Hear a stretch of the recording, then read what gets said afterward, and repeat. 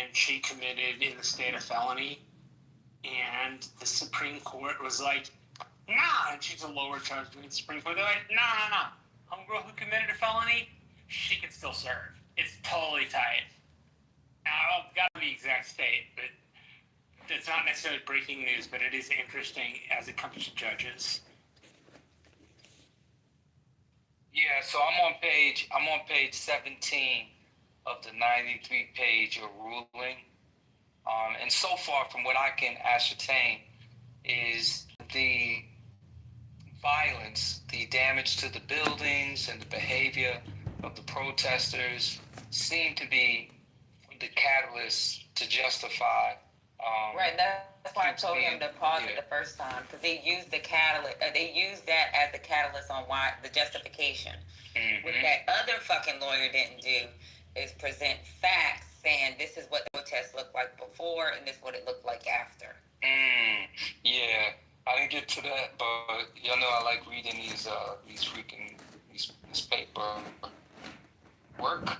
But yeah, so that's where they're going with it. I'm gonna continue to read it, and you know, as you guys discuss it. But it's you know, that's why peaceful protest matters.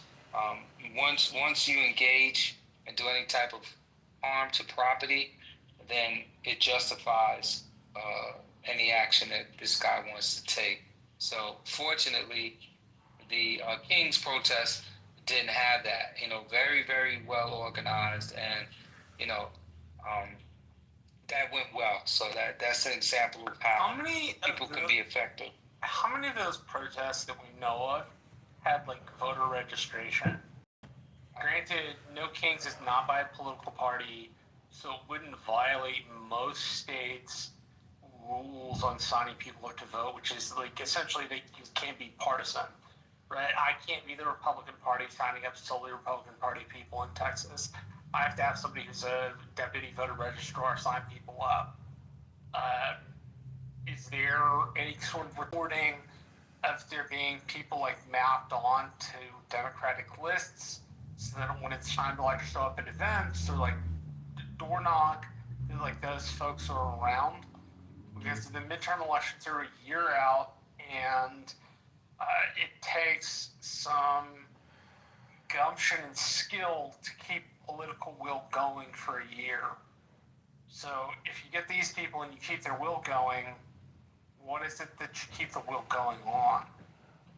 I think that Trump will be out of office in 4 years, which I feel like is kind of a gimme. You're only allowed 2 terms. But like, how do other people aside from myself see that question? Well, if it's not happening, then it's something it sounds like would be a good thing for you to start. Yeah, and I think... I mean, we're going to have more than one Kings... we're going to have more than one... More than 2. Right? Yeah. Yes. So, sounds like something that we can all be, be vigilant about. And if it's not going on in your local area, start it. Well, this wasn't the first one, so I find that kind of weird. Right. It was... Yeah, this is the second one, but I think, there was the first one way back in the days when this country was first founded.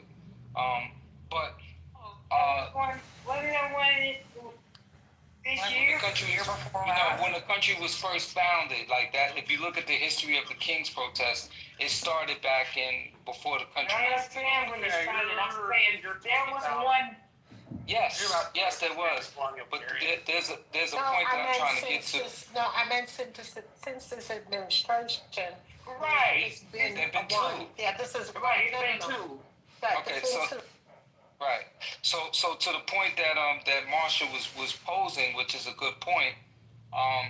The organizers have been very strategic in not violating any of the rules that would undermine the success of the protest. With signing, but I think implicitly everybody's like wink, wink, and I think people on the ground are having conversations about the upcoming midterms. People are having the conversations. It's just like, and I think they're moving smartly.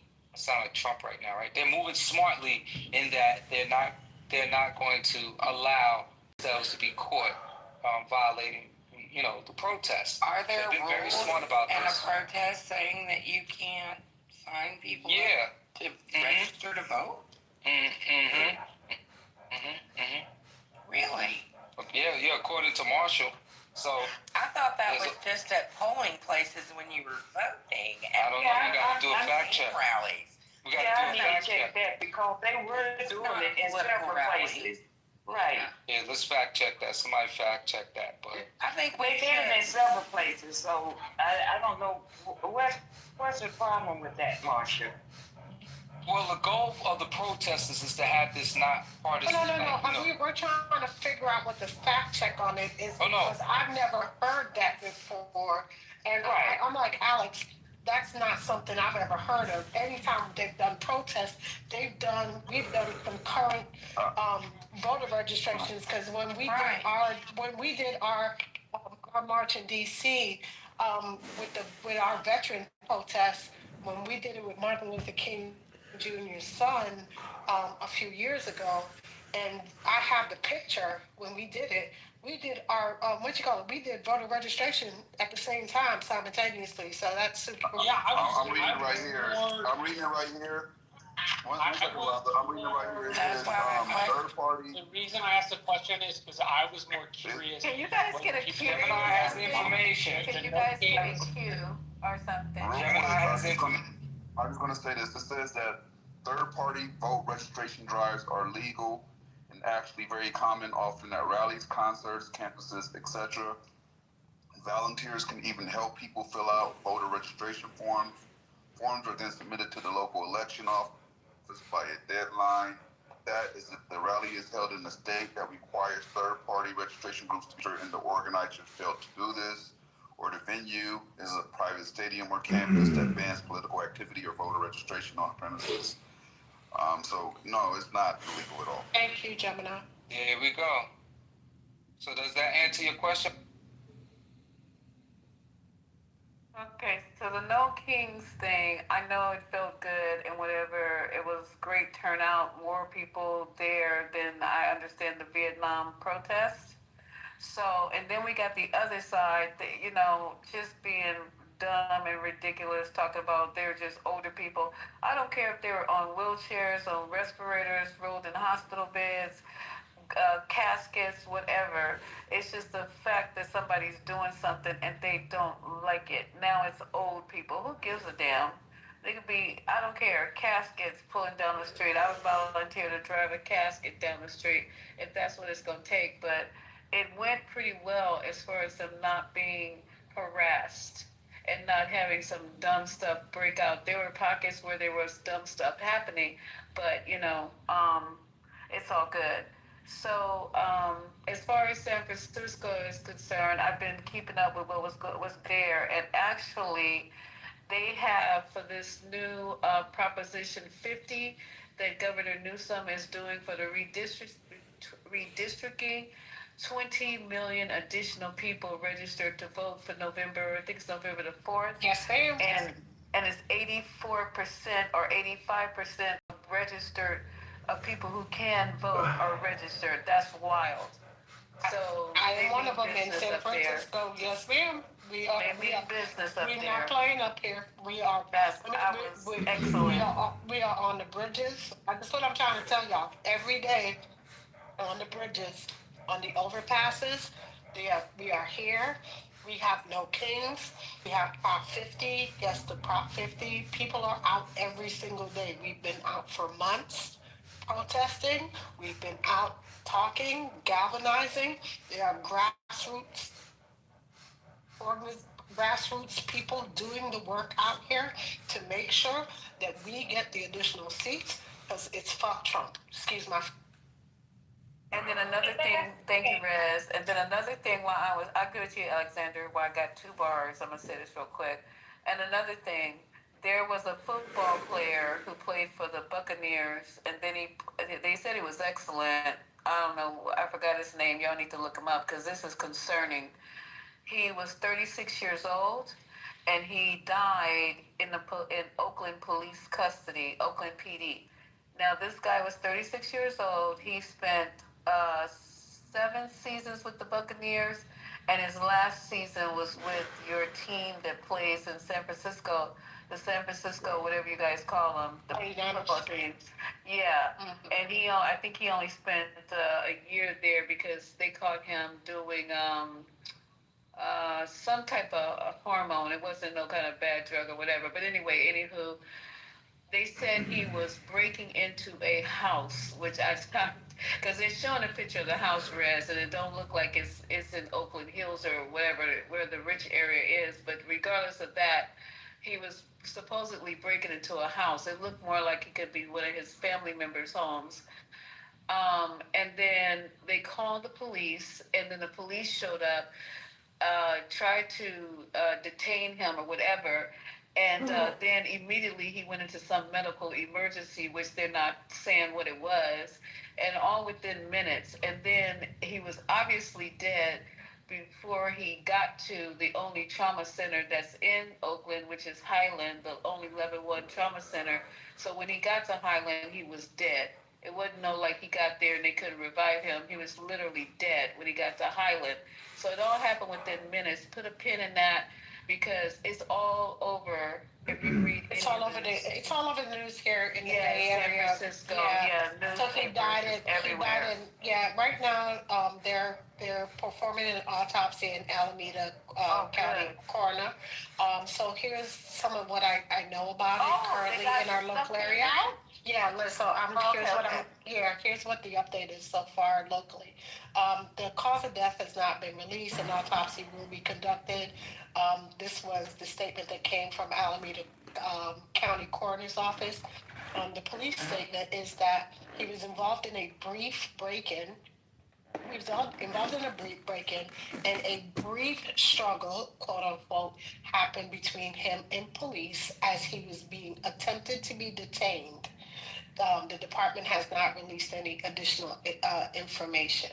Martin was originally from Oakland. He lived in Stockton where he played football. The family has issued a statement asking for privacy. The police, the Oakland mayor has reached out to the family and stated that we mourn the loss of Doug Martin, an Oaklander, a distinguished NFL career, and the tragic passing this past Saturday. So apparently, it sounds like he's had some issues with substance, and it sounds like he got into a scuffle with the police, and he passed away. They are doing an autopsy in Alameda. There's more to follow, but this has made national news, and I am suspecting there's some situations that's happened with the police, but there's more to follow.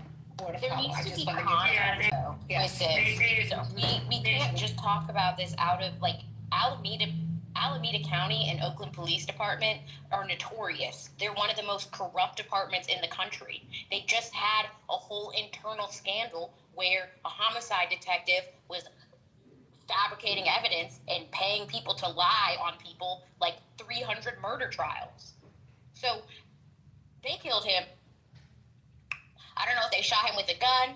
I don't know if they, all did a dog pile on him. But that story makes no sense. And they should have an independent autopsy done because Alameda County Coroner is also in on their bullshit. God bless. Yeah, Oakland PD was, I think, was not mistaken. You go ahead, Mr. Alexander.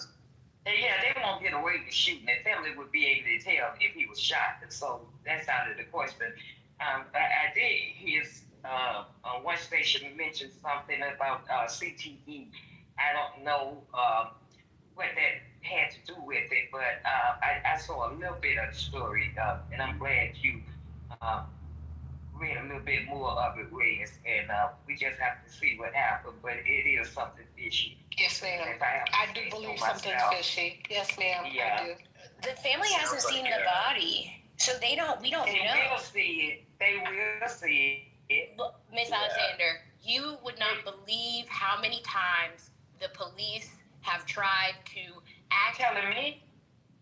Well, I mean, I don't think you would be a part of the cover-up. Okay, but so you're saying you're part of the cover-up? You observed them also doing these unlawful things? Are you one of those lying-ass lawyers that protect murderers that kill somebody? and you get them off. So don't ask me stupid questions. No, I sue the police for killing black people for no reason. Don't ask me stupid. Don't come up here asking me stupid questions. I don't think the question was stupid. You're the one capping. I think it was. I think it was. I don't think anybody heard me. Did anybody hear me take up for the cops? No, ma'am. No. Thank you.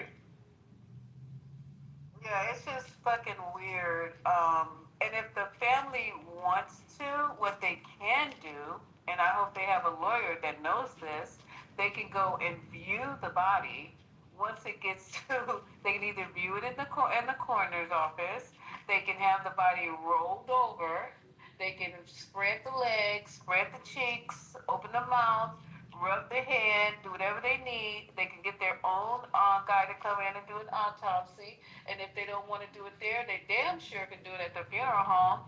Because if it's my kid, we're going to do a thorough examination from head to toe. It will never be my kid, never. I'm telling you. And they seem like they're not nobody, they're not no crackheads. So the person died at 36 years old. I'm sure they can get a lawyer like, can't snap my finger, like that. And they gonna rub that body down. I would say I need to rub it's a religious thing. I have to rub my body in myrrh and oil, whatever the fuck, Crisco, I don't care, olive oil. And I will go over every fucking inch of that body. People act like they don't know that. That body don't belong to them. It belongs to the family. Colin Kaepernick, his organization does free autopsies, specifically for people involved, for people who died under mysterious circumstances, like involving police custody. So we're talking like jail deaths, police misconduct deaths. So I'm hoping that, I don't know who has taken on this case. I think it'll probably be Adante because he's the one who's out in Oakland. But this is tragic. Yeah, it's a horrible situation. Well, why not you? You'd be good enough. Yeah, that's true. Why don't you go up there? I'm really busy with what I'm doing right now. I can't speak too much on it, but I'm not trying to take on that right now. Well, glad you're busy. Busy is better than being not busy. Okay, y'all. So I just have to throw that out as breaking news before we get to the bullet points that Haitian has, and he done disappeared. Now I gotta go find the bullet points. But anybody else have any breaking news that we can touch on? I just got some. Comey has filed a motion to dismiss the case against him. I just got that. Oh, good for Comey. Yeah. And Lisa Cook is cooking. I heard that all Trump shit is backfiring on Lisa Cook. We need to do a deeper dive, but it just came across my top of my screen that some kind of motion he put in failed or something. I didn't open it up. So you lawyers in here and people who are in the legal part of it should be able to tell us what's going on with Lisa Cook and her case. She ain't going nowhere, it looks like. That's why she don't work for that mother, Exactly. So, yeah, that part. And I'm going to go on. Okay. So, It's not exactly from the political world, but in the world of archaeology, the number one story is megalithic structures studied in Jordan, which are like large rock structures from the Neolithic period, Stone Age, for those who aren't aware.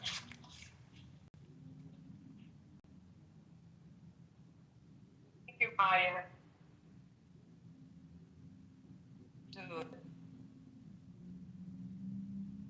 Maya posted the story about the football player in the chat. If anybody want to read it. Oh, yes, thank you.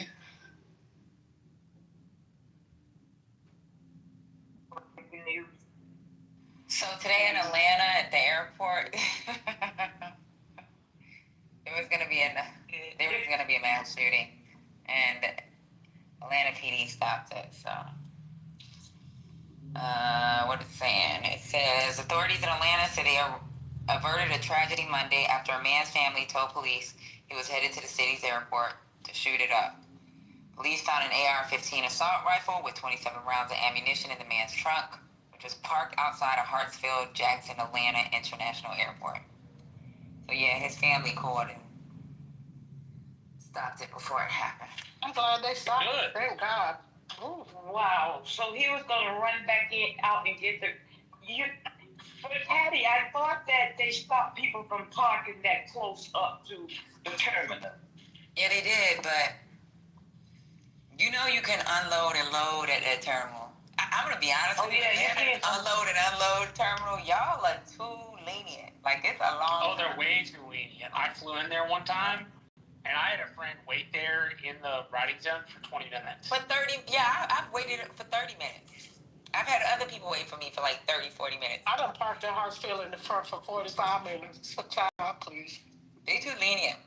Way too lenient. They lazy as crap.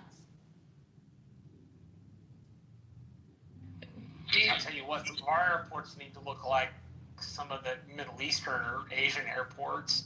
We haven't had major airport upgrades in our country in a very long time. It's not that upgrades. They've upgraded Hartsfield. The problem is the traffic control.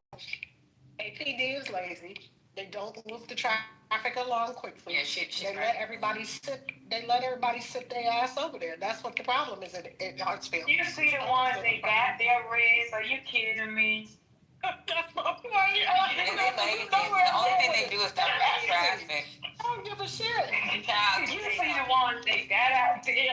Let me tell you something. You already know. You know, some girl, one of the, you know how the traffic director, you know how they be directing just traffic.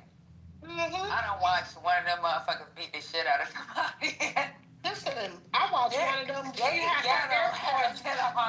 She had her AirPods on. She wasn't paying attention to shit. Somebody could have ran her ass over. She had her AirPods in her ear. I was like, "Are you directing traffic and you got your AirPods in your ear? Hello? What?" Yeah. When I seen that shit, I was like, "Oh Lord!" I said, "They out here. She out here beating this girl ass in uniform." They got her. But the girl was wrong because I think the girl ran up on her and got in her face and then tried to mush her. And that girl grabbed her hand and beat the shit out of her in the street. Wow. And years ago, they had a height and a weight limit, you know? Not no more. And them girls thick too. Yeah, not anymore. BBLs and everything. BBL Drizzy out there. I'm trying to tell you. Like, what you know about me? Right. Exactly.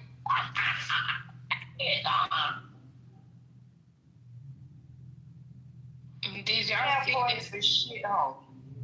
Did y'all see that Diddy filed for appeal today? I did not know. Who filed for appeal, Alpha? Diddy, he filed for an appeal today. Again?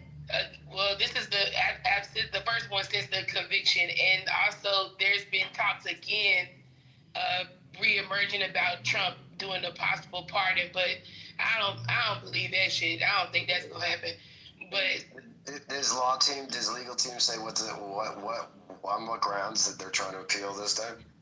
So what I'm reading is they didn't specify the grounds when they actually did the filing today, but they did say previously in the conviction that they said that these charges shouldn't stand because the statute transportation for the purposes of prostitution didn't apply to this case. That's what they're trying to argue. Or that's what they did argue during the conviction. But right, during the thing, which I was having a problem with, and I knew that was going to be a problem. And I said that when they did the breakdown and we were listening to the breakdown, I said that judge should have never allowed that during the sentencing because he was literally relitigating that shit, and it was stupid as hell. Alpha. I didn't understand none of that. He opened it for an appeal. It was dumb as hell. He fucked up. Yeah, he really did. He fucked up. I saw that. I said that's an automatic appeal right there. That part, absolutely. But I'm gonna tell you, Alpha. Here's the thing, right? If you let gay ass George Santos ass out, and that motherfucker ain't had no money. Hello, girl. See that? Diddy could get it. Diddy could get some. Cause Diddy got some money. So Diddy got some hits since nobody want to play at his. That part. Everybody wants to see him when he that part. Fatty. Speaking of hits, did you hear that? One second, Riz. Who was it? Rihanna? Was it Rihanna? And R. Kelly made a song. Huh? What? When did that happen? I heard that. I saw that last week. No, not Rihanna. That's got to be AI, because I can't. That's got to be AI. Yeah, I'll look into that more. Yeah, I said that it haven't came out yet, so yeah, we'll see. Yeah, hopefully it's. But yeah, I think that when I saw Santos, when I was just looking at his face, I said, "You got to be kidding me!" You know, this is what we're talking about, Marsha. This is one of the things that we can't think that because we did the No King March in July, I think June or July, then we did one the weekend. We just got to go home and sit on our hands. You know, we got to stay in their face. We got to keep this thing going. We can't rest not 1 minute. This shit is serious now. You know. Yeah, that's what I was hoping. I was hoping people had that reaction to it. I just didn't know if they did. I didn't get to go to the second one. I was at the first one in my town, but I got stuck out. I had a crook problem, so I couldn't go. The first one, it came from a discussion from Gary's Critical Thinking Forum, which was what kind of electoral impact will it have, and so it got my political mind thinking. How do I keep the 4 or 5 out of 10 people who are interested in political activism actually interested, and what would the opposing side of the aisle have to do to bring those folks into the sphere and keep them both activated and interested for over a year, noting that midterm elections are usually lower turnout, and they're if it's not gubernatorial in the same year, they're much lower turnout usually. And so it was more that kind of presidential is very low. You know, it's low gain, and it's also low. And you know, it's also low in a runoff. You know, I hate runoffs. You know, it's also low to runoff in Georgia, very low. Yeah. So did I. And the first one moves was on the Army's birthday was June 14th. Yeah, well, you know what? We know how that was. We all remember how that was. Wasn't that Trump's birthday? Yes, child. Right. But wasn't that his birthday party? Military parade. Yeah, the military parade like a good dictatorship. Yeah, the parade. That was his birthday. That was the first No Kings protest. Yeah, it coincided with both his birthday and the 250th anniversary of the Army. So he got to ride off 2 for 1, basically, on the taxpayer. Here's the funny part. If y'all remember, that Army birthday celebration was a flop. Because who showed up? I'm going to go on mute. He was when you tie something like Army's birthday into Trump, it's one of those things that just doesn't work out very well. Well, the Army's 250th birthday should not have been tied to the President of the United States. I get it, but here's the problem. He always supposed to have these big crowd sizes that he always complaining about, but don't know. All these wonderful MAGA people don't never show up. His crowd size would be sucking. For all these people who he got on his team, they sure the hell don't show up. I'm going on. Here's the thing. I understand exactly what you're saying, but they showed up when it mattered. Yep, they showed up to vote, so. Because they broke. They ain't got to travel nowhere but to the local area and vote. Right. You know what I'm saying? Right. That's all that counts. No, I agree. Yeah. I agree with that part. Got his ass in there. No, I agree with that part. I 100% agree. But what I'm saying to you is that when he talk about crowd size, they can't afford to go nowhere. That's the point. No, the MAGAs just show up for January 6th. That's their style. And they show up for Grindr when it comes to Charlie Kirk. Let me go on mute. I always thought that was funny that Republicans crash Grindr every time they get together. We got some real in the closet folks. Yeah, they definitely crashed it during his memorial service. I heard that. Who crashed the shit this morning? My TV wouldn't even come on. I couldn't get nothing. TV, telephone, nothing this morning. What happened this morning? I don't know. Amazon servers went down was something I heard. Yeah. And Amazon, Amazon. Wyatt and Amazon holds a lot of like in their cloud storage, like, a lot of trade. A lot of stuff. Everything. I didn't know what was happening. I was like, you know, when you pay your bill. I was like, I know damn well I paid my cable bill, and I'm getting two remotes going from remote, and I didn't find out until later on during the day that it was an outage, and it was all over the United States. So, you know, they tell us. It cut my NPR off this morning, Miss Allie. Sure did. Fucking Sure did. It was worldwide, you guys. It was worldwide, but they resolved it now, they say. But I've been trying to work today and can't get anything to work right on my computer. Lady, Like for Lisa was held hostage in her room.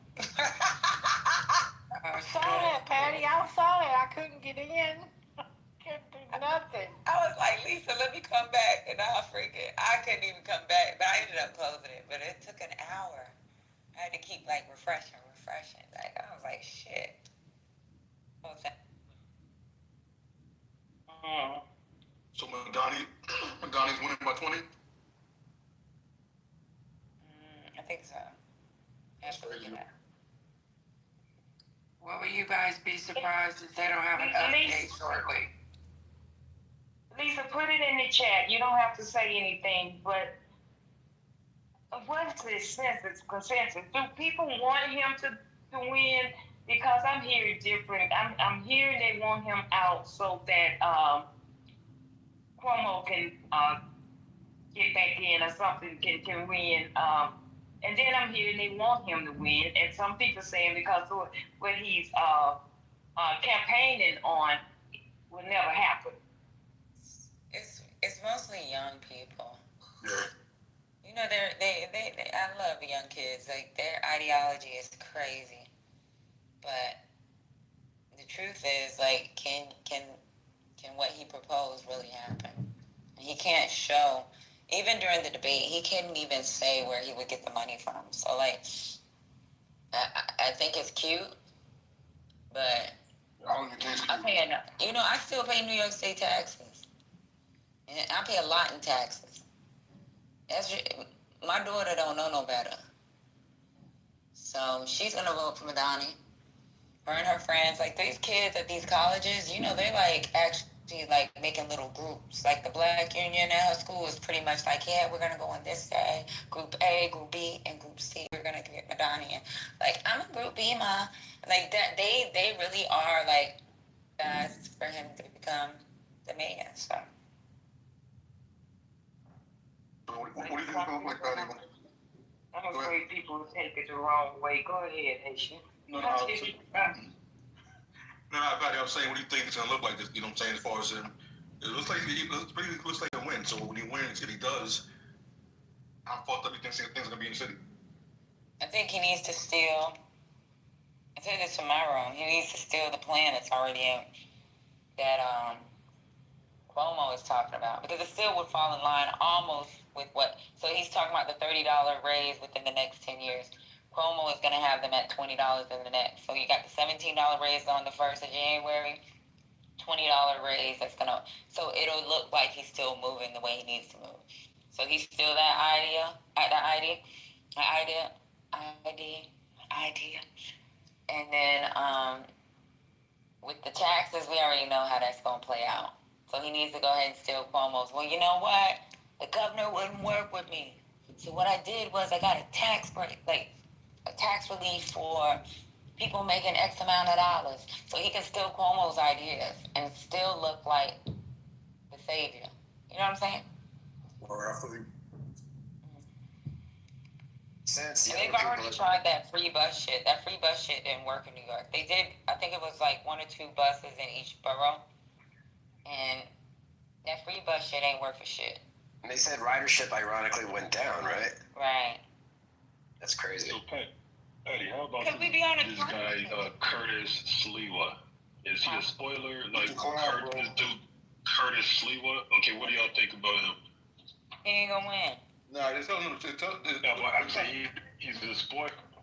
Right. They try to get him to drop out, though. Yeah, if he drops out, that may go to Cuomo. Because, you know, I think that 14%, just like with Eric Adams, those people are not going to vote for socialism. Yeah, I think he's gonna drop out. Came out, I loved him.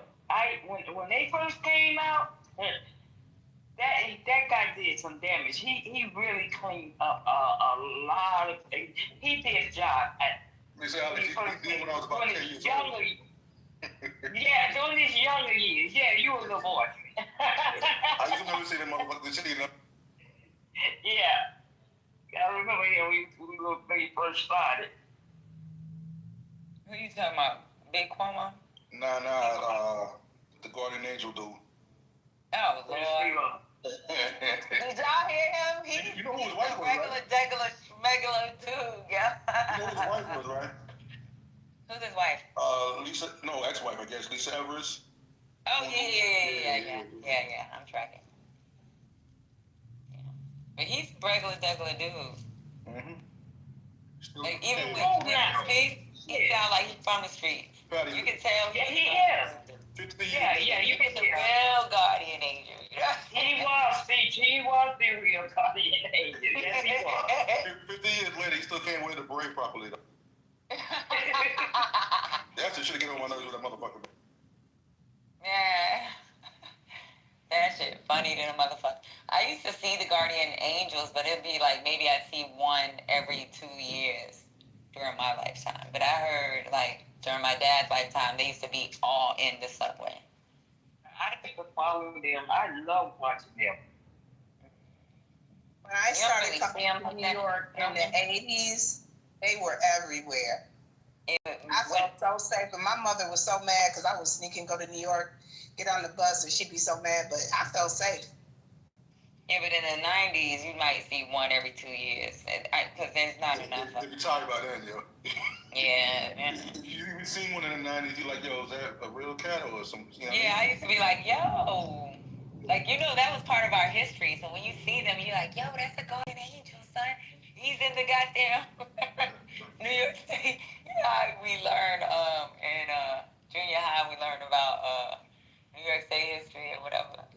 You'd be like, because that's like a little blurb in there. So you'd be like, damn, he's real. Let me touch this nigga. We used to hear about them in Chicago. Like, they were big. I don't know in other cities, but yeah, they used to like idolize them even here. And just talking about like what they used to do in the New York subway. I mean, people I guess used to wish that we had something like that here. But no, that was legendary. Yeah, it definitely was. Yeah, it was.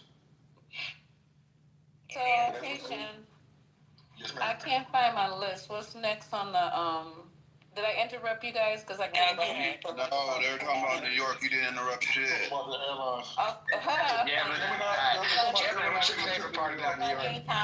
Okay, so let's talk about Okay, so let's talk about Mark Benoff. Y'all know who he is? Mark Benoff. No, but next is the Salesforce CEO. Yeah, in his career. Where he's back in the National Guard in San Fran. Yeah, not only that, he's willing to either he's willing to use or give them some type of access to AI to hire more ICE agents. See, you all have to know, you have to open up these articles and read this stuff because I have such bad Wi-Fi, but I'll try to go here and see if I can. Benoff, there he is. Okay, so he is, let me see if I can, he walked back the need for National Guards because after they got a hold of him in San Francisco, he all of a sudden found Jesus and said, oh, well, I don't see a reason. But there's something about him and AI. Huh? Back to National No, Guard. He's trying to get a contract. Benoff walked it. But he's trying to get a contract with the government, so he's a grifter. Oh, okay. Wait, did you say that he joined the National Guard? No, I said he's offering him. Can somebody just find the article? He's offering. No, I'm looking at it now because I see his picture first. So what he's trying to do is help support ICE. Yeah. And he's trying to use his company Salesforce as the contract that was like, because he actually pitched to them what he can do to support. So he's actually trying to make some money. Oh, So Yeah, he's a okay. grifter. So he on both sides. His nuts are getting smashed, hanging on both sides. He's a grifter. He apologized though because people are like, Smashing "What the fuck his damn nuts. He also has a history of pressuring whatever mayors in San Francisco to, crack down on the homeless, on what have you. Or he'll pull up the 10 strings for Dreamforce, which brings in a ton of money to the city. But I don't know what article y'all reading, but he has pulled back, y'all. He's actually On a side note too, Salesforce is good to get certified in, just let you know. Yeah. I do want to say this, right? Just for people that really don't know Frisco like that, Frisco is one of the least violent cities in California. In 2024, they had 30. Proper, yes. Yeah, they had 35 homicides in 2024, which was the lowest in like the last 6 decades. And then this year, they so far have had, I think it's 15 or 19 so far. So they're on track to have lower this year because we're 9 months in than they had last year, which was the lowest they had in 60 years. So it's not like there's some escalating crazy crime. Violence, yeah, we don't have that kind of, we don't have that. Now they do have people breaking into cars. Yeah, they're breaking and entering. The tourists leaving their bags That's in. typical theft. Like Gemini's saying, the crime in San Francisco literally is at an all-time low for like 23 years. Like, what are you talking about with the National Guard? It's such a flex. Yeah, something else is good. We know what the something else is, and it's 2 words, Gavin Newsom. That's it. He wants to come in here and harass this man and try to make him look bad at any cost, whatever cost, even if it costs the taxpayers all their fucking money. He wants to do it and not pay those men who are going to come up. They can come up to San Francisco, right, you guys, because they can guard the whales, guard the seals, and the National city. When he That's said what Oakland, I said. The natural guards, natural, Natural Guard, there you go. Take care of Golden Gate Park. what about Oakland? Like, to me, if he said Oakland, it would be a lot more valid, right? I'm not need the National Guard, but it would be a lot more substantiated. It would make more sense. A lot more substantiated. They're not doing For anything sure. good. I mean, And they're just separated by a bridge. Yeah. It's just weird. This is what I got. If anybody else want to add to Mark Benoff before I read this article, I got 1 bar. It's the audacity of Mark Benoff to distract from his National Guard comment. The CEO tried to get San Franciscans to believe Salesforce was growing its local investments. It's not even close to true. Last week was a tough one for San Francisco's formerly favorite social conscious plutocrat. First, Mark Benoff downtown newspaper that President Donald Trump's stormtroopers should patrol the city streets.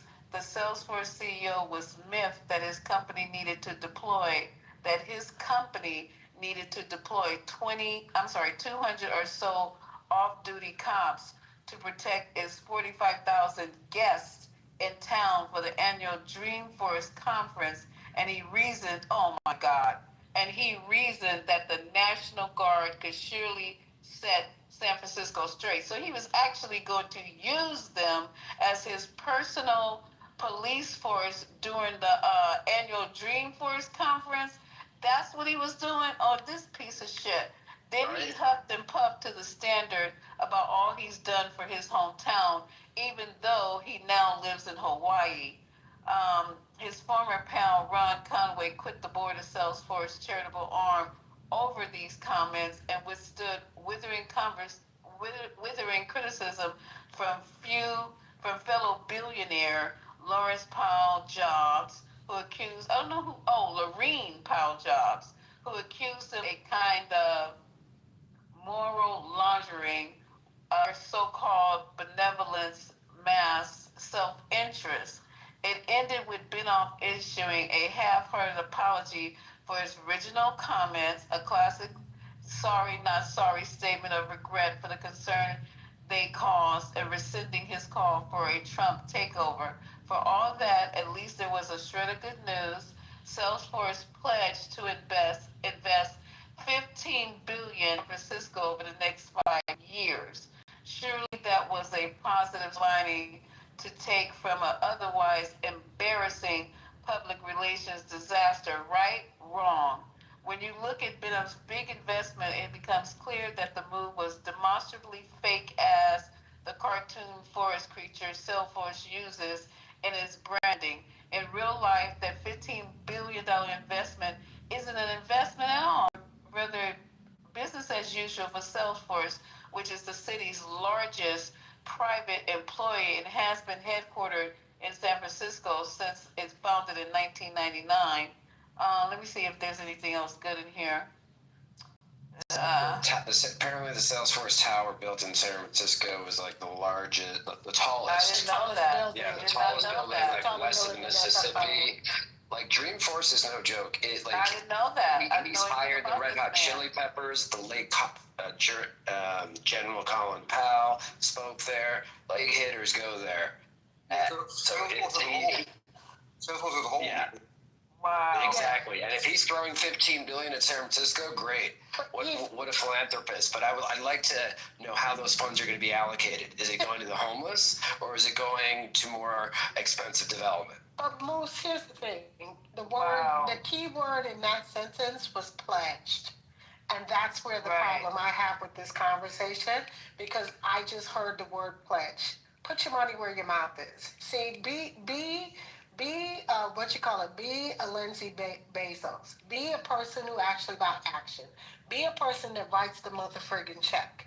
When you say, I'm going to give the money, write the motherfucking check. Exactly. Anybody can pledge. Right. I don't give a frig about pledging, because I hate when people, they say they're going to pledge. You know what happens? It makes the headline and the money never got a damn place. They never give shit. I will say, though, I'm not defending it, but Salesforce does do a lot in the community, federal community. But it's always a tax write-off. His family has done more than any other family has. He has done a lot. I'm reading up on it now. Yeah. They say his family has done more than any other family. When it comes to kids. The program they partnered with the military with Salesforce is for spouses too. It's a good program. Listen to the program. But listen to the program. He did a program for military spouses. And again, you know what he did? Because here's the thing. It's all about the contract that he gets, because when he does that, he greases hands and palms in order for him to get military contracts. See, this is where I always look at the link of when something good, what is he getting in return? Because when you do for military, then you also get your foot in the door to then turn around and do something to get a military contract. Yeah, but Rez, but there was a lot of companies that they were recruited to partnership with the military and the veteran community, right? So like if you're PCS, that way your spouse has some type of preference to get a job. And guaranteed income.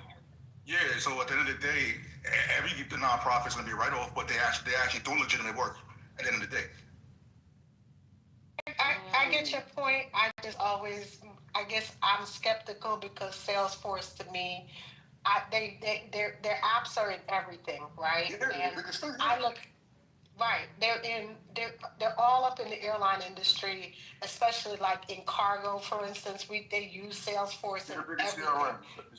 Right, correct, and that's what I'm trying to say. And they're always looking to divide and conquer, and they monopolize in a lot of areas where they have dictated in a lot of areas as a CRM. And I'm not saying they don't do things without a good conscience, but sometimes I don't think they do it with the best intentions. That's all I'm saying. Yeah, we know that. A lot of them, we know. Okay. Yeah, so I'm dropping in everything I've been saving with no Wi-Fi, so if I'm all over the place, I just want to get it in, because it's going to get nervous. I'm literally sitting on the ledge of the window with my foot up trying to get all this stuff here. But breaking news. Don't be falling out no windows, child. No, baby, I'm not gonna fall out the window. I just gotta get, I gotta get up on. I gotta put my cheek to the glass just to get this one bar. But the House, breaking news. This is updated 3 hours ago. The White House Economic Advisor. Did you guys talk about this? Hassett says the shutdown could end this week. Did y'all hear this? That'd be nice. After the bill just fell for the 11th time today. Okay, I just wanted to make sure y'all heard about that. And then they were saying that the Democrats were waiting until the No Kings protest against Donald Trump. I don't believe that. That sounds ludicrous. But maybe they were. Maybe that was a good move, that they thought they would just let everybody get out in the streets and do what they're not doing, which is, putting their hands up and their feet down. So I don't know. That could be true. Anything though, right? I'm sorry? It doesn't change anything. The No King? I'm not understanding. No, not the No King. I mean, the bill. I mean, what? I'm not understanding. If the Democrats just gonna throw their hands up and just say, So Mark Kelly actually said that if they negotiate the term, then it will end this week. That's the only thing. The person that made that statement, the person that actually made that statement is the economic advisor. It's not. Kelly said, so they got an interview out there. I think it's on CNN. And when they asked him about the shutdown, he said we should be able to complete it this week, as long as they sit down and have the negotiations. So you gotta remember, the only time they've been able to talk to anybody was that Monday, about 2 weeks ago. Nobody has talked to them since. So. Yeah, but the bill failed again today. They nobody has the vote today. Yeah, they did, but they pulled They the get phone. vote almost every day though. Right, and they failed for the 11th time again today. So I don't see where they're saying that any. My thing about it is, if we're at the 11th vote failing, where are we looking at a end in sight by the end of the week? That's all I'm asking. You know what I mean? Yeah, that's the economic advisor saying that. Yeah, so he don't really know. That's something he said. Unless he knows that Trump has said, go ahead and give them what they want. Okay, that makes sense. That's the only thing Trump said they gonna have to negotiate. I'm still highly upset with Ms. Cortez Masto because But I'm reading that Trump said that it's going to be stricter requirements if they don't. That's what I'm just reading under this headline bar. You guys hear me? Okay. That's what they said, girl. I'm just reading this stuff. You know, Trump don't give a fuck. He didn't give a fuck the first time. We had 35 days. It was the House Speaker that had to do something. If the House Speaker didn't do something, that's why his ass got fired. Because he went against the grain. Hey, we got to get this shit through. The people in my fucking area are fucking starving. They need their money. They need to get paid. Bills ain't being paid. So, if the House Speaker don't do nothing. Yeah, that was Marjorie Taylor Greene last week, and they started eating her ass. It's the same shit this time, because this time they realized that guess what? They about to run out of They about to start suffering. Yeah. Folks gonna get awful uncomfortable next month. Fucking turkey. They gonna be wishing for a turkey sandwich. Motherfuckers are gonna be starving their ass off. Ramona, say that again for the people in the back. Motherfuckers come up off them toilet seats long enough for that. I just ordered my Popeye's turkey because I'm about to cheat and bring it. Ain't nothing wrong with the Popeye's turkey. Nothing wrong with Popeye's turkey, so that's not a conversation. Well, look, I read where they said that the police better stay gassed up because they going in these grocery stores and cleaning them out. And that's what's going to happen. People going to go in these grocery stores and clean them out. They ain't going to arrest down people for groceries. No, they're not going to arrest them, especially in those states where they can steal up to a certain amount. Exactly. You steal like that, Lisa, where you can steal up to I have no idea. I'll check into it. $1,000. Yeah. So you better steal 999. Yeah. I thought it was 500. No, it's 1,000. It's $1,000. It's 1,000. $1,000. So, and that won't take long at Whole Foods, so I can get everything in my car. That's 2 items in your cart. And then what I can't, Alexandria. and then what I can do is just go to the register and have them ring that shit up, and then when it gets to be $9.99, I'm like, okay, I'm out. Bye. Right. Peace out. Just walk walk my the ass fuck out out. there. Right. Yep. Okay. Yep. And I won't be. Yeah, that's what y'all need to do. Make sure you ring that shit up, and you got an accurate price. So then that way you are like, oh, it's $1,001. Then your ass going to jail. Now I'm gonna get in that line and put all my turkeys, pre pies, and all my shit up there. Yeah, and go get you a lamb shank. Do it right. That's dumb that you're gonna do it the dumb way. You got a freezer room for all that shit? I got half a lamb in my freezer right now. Okay, so Go to the self checkout at Walmart. That's true. I'm too scared to add some Kool-Aid.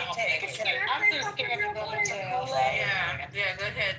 I just want to let y'all know. Monica is worried about the title. We'll get to the title, Monica, because it's self-explanatory to me, but go ahead. I just want to let y'all know, Patty, Alexandria, and Rex, I am taking my first CCW class on Saturday.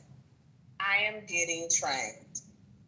I am going to get trained because I can get afraid. Good for you. I'm happy. What is CCW? I look up to you, sisters. I look up to you, sisters. I know violence is not your go-to, but me being alone, I'm here in this house by myself. My sons are grown and gone, and I have to take care of myself. Violence is not who go-to. It's my go-to if somebody's trying to hurt you. No, Miss If Sandra. somebody's trying to harm you, it's my go-to. Hell yeah. Like I told you, I'm planning on getting a 410 for my house, and I'm blind as fuck, but let that motherfucker make a noise. I wish he would.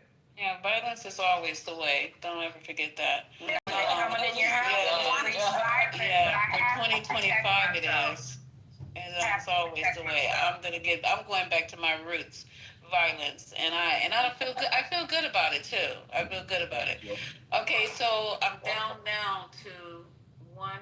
Okay, at this one bar, I want to play this thing while I have the ability to. Not trying to cut you off, girlfriend, and I'm very happy you're doing the CW. No, he can't. He can't do it because it's coming off of my Sirius XM. So anywho, let me. Oh, and then I'll come back and we'll talk about how President Trump dissed the fuck out of the Australian president after he made a deal with them. Y'all, I know you guys know what I'm talking about already, right? It was crazy as hell. Yeah, that was crazy. The niggas minerals and SS. Yeah. Later, bitch. And said, I didn't like you anyway. It probably never will. I hope Haitian can find that clip. I really do, because he said it out loud. Okay, so let me see. Oh, damn. Let me see if I can get this thing going. Oh, Jesus Christ. It went to a whole nother thing, because I'm talking. Yeah, it's this one. Let me see if I can get it where I was playing it. Experience. Please access another experience. Okay, I'm going to have to see if I can speed it up a little bit. Okay, hold on. I don't know what's happening here. Is it on? Okay, it's having technical difficulty. About the party. Okay. There were many people. All right, hold on. Give me just 1 second to make sure we're at the right space. And so part of what happened was on Friday night I saw. This is sloppy, and I'm sorry, but I'm not where I'm supposed to be. Okay. It's just that other people. But I wanted to know if y'all attended, if y'all showed up, if y'all went to the No Kings protest. Let me know. I know a few people who hear that? Who showed up. They wanted to be there. They wanted to show their solidarity. I know some folks as well who said they wanted to. Who was out there? Who was engaged? I wasn't there. Some people who made some critiques that it was. Is Alan here now? Down here. Alan's off mute. Yes. Oh, yes. Okay. I sure wasn't picking up any sound. I apologize. I couldn't hear you. Get it together. No, I'm playing man. So, sir, it's not man. Get yourself together. Okay, I'm sorry. Don't you be misgendering me. God damn it. Brother, before we get into No Kings, how was your weekend? It was I went to No King. So you did. Had a good time. I did. You had a good time? Well, I mean, I feel like the community showed up. I live in a small Riverview, Florida, which is a suburb of Tampa, and there are probably about 200 to 300 people there at an intersection that were protesting peacefully, and they had great signs. There was a lot of mixed older people, a few black people, but mostly white, and people that appeared to be Hispanic in nature, but it was a good time, and people were friendly. And also the Hillsborough County Democratic Party was there talking to people about getting involved. So it was a great time. Nice. And did there appear to be a strategy, or was it just solidity? What did you hear about voting? So a lot of they're going to have voting November 4th. What appeared to be the energy on the ground? So I think it was a combination of things. I think it was a combination of just outrage to outpouring, right? Just therapy. Sometimes marching is just about that, just the performative part of saying I'm mad and I'm getting off my chest. As the Hillsborough County Democratic Party was there, those people how to get involved, right? What the events are, what's coming up with the elections in Florida. So they had a big sort of desk at the party. There were many people who had signs voicing solidarity with the immigration community. And so part of what happened was on Friday night, I saw the Andrew Young special on MSNBC. With Rachel Maddow, yeah. With Rachel Maddow, it was excellent. It sort of spoke to, the ability of showing up. And I thought, as an immigration attorney, while I see that many of these marches are performative, I cannot not show up with the people who I sort of stand with in my business and in life, which are, this larger community, which led me to say, I'm going, right? Because first I sort of thought, I'm not going to go, it could be problems. And there were some Trump supporters that showed up, driving by or trying to walk through the crowd, and basically they were ignored. Well, hey, that's good. I mean, there were some folks complaining that it was already corporatized and all that kind of stuff, and hey, listen, people are going to do what people are going to do. The volume of people that showed up says one thing against the whole Trump thing of saying that he has a mandate. He does not have a mandate, right? This increased number of people protesting shows that you do not have a mandate. And that is consistent across all continents, right? Whether it be in Europe or whether it be in Africa right now, there are people who are protesting in the streets against their government saying, you do not have a mandate to do these horrible things. And for all those people who sort of having this world, like CNN this morning said, well, the Trump is doing this thing along with the executive order. Well, that's not how our democracy works. If Trump had a mandate, then the mandate would flow through Congress and all these things would be passed as bills, not as executive orders. That's not a mandate. Yeah, I mean, he doesn't really care about that either. His thing is we're going to do whatever we have to do to maintain the power, to maintain the GOP power and so on. So they talk all this shit, but it's not really, it's not really. Did you already cover your weekend? I didn't mean it. Did you cover your weekend? Oh. Today's the day for this afternoon, and Fridays and Saturdays the day for the last event. So how was your weekend? The weekend was good. I just kept it chill, rocking that. So yeah, it was just a chill weekend. I did my Neighbor. Have you seen it on Netflix? It's like damn. No, it's heartbreaking. It's about this white woman. They killed that. Go past that. Details, and it was filmed entirely with they're going to be kids. Not even assumed. They knew. Went to the person who made the video in 2022. Main station. I don't understand. What do you mean, honey? I built the melanin people there, and I get it. I understand. I mean, I wasn't there either. I could have went, but I was like, I think I'm okay. But yeah, curious to know if y'all were there and your thoughts on it. Let's go to a call here, 866-801-8255, 866-801-8255. Let's go to Terry from Cincinnati, first-time caller. Good morning. Morning. How are you today? Doing good. Wonderful. I was just calling about, you talked about the documentary. Yes. Please, girl. That's not what I want to hear. That story you heard it happen. They were adored. Initially, I'm not gonna. My God, it feels like old times. Hi, You look amazing. I'm trying. I'm doing a correct job. Extra space. You gonna take off? People have been telling me that. I try to get my vitamin D. That's the 25th? I am. Oh my gosh. We come in, we got a whole like hot day weekend situation. I know that's right. Yeah. You know what I was just talking about? I was saying how we talk about this 92% number. Okay, I don't know if you saw, but the black voter turnout numbers for 2024 just came public. 59.6% plus turned out to vote. That's the lowest number since 2016. Wow. So I was saying that if you take that number, because you got to look at the turnout number. Right. 2024. Republican, and 1% voted independent. So that means in reality, only 43% of black eligible voters voted Democrat. Wow. That's the number we should be talking about. I'm gonna talk about this tomorrow. Folks say 92%, but you're forgetting what is it in algebra? What's that key formula? Like I know you weren't asking me about algebra. Like we denominator? We leaving out like only 40, so we can't, the majority are voting Democrat. Only 43% did because the largest voting bloc is a non-voter. Oh my. That's what we have to get to. That's what I want No Kings to be talking about. Yeah. This is, there's nothing like dealing with issues that you help create. There ain't nothing like dealing with those sorts of issues. And, I appreciate a good wag the finger, but, when you point at somebody, what they tell you in kindergarten, 3 fingers pointing back at you. Yes. We got a lot to figure out. Yeah, we got things. Lorraine, do you think that they're going to wait till June to come out with the voting rights, or do you think they're going to do it earlier? That's coming soon because they're doing redistricting on crack and speed and heroin at the same time as a cocktail. And I think they're going to release that opinion early. I think we will be going into 2026 with fewer voter protections than we had coming up.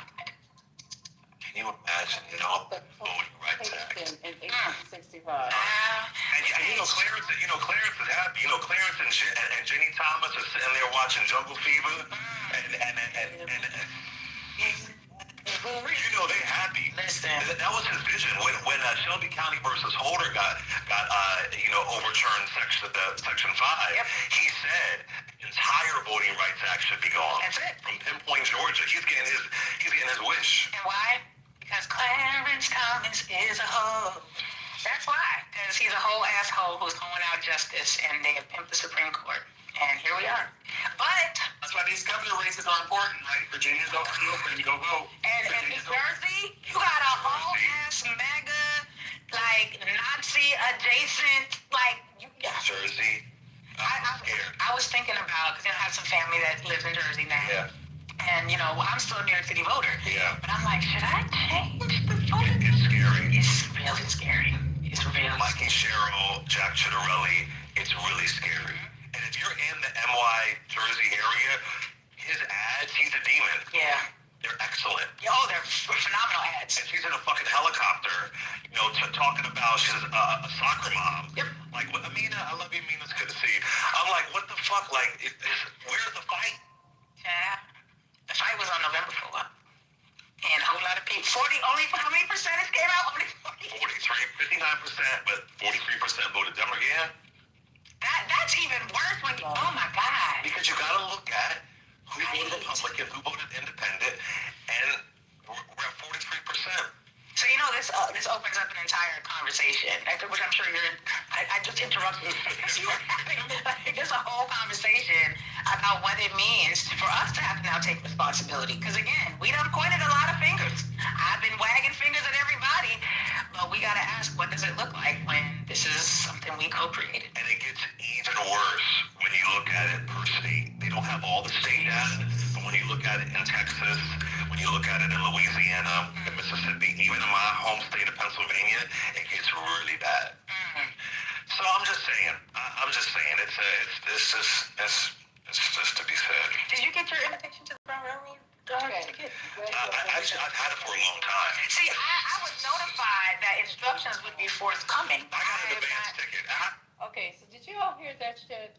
I didn't even realize the numbers were that bad. And if this thing passes to the Supreme Court, we're going to be going back to 1863. We had more rights coming off Emancipation Proclamation.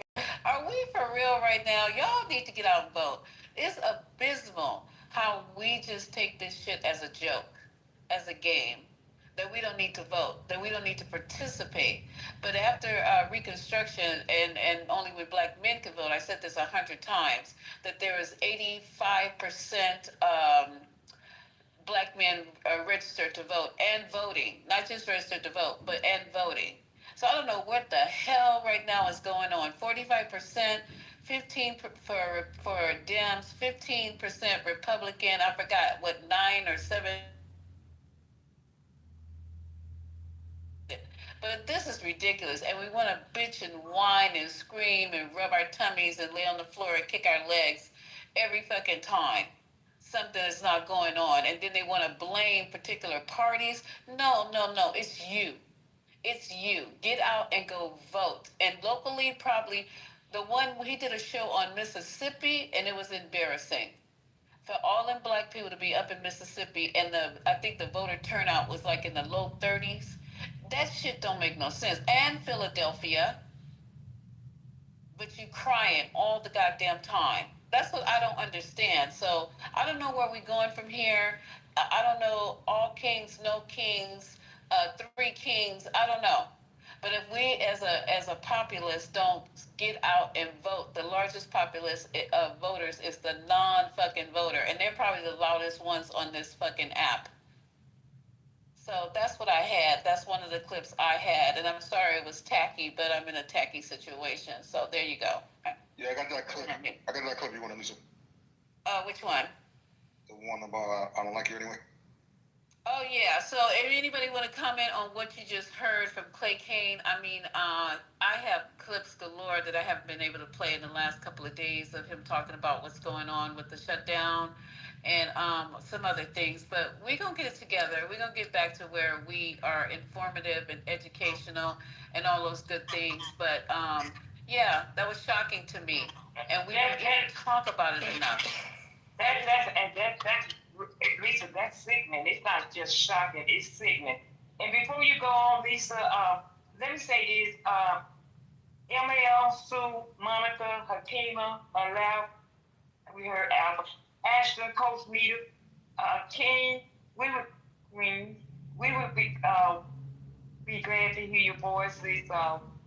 If you want to speak up on that subject or the next one that come up, we would love to hear from you guys. Let's hear some new voices on the stage, please. Oh, that would be great. And I ping tickets down. Okay, and I just want to say to everybody, welcome to the 420. I haven't had a chance to ping anybody in. I see you guys haven't either. But please ping some of your friends in, most of your enemies, so we can get this room and try to educate people. We're coming up to a voting situation, and we go watch. Y'all gonna be complaining on the other side. You watch and see, oh, woe is me, woe is me. Well, I don't want to hear it no more. If you didn't get out there and put the work in, if you didn't get out there and get people not just register, because we keep saying register. You register and then you still sit home. Go and vote. They're making it so easy in California. God damn, they sent out all the, from what I'm understanding, the material. Then you can register on your goddamn phone. Then the day before, you can actually register in person. I mean, what? It just don't make no sense. There's no excuses anymore for us to be this complacent, lackadaisical, and just, what's my other word? I can't even think of it. Apathetic. It's getting ridiculous, y'all. We fighting for our lives. And then always talk about, well, I'm going to leave. But these countries hear you. They don't want you there. They do not want you there. If you don't have nothing to offer, like you some goddamn doctor, dentist, highly skilled healthcare professional, or whatever, IT, NT, so they got their own anyway. I mean, you're not that important. They don't want all of us floating to their country. And then who you gonna leave here to help your relatives? Nobody. So I'm on my soapbox because I got one bar. But anywho, anybody want to come up and talk about it? Please do. Please ping in your friends so we can educate and motivate. That's what we're gonna be doing for the next few months. Educate, motivate. Okay, so let me start pinging people in. Coming up, Monica, do you have something to say? Come on up, girl. Nobody's trying to run you off. Nobody's trying to hurt you. Come up to the stage and say what you got to say. Oh, Monica. So what you think, Monica? What you got cooking in your brain? Well, I just posted the link to the room on a Telegram since you said ping in friends and enemies. Okay, I'm getting ready to ping in. You mean enemy? No, I'm getting ready to ping in. Thank you, Monica. Where are your friends coming So from? what you think about the case though, Louisiana? What do you think about the case, the VRA case? Shady, the ones with the shakes. Monica, did she disappear? No, I think she's there, right? I can't see her. Nah, I think she disappeared. Oh, damn. Okay. No, she's dead. Monica, what you think about this case? The what case? The Voting Rights Act case. It's about Section 2. Oh, the gerrymandering decision? Yeah. The white death. No, it's the black death. No, theft. Oh, yeah, theft. Yeah, there you go. Did the Supreme Court make the decision already? They haven't, but they had the oral arguments the other day. So, did you listen to them? No, I haven't had a chance. It's good listening. But what do you think about it? I understood that they gerrymandered to get another district that was predominantly black voters. And so overturning of the Voting Rights Act would change that. Overturning Section 2 of the Voting Rights Act. That they are basing the voting districts for representation of black voters. Right, because that's the only thing we have right now, like for black people that can. So gerrymandering political parties is not racial, but the Section 2 actually says like we have to have representation, right? And they're basing it off that Louisiana case where they tried to use the map and they put them all into one district. And the way they got it drawn, it's like you got all these black folks and we're going to only have one representation. Nate the lawyer did a really interesting video about gerrymandering and what? You talking about Nate the lawyer, the black guy? Yeah. Right? It's funny y'all always have to reference a black person before you say a bullshit. I don't believe I mentioned his race. I believe you thought it was important though. No, just go ahead, man. So he talked about how there are some states that are very good at gerrymandering.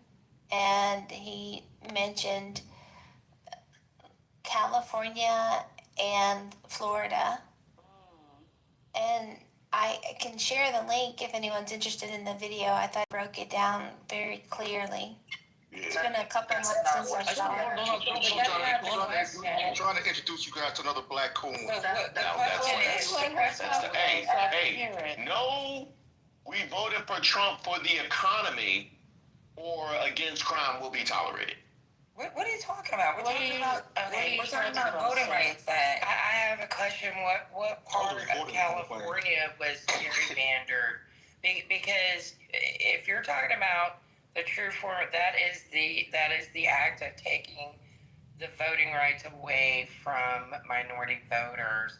And in California, they do have voting. They have very, very good voting laws for people and make it, as Lisa said, very easy to vote. Whereas in other states, like they were just speaking about, having low voter turnout, it's not just because people are apathetic and lacking the motivation to vote. It is because they are gerrymandered so that their votes are suppressed. They do make it difficult for them to get into polling places, and they consistently change their standards of which you can vote, like asking for IDs one year, not the next.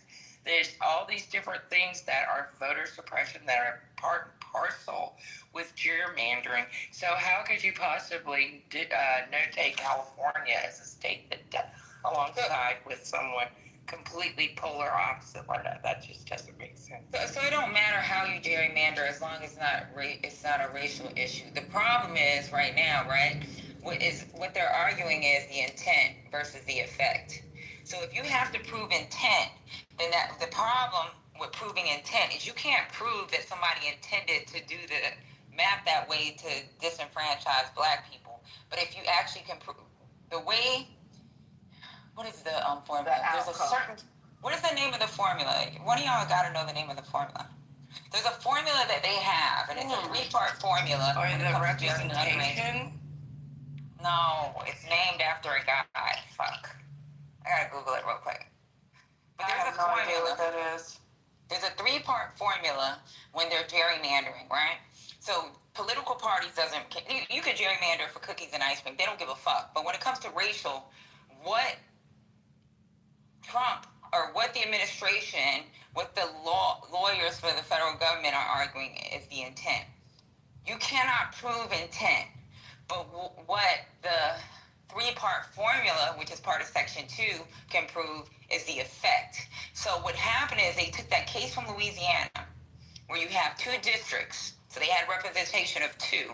When they redid the map, it gave them 1.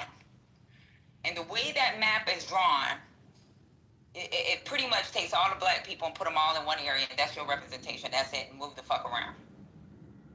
So, like, if they pass this, so all this whole case at the Supreme Court, when it has to do with VRA, has to do with racial. That's the only thing. Race is the only thing that we have that protects, like, representation for us. Is it called the efficiency gap? No, it's not. It's the Gingell's 3-part test for vote dilution. No, that's a mouthful. No, that's not it. Hold on. Not with the majority block voting, political cohesion, and she's correct. That's what it's called. Geographic. That's the formula. Yeah, the 3-part formula is a Gingell's formula. Yeah, it is. It's called a totality of circumstances. Right, it's the Ginkgo formula. That Ginkgo formula is important for us because that's a fact.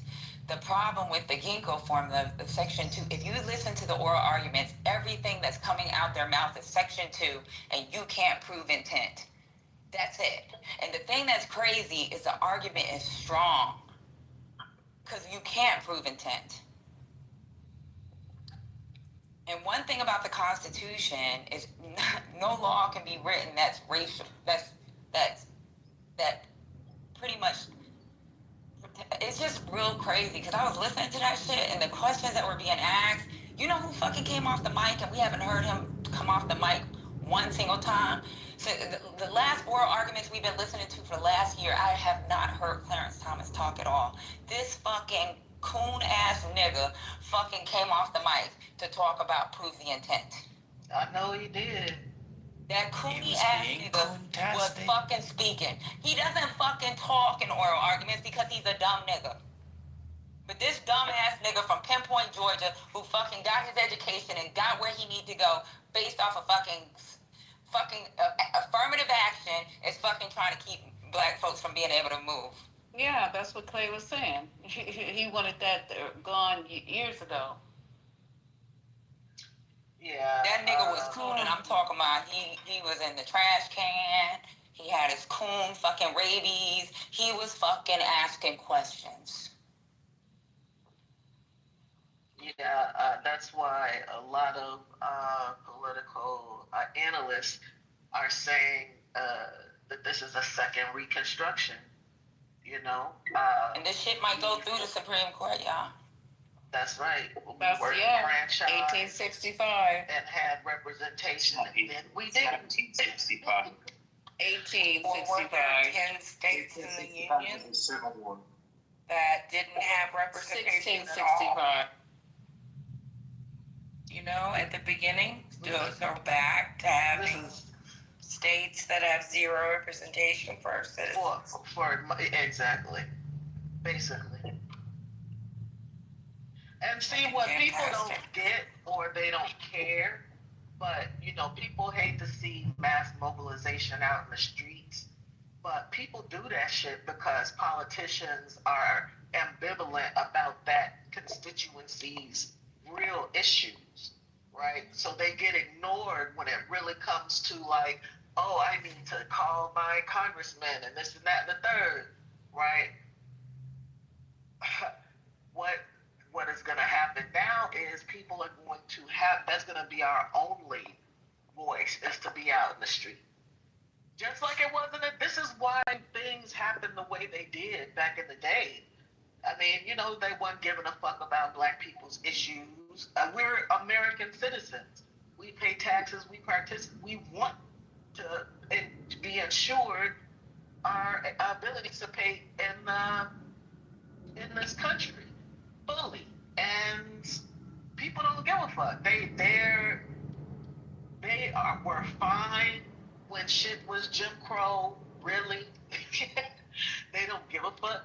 If we don't have any congressional attention, they don't give a fuck. If they wake up one day and all of their colleagues are white.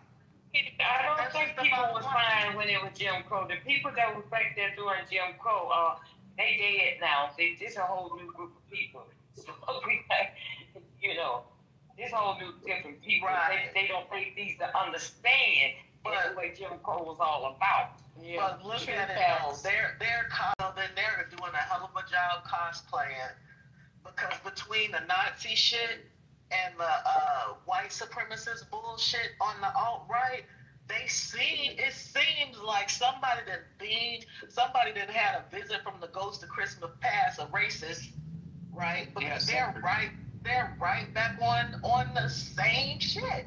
What happened a couple of months ago? The KK or some white supremacist group went to a black neighborhood and marched. This happened several times over the last couple of months. So while them people then passed on, like they children passed that shit on. So it's not gonna be so different. I don't believe so. I don't see even the shit that people like Charlie Kirk, you know, talking about he would be surprised to see a black man, or he would have hesitation in 2025 seeing a black man fly a plane, right? This is the same shit the motherfucker said back in the day. Like, this is the same script. Ain't none of it different. Yeah, that's true. But okay, Can I ask a question? Yeah, jump in real quick. And then you guys, there's a breaking news. I don't know if you guys heard about the mass shooting that was foiled at the Atlanta airport. Thank you, Ed, for dropping that in the chat. We just talked about that. We talked about it earlier, Lisa. No, I have no service. I didn't hear you. Okay, so it's not breaking news. Go ahead. Go ahead. Okay. Wow. Ashley, Chris. Yeah, my name's Chris. You can I just have a quick question. I live in a black household. My grandfather is black. Half my family is black. I live up in Massachusetts, where Frederick Douglass basically came from when he came up from the South.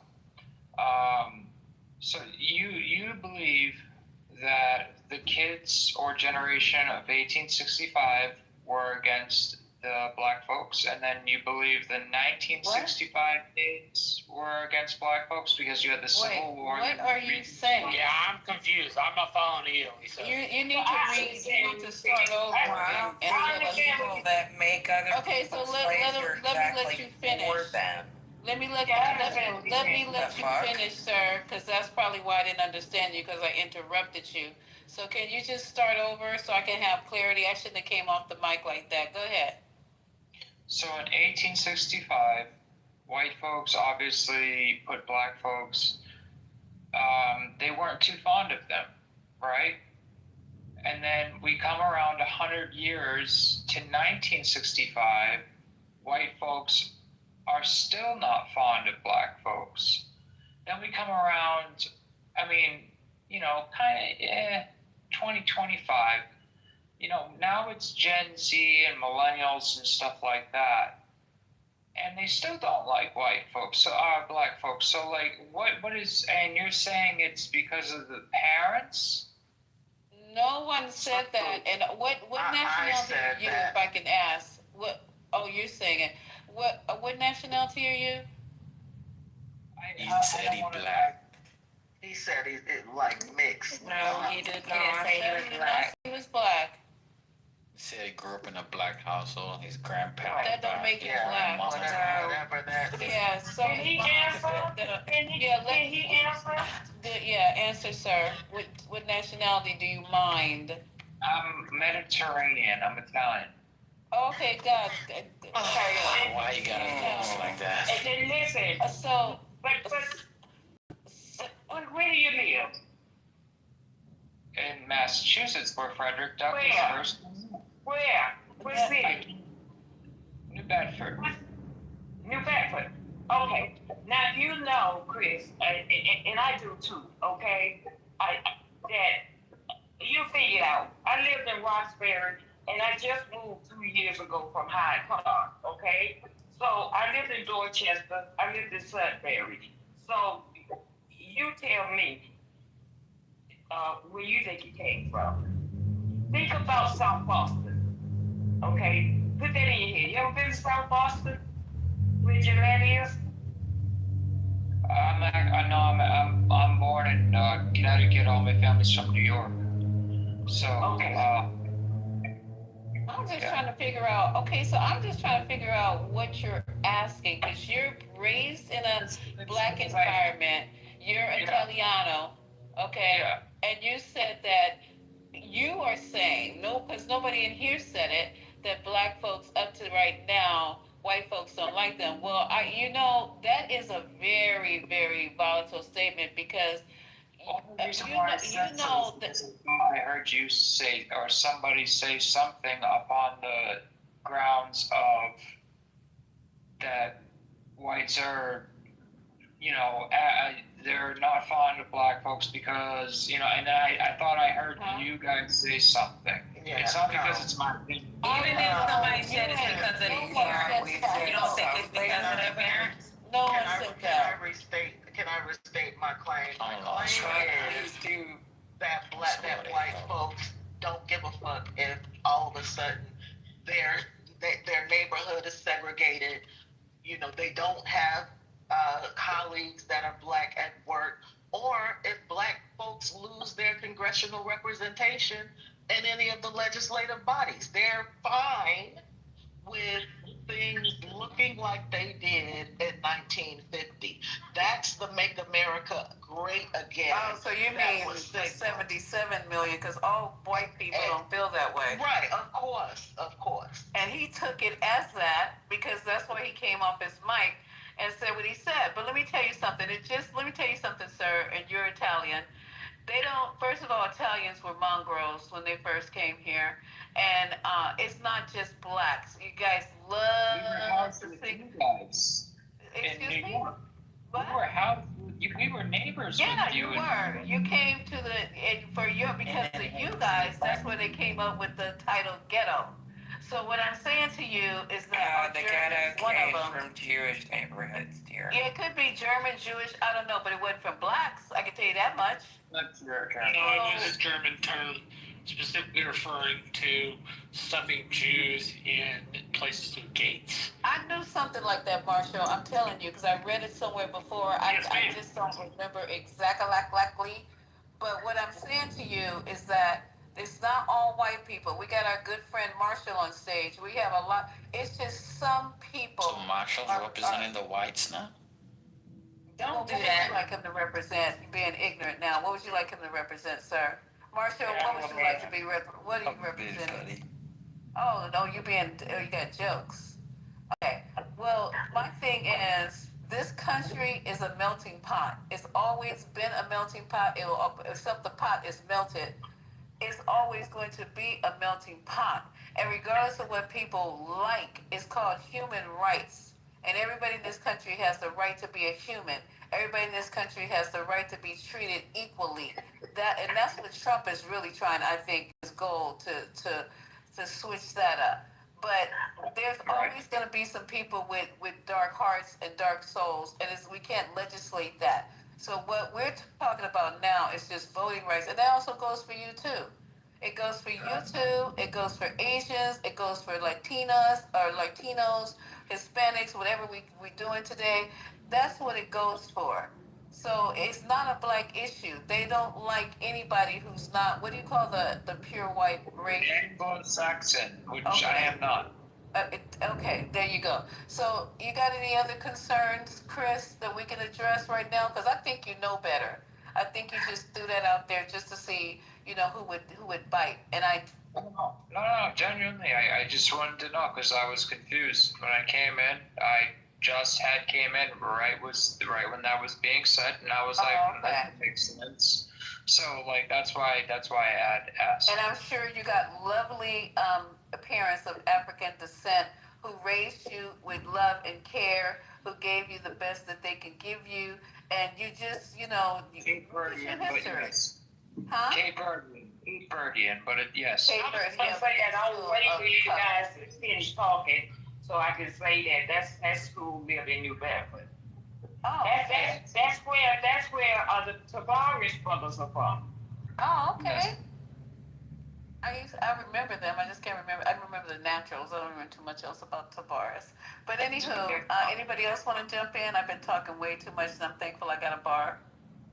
So we're talking to people who don't really know the history of this country. I didn't hear anything. Say what, King?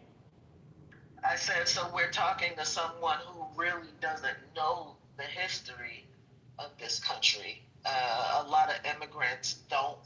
That is all they know, is that there was civil war.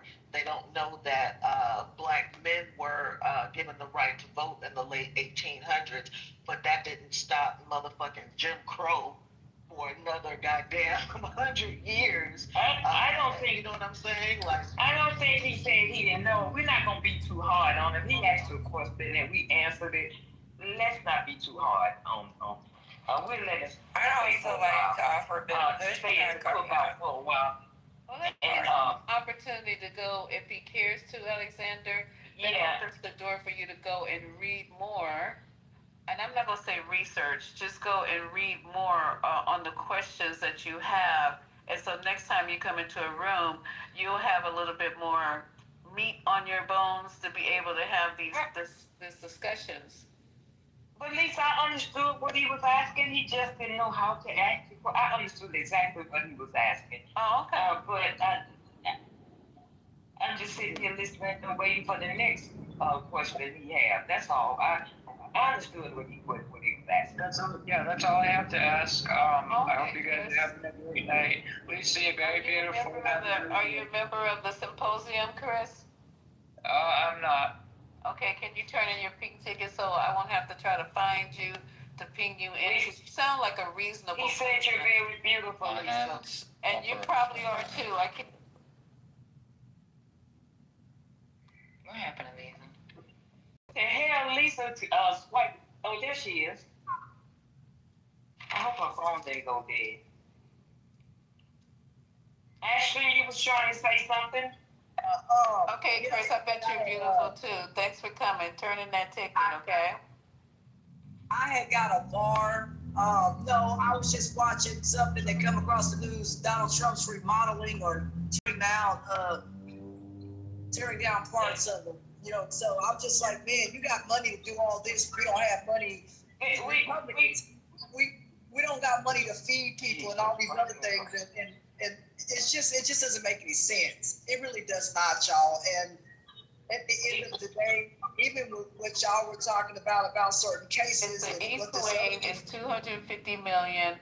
He doesn't care, so we might as well move on $1 million. No. Hey, I'm looking forward to going to the ball. I don't care. Thank you, right? Because it's gonna get done. We won't it's gonna get done. I'm going tonight, trust me. I think they're more like a coronation than they are a ball. What the hell was Know he that talking email. about? What the hell am I talking about? Right thing. I'm saying that I think it's a throne room rather than a ballroom. And now we're talking about a ballroom. Well, We were talking about what, Patty? We were talking about Section 2, the VRA, Voter Rights Act, and how it's going to affect voting in the future. I'm sorry for that interruption. I didn't know. So you know what black people need to do? They need to move and rent in a district.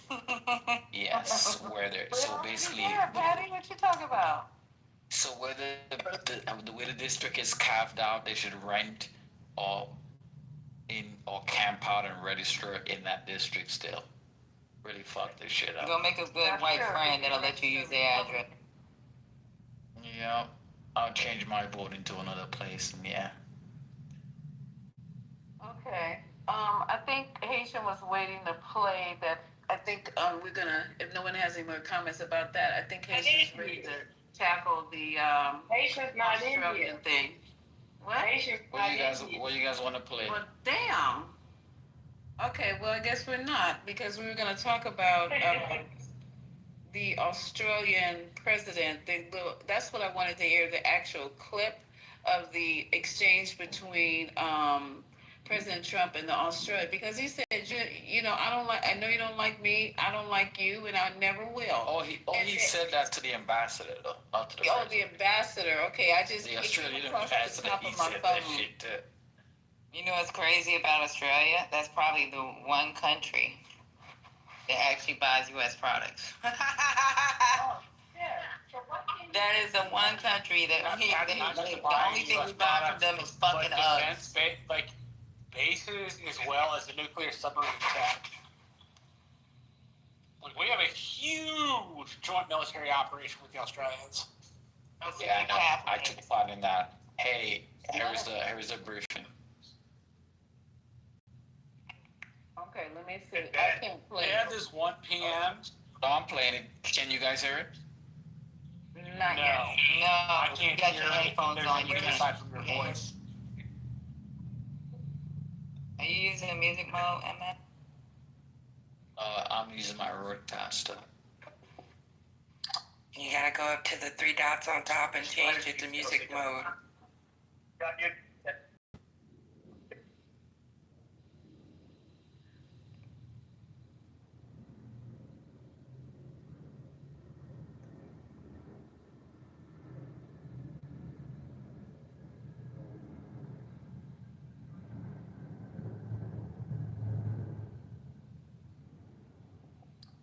you guys hearing anything? Because I'm not. No. Not at all. I'm not hearing a word.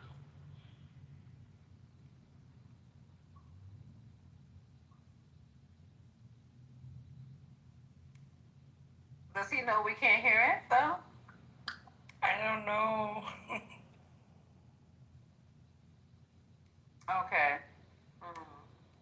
Well, we might have to. I don't know how to bring him back. Bleaching something? Because I keep eating a bar.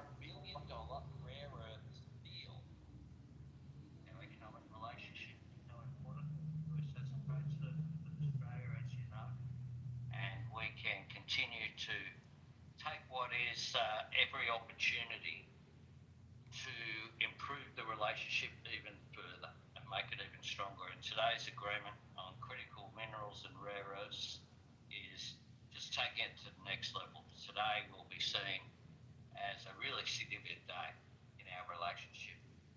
The AUKUS Defence Pact was also on the agenda as the US President gave his support for the submarine deal, claiming it's, quote, moving along rapidly. And now we're starting, we have it all set. With Anthony, we've worked on this long and hard, and we're starting that process right now. I think it's really moving along very rapidly, very well. Which guy? No, they get it. However, in what was a very awkward moment, President Trump scolded Australia's ambassador to the US, Kevin Rudd, who was at the cabinet table, following a question by our political editor, Andrew Clennell. Concerned in Australia that it's taken 9 months to get this meeting. Have you had any concerns with this administration that it stands on Palestine, climate change, or even things the ambassador said about you in the past, the Australian ambassador?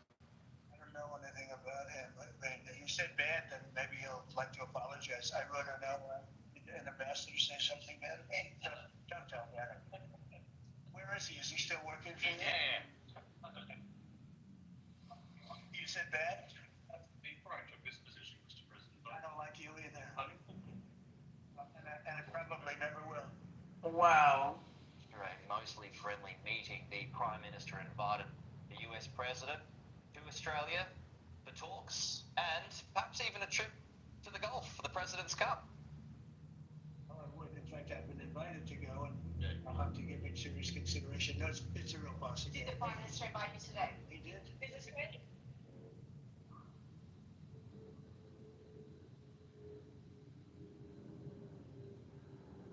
That's your president. Wow. But isn't that sound real presidential, Monica? He just sounds the best. He's just the best. It's just, Lord, what have we become? He just was shitting on people yesterday in a jet plane, and then today he's telling us, a prime minister or whatever this guy, ambassador, I don't like you, and I never. Come on, get some class. You can buy some class, right? No. Oh. Hell no. I thought you could buy class. Money can't buy you class. You can't buy, Mama. Because he is horrible. And he think all this is cute. Donald Trump thinks everybody's looking at him as this brilliant negotiator. He's so brilliant, quick tongue, and he's so strong. But we ain't even talked about Venezuela. We got so much to talk about. I'm sorry, I'm all over the place. But Ooh, the Caribbean either. Oh, yeah, it's just disgusting what's going on. We're shut down, and this man is behaving like that. Has he even talked about the shutdown? Like, hey, people, I know you guys are suffering. It's a hard road, but I'm here. I'm working hard on making sure I get you back open so y'all can eat and have health care. Has he even said any of that as a president y'all love so much? Nobody's too busy bouncing between Israel and Egypt. Lord. Where the MAGAs? No, they're oh, child, the MAGAs have been magged out. Lisa, where are your MAGA people? Big Sharpie. Hey, Melanie, I deported them motherfuckers. A big Sharpie. You know what I'm saying? But, this is what I like to have a conversation at this point with them. I mean, Monica's very quiet. She's not up for it. But just to be having this conversation is sharpening my iron. Oh, she left too? See? Because what's really interesting, and this is why I do sometimes what I do, right? So I'm someplace, and the person who's caring for me, she knows, and I'm just like, hey, then eventually she heard you guys on Clubhouse, because I have trying to get my service unnervous. So she goes, how do you feel about the politics today? Well, she's Caucasian, which is nothing wrong with that. And her name is a nice name. It reminds me of Jesus. And so she started talking today. I almost lost it. She started talking about, the Muslims in Dearborn, how they taken over. Ayala, what's the one in Dearborn from Dearborn? The Congresswoman. Talked about her. Talking about how the immigrants get strongholds here, like the Indians. I was shocked. And I just sat there and just listened. I'm like, wow, you never know. Because all the whole time, it's just like, you did the best. Chummy, shaking hands, rubbing arms, giving a kiss on the cheek. My NURSE. Oh, okay. The one I told you about. How are we supposed to be giving India a stronghold in America? What is she talking about? Talking about they come here and they set they up. They keep winning spelling bees. Oh shit! It's the white people. It's crazy. Those H1B or HBV one or whatever. HBV. Fuck, I don't know HPV. So you know what I mean? vaccination. Yeah, it just shocks me. So you never know, and this is okay. Well, if you listen to Professor Sachs, what's her name again? God, she's a Jewish lady who teaches at Columbia. She's a doctor and a lawyer. She said the Indian students are too cocky, and they think they're better than white people. So she thinks Trump should deport all of them. And she wasn't fired for saying that. She's tenured. See what I mean? And for y'all that didn't catch the name of that person, Nate, the lawyer, the attorney, she's trying to put that corn in your fucking ear. He dismissed Candace Owens, the Who else? The Tatum's and all those motherfuckers. That's exactly what that piece of shit is. Wow. You guys. That's why she casually mentioned the name in the video. They working their way down. Oh yeah. All time. They're gonna be headed everywhere. I'm on the way down, mama. Wow. Okay, what else is up, y'all? What else we talking about here? Talk about air traffic, airport delays. Yeah, you can go ahead and hit that. Nah, that's it. Pretty much air traffic issues. Air traffic issues. A lot of delays. Doesn't look like it's gonna get better anytime soon. So if you flying, be prepared to deal with some. Yeah, my coworkers went to Portland this weekend for a conference, and they got rerouted twice due to turbulence. So guys, listen to this. The Indians thought they were close to white. For criticizing racism, but this is what they think of them. Saying that India on some level is a shithole. Amy Wax further said, I think there is just a tremendous amount of resentment and shame of non-Western people against Western people for Western people's outsized achievements and contributions. India is a shithole. Yeah, so India. I received a Amy Wax. India is a shithole. U.S. professor on Indian immigrants criticizing racism in. You guys remember when Amy Wax said that? And Mel, you're in my brain because I was also just thinking about Amy Wax and the things that she said about East Asians and Black folks in these so-called liberal universities with professors like tenured professors like her. A joke. Feminization. She's a woman who says the feminization of institutions is hurting America.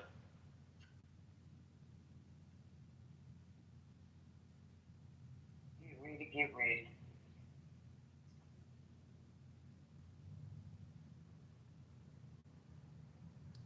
You need for the breaking news. Oh, Ashton. The guy didn't get a chance to shoot. He was going to. He said he was going to shoot up the airport, but he didn't get a chance to even take the gun inside. They got it. Did you hear me, Ashton? That's really great. I'm glad to hear that. Yeah, I think they said a family member called and alerted them something. But yeah, he said he was gonna. I saw when they was bringing him out. He didn't look like he was tight, but he looked like he was gonna do what he said he was gonna do if he had a chance. But I feel like he might have just wanted attention because if he was gonna do it, why didn't he take the gun in with him? You know what I'm saying? He left the gun in the truck. They got him inside the airport, so. Maybe he was dry running, trying to, play out some strategy. Speaking of strategy, what you were talking about, Lisa, earlier, that, continues to stay with me is, when you mentioned how our voting rates have gone down. And I think that, unfortunately, the Democratic Party has taken for granted that people are really it's like, who in their right mind, and I would think this way too, right? Who in their right mind would want this administration back in power, right? Right. But that's just not enough. That's just not enough. And according to Steve Bannon, the Democrats will never win because they're not going to ever take a left populist position. And he said that Trump won because he pushed, at least in rhetoric and rhetorical sense, right populist policies. But I think that identifies very much of his appeal. He was a populist. He was was charismatic. Like or believe his charisma, it was appealing to 77 million Americans. And that populist sense that he has is one that came at the turn of the 20th century. We have faced that kind of stuff before. Yeah, because he was goddamn racist, and the racists wanted him back in there. That's why Trump won, for no other reason. Trump won because he's a goddamn racist, and they wanted him back in there.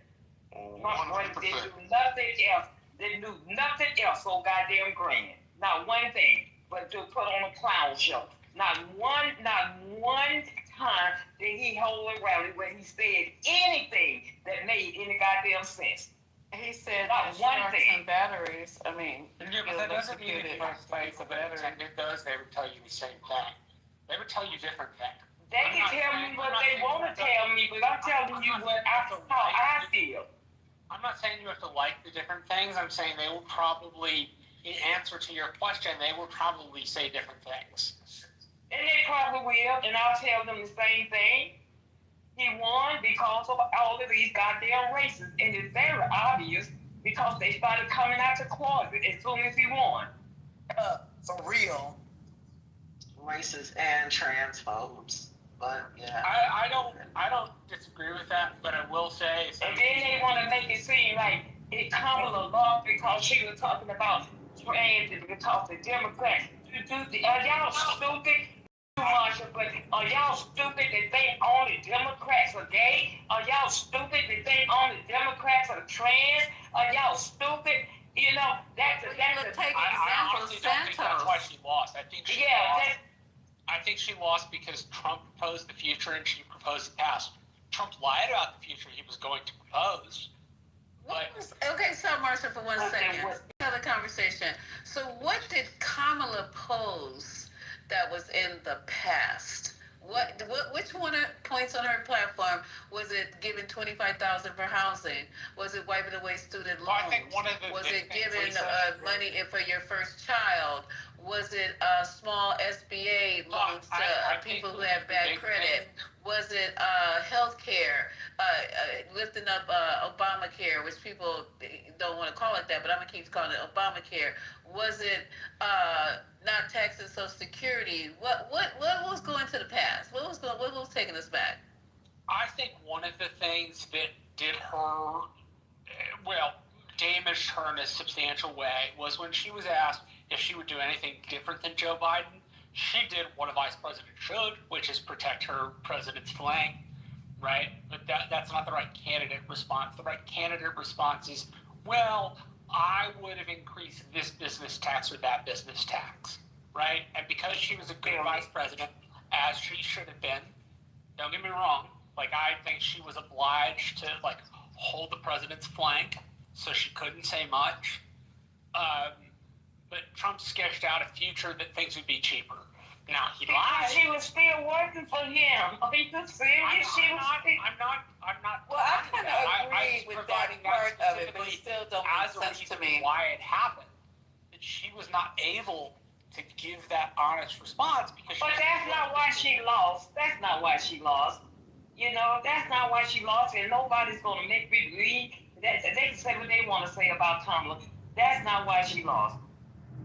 No. I don't think it had anything to do with any of her policies because what Biden was doing. None at all. You're totally wrong. None at all. Don't get me wrong. Marsha, we got to get to the Yankee Panky here. The Yankee Panky? All right, let's get to the Yankee Panky because with, let's talk about what's really going on now, okay? It was all about marginalizing people that other people think don't need to be in any other position but downtrodden. They like the bootstrap story, but they hoping to God you don't have them boots. What's going on now with Vogt and Stephen Miller, let's be honest, Project 2025. Now, a lot of these I better not say that. A lot of these people that voted for Trump knew nothing about Project 2025.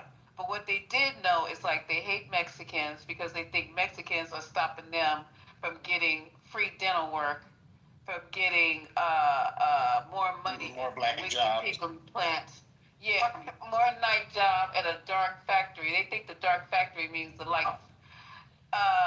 Just all the things that they are not getting because of their unwillingness to put in the work. The Mexicans and other people are coming here getting free. That they're getting $10,000 worth of food stamps. Well, you ain't worried about that, bro, because you're working hard. You're a hard-working man. You 10,000. You mad because you didn't get the 10,000 on your card, and that wasn't even true. And we didn't fight back hard enough on shit like that. They're getting the health care. They're filling up our schools. They're starting to vote Democrat. Come to find out, the biggest voter for Trump was the Hispanic men. You know, the other part of that, which is something I think is really kind of critical. It is like we don't want to have second-class citizenry. We answered that with the Civil Rights Act. Second-class citizenry is a bad idea. We shouldn't want it with black people, and we shouldn't want it with Hispanic folks. But they do, Second-class citizens. Shit, what you talking about? That's not even they ran on. They didn't ran on wanting second class. They ran on lies. There were military-age men coming. ATE, hate. They were military-age men coming through. They were all murderers, killers. All this shit. They didn't run on us not wanting to have second classes. That's exactly the population. Hold on, guys. Hold on. Ramona, go on mute, please. Ross, come off mic, please. Ross, you wanted to come up on stage. You said every black person should own 2 Mexicans. What's up? Hey, Ross. Go ahead, Ross. You, obviously. Huh? He said every black person should own at least 2 Mexicans. I don't want to own anybody. Go ahead, Ross. I might need to take you up on that right about now, Ross. Go ahead. Pull us in. All right, Patty. What do you say? Oh, forget Patty. She might be beautifying right now. But What go else, ahead Puffy? and pull us in. What else? Dirty Foot Haitian. What's good, fam? Okay, y'all. Don't start no shit. Let's get Ross to tell us why I can get 2 Mexicans in one pot. Come on, Ross.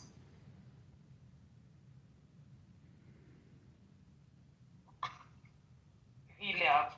You remember he got 3 years. Next thing you know, somebody be owning 2 of us. Wait, so what was the talk? I don't understand it though. Okay, so he said in the chat that every black person own 2 Mexicans? I think every black person should own at least 2 Mexicans. He's trolling. He probably is. He probably is. He came up, he left. He didn't want to answer that. Okay, let's go back with Marshall. We were having an intelligent conversation. We were having a very good time. Monica's back. Go ahead, Monica. Patient troublemaker. You know what's crazy? Yeah. Go ahead, Patty. I'm sorry. I'm scared in my sectors all night. When Kamala went on The View and said that she's not changing anything, she wasn't lying. So, like, what's the change, Patty? She wasn't changing anything that Biden was doing. Every one of those policies was already under the 2025 budget of the U.S. government. If you look up in the White House archives, remember when I posted it in your room a long time ago? I kept posting it in your chat, and it was about the archive, what his proposals were. All those proposals came from Biden. You put in 25,000, you're going to see it under Biden. You look at the child tax credits. The reason why she was able to come up with that 98-page what her priorities were, that all came out of what they were already working on. So she knew the numbers because they already have the numbers out in the proposal. Matter of fact, I'm going to Google it real quick, and I want y'all to use that as a fucking reference. If you put in 25,000, you're going to find it. If you put the 3,600, you're going to find that. You put the 6,000, you're going to find that too. All that shit was Biden's proposals. That's why but when she wrote her book, she should have veered from that. No, she shouldn't have. That was the truth. She just needed to explain it. But that's the populism part, Patty. So, like with Trump, he said that he was doing all of that. I'm doing all of this for you. You know, he got so many black people because he told them that he was protecting black jobs. Now, we knew he was full, we knew he was full of shit, right? But what was she supposed to do? What was she supposed to do? Lie to? I think that outside of his budget proposals, people were like to say, I'm going to give, $1.3 billion to Israel for the war. People didn't like that. People didn't like that. That was another thing that they said about Trump. He's not going to, he's going to end the conflict. And we don't have to send our, tax dollars to Israel and all of this. But he never said that. And everybody knew his relationship with Bibi. Nobody gave a fuck about that. He said that if he was president, the conflict would have never started. No, he said he'll be able to end it. And right. He did say it would have never started. The one with Putin and what's his face would have never started. Exactly. That's the one he said would have never started. But people wanted to hear that. Yeah, but the thing about it, I'm going to still go back to the fact that the man won because these racist people wanted him in there. Trump didn't say anything so fantastic to make anybody flip over, do cartwheels. Not one time at any rally did Trump say anything to make me sit up on the couch and say, God damn, that was deep. Not one time. Of course. Sorry. You guys said the latest. Go ahead, Jenny. No, I was going to say, and let's not forget, when we say his voter base is a cult, we can't forget it. That's the damn truth. It doesn't matter what that man said. He could have said, I'm going to give him $1 billion. They were still going to vote for that man. We didn't like it on yeah. Go ahead. So you guys heard about Hagsaf's pastor today? What Hagsaf's pastor said, that slavery was okay? Nah. According to biblical, so listen up. Republican politicians, offices and shit. So here we have a guy by the name of Christian nationalist pastor or Christian nationalist podcaster Joshua Hames. And this guy is Pete Hegseth's pastor. And he said this into a microphone in the year of our Lord 2025. Listen to this. The institution of slavery is not inherently evil. I know. Some of you guys are upset by that. Some of you guys are saying, I've been saying that for years. Okay, I'll take it a step further. It is not inherently evil to own another human being. I know. Just wait. Some of you guys are really upset, but let's talk through this because it is very important that every Christian affirm what I just said. And not only should they affirm it, every Christian in today's society should be able to defend what I just said. Okay? I know a lot of you are watching this and your jaw's on the ground and you're like, holy fucking shit. But I gotta be honest with you, I saw this coming. I knew this was coming. And the reason I knew this was coming is the right has already said, we don't give a fuck about democracy. The right has already said, we don't give a fuck about Israel doing a genocide and massacring innocent Palestinian children. So if they've moved beyond democracy and they've moved beyond giving a shit about genocide, why would they say, oh yeah, let's treat everybody equally and let's be anti-slavery? No, like, slavery is on par with genocide. Like, let's call it what it is. Like, the crime of crimes, when you talk about the crime of crimes, it's probably genocide and slavery are the one. So they've already greenlit genocide. What would stop them from greenlighting slavery? Right? And it fits perfectly in their racial hierarchy ideas. I mean, that's what it means to be a right-winger, is to believe in a natural hierarchy. And in the minds of right-wingers, it's like white men are at the top, and then everybody's beneath them, right? And then at the bottom, you have, Jews and black people, basically, and women. And so I'm not surprised by this in the slightest bit. But yes, now the idea, like, debating slavery is back in question, which also, by the way, shows the stupidity of the idea of, like, bro, I'll talk to anybody, bro. Bro, I'll debate anybody, bro. And no, that ideology, that approach only makes sense if your opponent is within the realm of that which is reasonable. As soon as they step outside of that, and they want to debate, I don't know, like creationism versus evolution. Well, that's fucking stupid. Creationism is fake. Evolution is real. We shouldn't even give it any credence whatsoever to say, yeah, have a scientist debate a fucking like flat earther or some shit.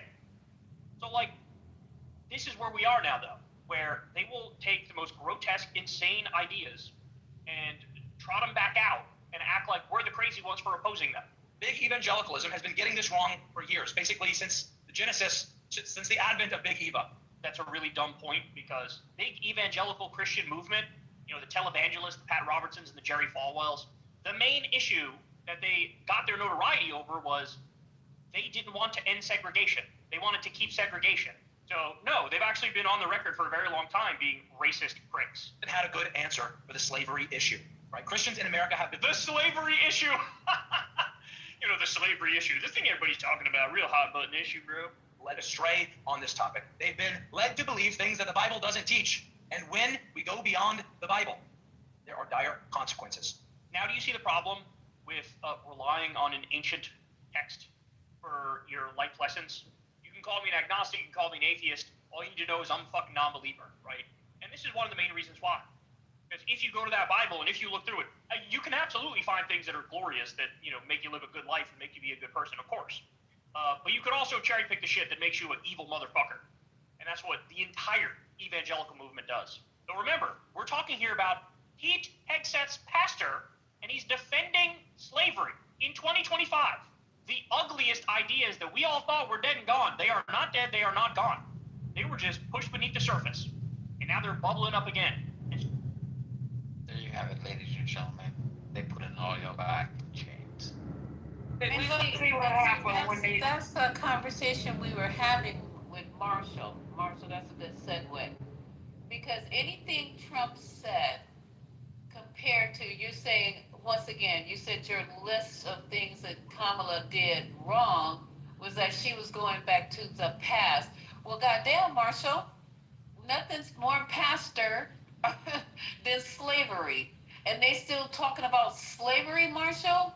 2025, your group or your whatever is still talking about slavery.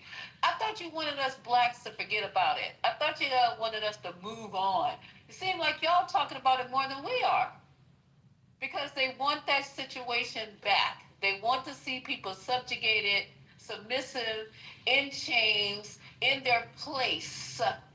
The 2025 in their place. They're not calling it slavery for 2025. It's just in their place. And getting rid of that DI that helped you guys crawl up. Getting rid of that affirmative action that gave you a little lift, even though we really didn't need it.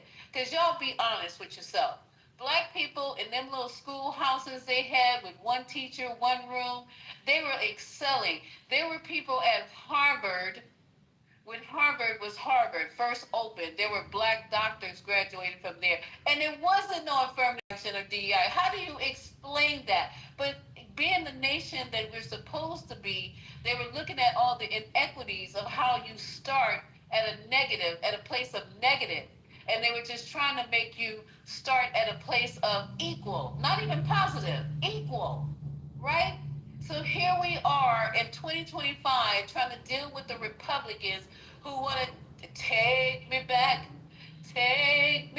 dear Lord, to the place where okay, come on, y'all. That's what's going on. And a lot of black people don't even see that. So we stop voting. We think we made it. Voting don't work.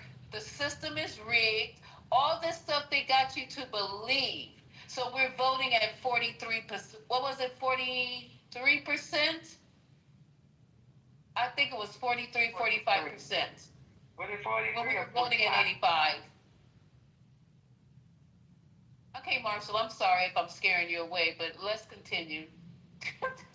Lisa, you didn't scare me away. You gave me some ear perspective. No one's talking to you right now, Infinity. No one's talking to you. Don't get yourself knocked off the stage. Listen, feel the room, see where we're going. Okay, go ahead. I think, well, what I meant was he sold a positive economic picture. She sold a status quo economic picture. And the election that comes at it for me is the 2008 election. McCain sold himself as a third term of Bush. Obama sold him as something new that would be able to get the economy going and get us employed, in particularly in the wake of the financial collapse, and that kind of attitude was not one she necessarily had. Now, I'm handicapping her performance with being the vice president and outwardly saying, hey, I don't think she could have said anything else. Right? I don't think video. Well, the point is, like, I don't think she could go against the president. Number one, that's a bad idea in politics. Number two, it's disloyal. Number three, if you ever hope to have a chance some other day, you support the guy in the chair, basically. And so I can't fault her for that. I can say that I think ended up being one of her detriments in the campaign. About the video that we just heard. She wasn't talking about Kamala. She was asking you about the slavery.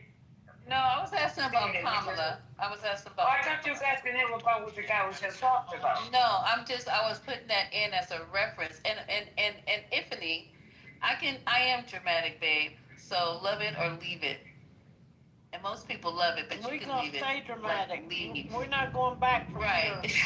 Lisa, I love You're gonna stay you, Infinity. You're gonna say who you are. Stay black, Infinity. There you go. How about?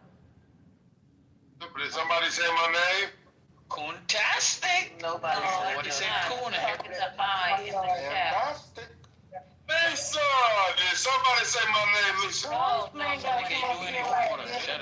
And you need to be talking to your counterpart, Infinity, Manfinity, all you Finity. Who is Infinity? Who's Infinity? Where they at? Turn your volume down a bit, babe. He's in the chat being sarcastic as hell. If you keep yelling. Oh, come on, you guys, let's go. Somebody erased it. Don't erase the chat. There's nobody in the chat. No, I don't see nobody in the chat. No, it's there. It's still there. It's above Ed's comment. Is Marshall going to answer Lisa's question? Because after he answers, I'd like him to speak. Oh, I'm sorry. I've been waiting. Okay, Is he going to be able to gone. speak to the video? It's gone. Somebody erased it. Sorry. Don't do that, everybody. It is definitely gone. What is yours? I'm going up 37 days ago. What did they erase? It's Infinity. It ain't got nothing to do with Infinity. It's not Infinity. I commented. You need to stop acting like you're 5. Lisa, I commented. It's not an agent. Hold on, Infinity. I commented then agent, and then right above agent, it's still there. Yeah, I'm looking at it. Okay, if you guys see it's there, it's there. Listen. Well, I don't know why me and Lisa can't see it, but listen, this is the way this is gonna go. We have had a nice, calm. I see it. It's there. And everybody have had a chance to talk. But Manfinity, I swear to God, you're not gonna come up here with that screaming in our ears. Man, please don't come up here with that. We're not in the mood for that shit tonight. Please talk like you got something. But she keeps saying Infinity. It ain't Infinity. It's Infinity. Shut up. We're talking about Manfinity now. Shut up. You said that.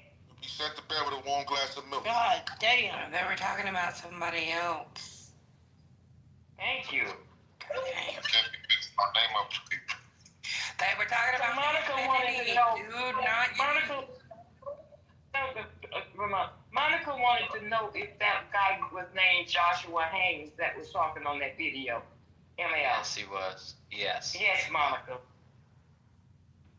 She listened to his podcast. So here's another clip from. He said Trump and the man are putting us in chains. Damn. That's what they want to do. Y'all think they're playing? Do you guys listen to the radicalization of the young GOP people? Those are not old people. Yeah, we heard your text. Those are young people. They don't know it, ML. Those are people in their 20s saying, they don't know it. Take this shit back. They don't even know that the big, beautiful bill is Project 25. That's how stupid they are. Don't know. They come in here every day telling us what they don't know. Every day is, and I didn't know that. I don't know anything about that. They don't never know shit about nothing. We have conversations with those people. We said, okay, if Trump is such a genius, he would have realized that the Chinese had already built a port in South America. Wait, hold up, you guys. Because the Wait a Chinese minute. realized. Hold up, ML. We were having this conversation with Marshall. Marshall, are you done responding to me as far as our conversation we were having? If so, we can move on. Yes, ma'am, we can move on. That's okay. Okay, so anybody else want to have that conversation? I do. Before I go on stage. Okay, go ahead. Miss Lisa, I'm sorry, I've been waiting. There's 3 simple reasons, and everybody in this room mostly knows them, but I'm gonna lay it out if you don't know. There are 3 simple reasons why Kamala Harris did not win the selection. 1, duh, she's a woman. 2, she's too black. 3, she wasn't black enough. Excuse me, I wasn't done. She was either too black or not black enough. You Miss can't see Lisa. both. Did you not hear the conversations that were going on in this room? The whole time she was campaigning, where people were saying, she's not black, and other people were saying, she's too black. She did, she that. It was a constant fight between people. So those are the 3 reasons that I believe that she did not win this presidency. I can give you one reason why she didn't win. What's that? The elongated muskrat. That's the reason right there. Yes, ma'am. Alexander know what I'm talking about.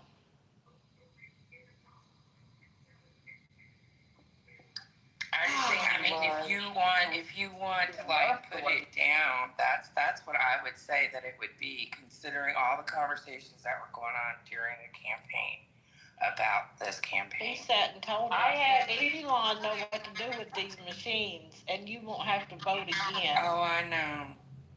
And Trump said that months before the election. And people tried to act like it was a slip of the lip.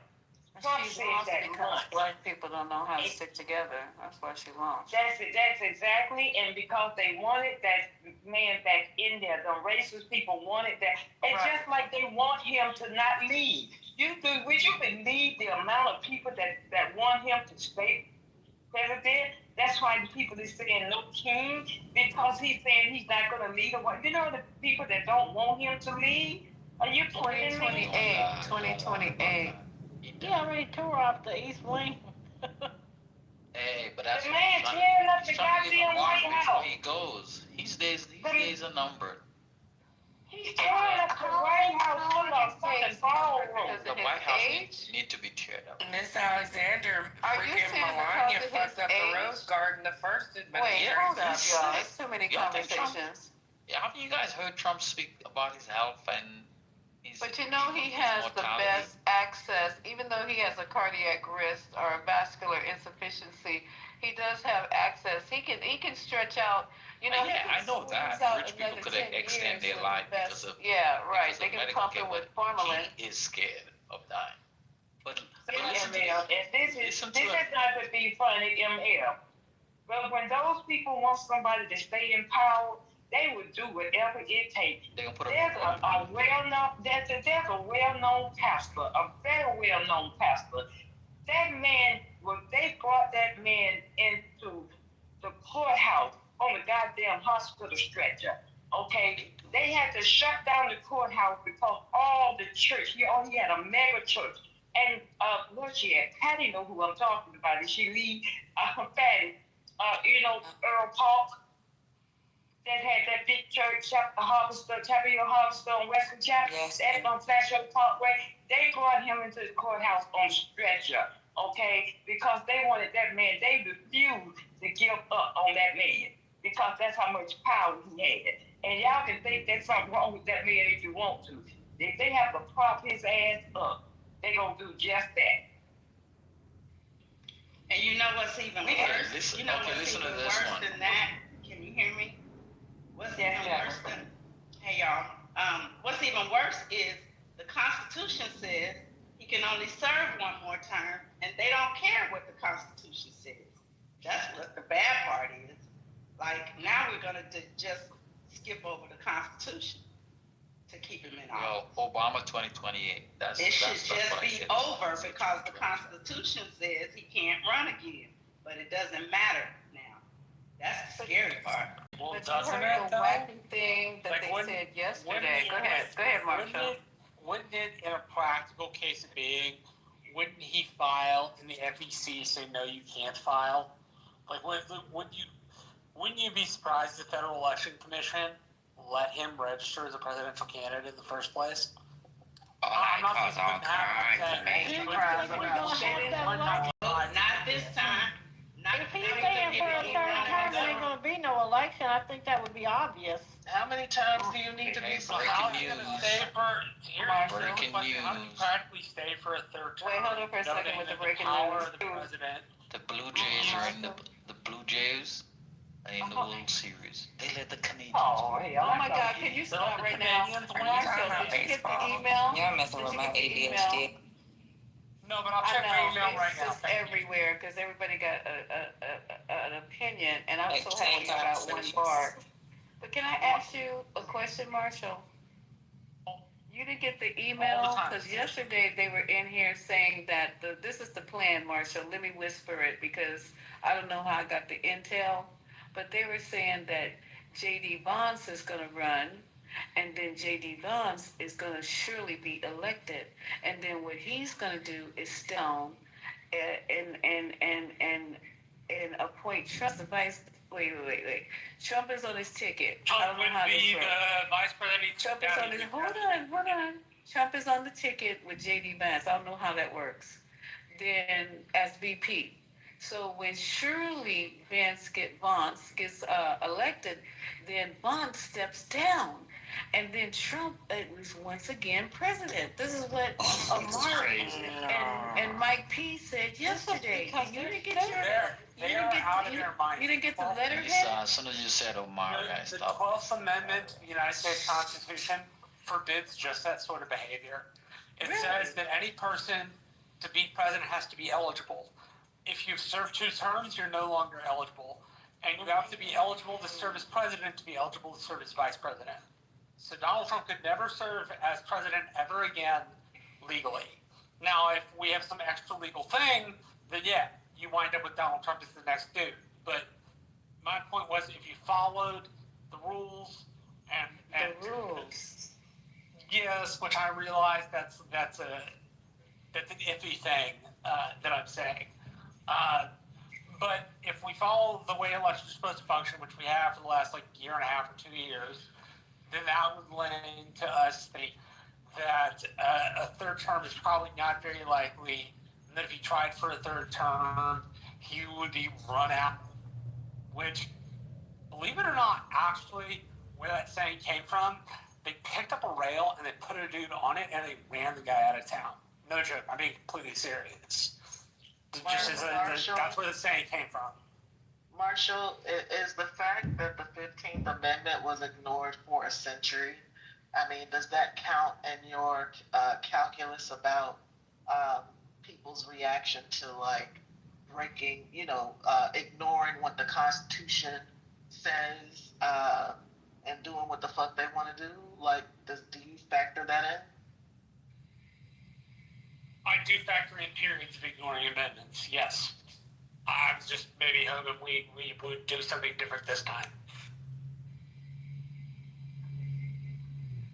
Well, I mean, as it relates to surprise, I don't know why anyone should be surprised at this point, because he's been fucking telling us what the fuck he was gonna do the whole way. Nothing that he has done so far is a surprise. It was written about in Project 2025. We already knew what his agenda was. We knew what fucking Steve Miller's agenda was. We knew what Vogt's agenda was. None of it. No, this fool cannot surprise me anymore. Only thing that surprises me is that people are surprised. Because haven't you? We've all been listening to this man. So the argument is I've been reading the opinions, right? So the argument is the Constitution, like the 22nd Amendment says, no person shall be elected to the office of president more than twice, right? But then the 12th Amendment also says something about the office and being eligible for VP. But the question is, and this is where they freaking, the argument is, he wouldn't be elected as a president. So when we're talking about a vice president being elected, they're trying to say, and this is why this is where what they're trying to say. They're saying it's a succession. It wouldn't be an election to the bullshit. No. Yeah, that's what they're saying. Yeah, but but that's not how it has been enacted since it started. I mean, if you're not well, he can't be vice president, so how could there even be a succession? Exactly. That's what the legal scholars are arguing. The ones that are on his side with this shit. It's like saying, okay, so when you read the 12th and the 22nd Amendment, there is, because you know how the Constitution is like certain things in it is like really ambiguous. So like they're trying to say that he wouldn't be elected as the president. So the succession would be different. Yeah, but the eligibility is the same. If you're not eligible to be president, you're not eligible to be vice president, period. Yeah, that's the weird part. Like J.D. Vance couldn't select Trump as his vice president. He can't be an option. So where does that look? I'll look it up. But if you look it up, look up the vice president's. So the 12th Amendment actually says no person constitutionally ineligible for the office of president shall be eligible to be that of vice president of the United States. Right. Look up the qualifications for vice president. I think it's along the lines of qualifications for vice president. There have to be someone who qualifies to be president. He qualifies to be president.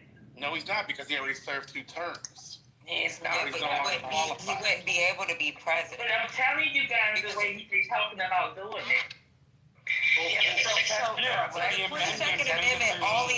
The 22nd Amendment only applies to the president, saying you can't be president more than twice. Yes, but if he's vice president and anything happens to the president, that would put him in the position of being president. And that's where that's where the word secession comes into place, because he wasn't elected. That's semantics. It's still eligibility. Right, but if it's eligibility, he still would have served 2 terms. Right. It's worded, isn't it, Pace? It's like, I think it's like maybe one word in there that throws it off. There's nothing on the books that's come from the court that actually states that there's nothing on the books that has anything that's theoretical. So, and that's what they're trying to challenge: the secession versus the election. You understand what I'm saying? Exactly. So, however they interpret the Constitution, because that is the job of the Supreme Court, is to interpret the Constitution. However they interpret it is what is going to be.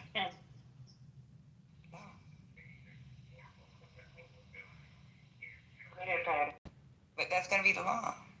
So if he does try to do that, then there's going to be. But even if he tried to run for vice president, that'll probably be when they'll be like, oh, hell no, because then this could happen and he can. But I mean, it's going to be up to the judicial branch to interpret the Constitution properly.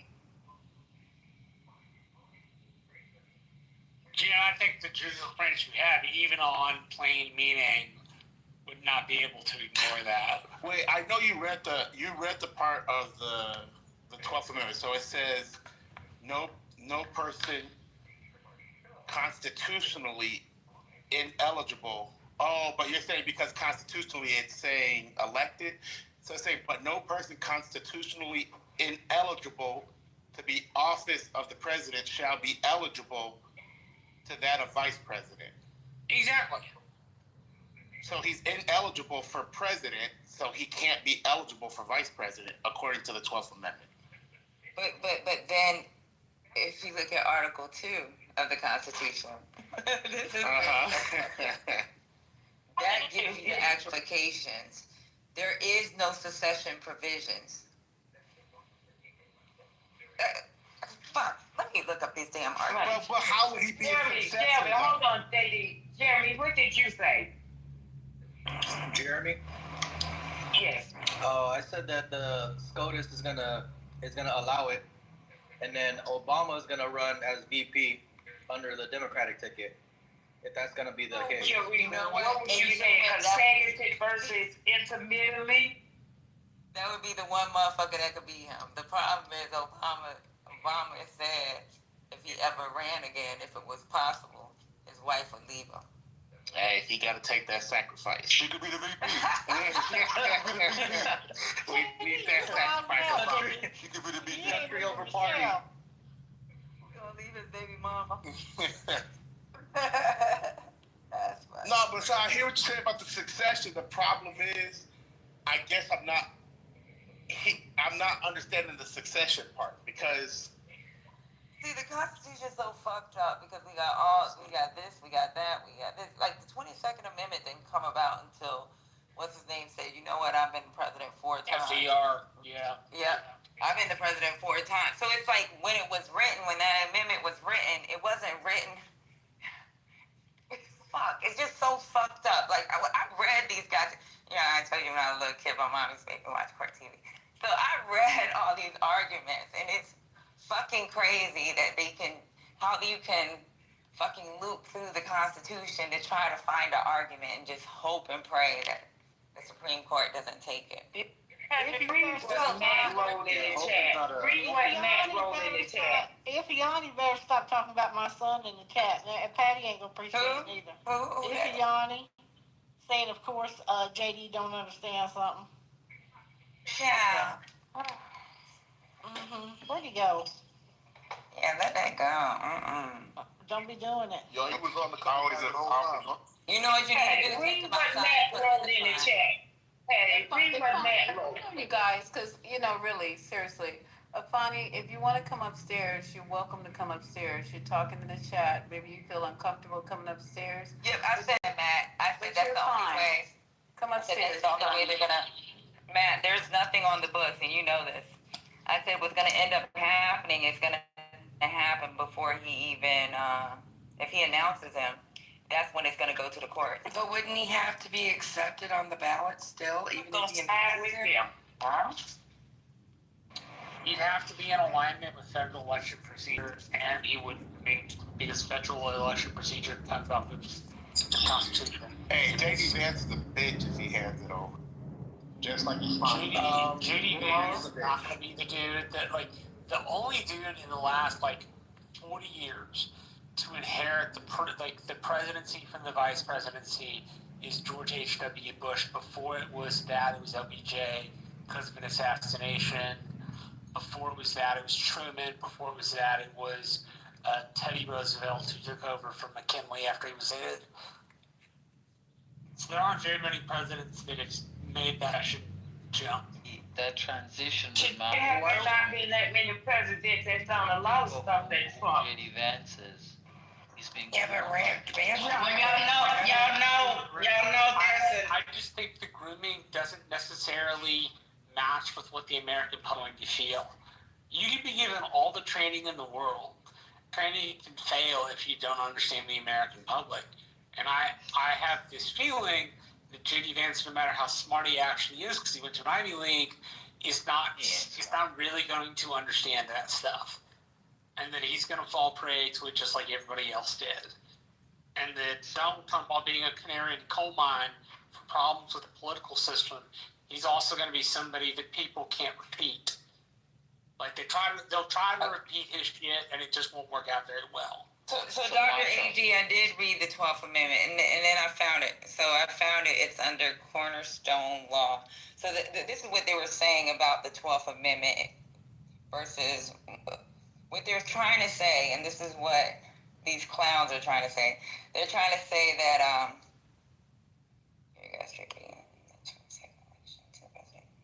okay, it says, argues that under a strict textual reading, the 22nd bars election to the presidency more than twice, and the 12th bars only election of VP for those ineligible as president. Thus, theoretically, someone could become VP and then ascend.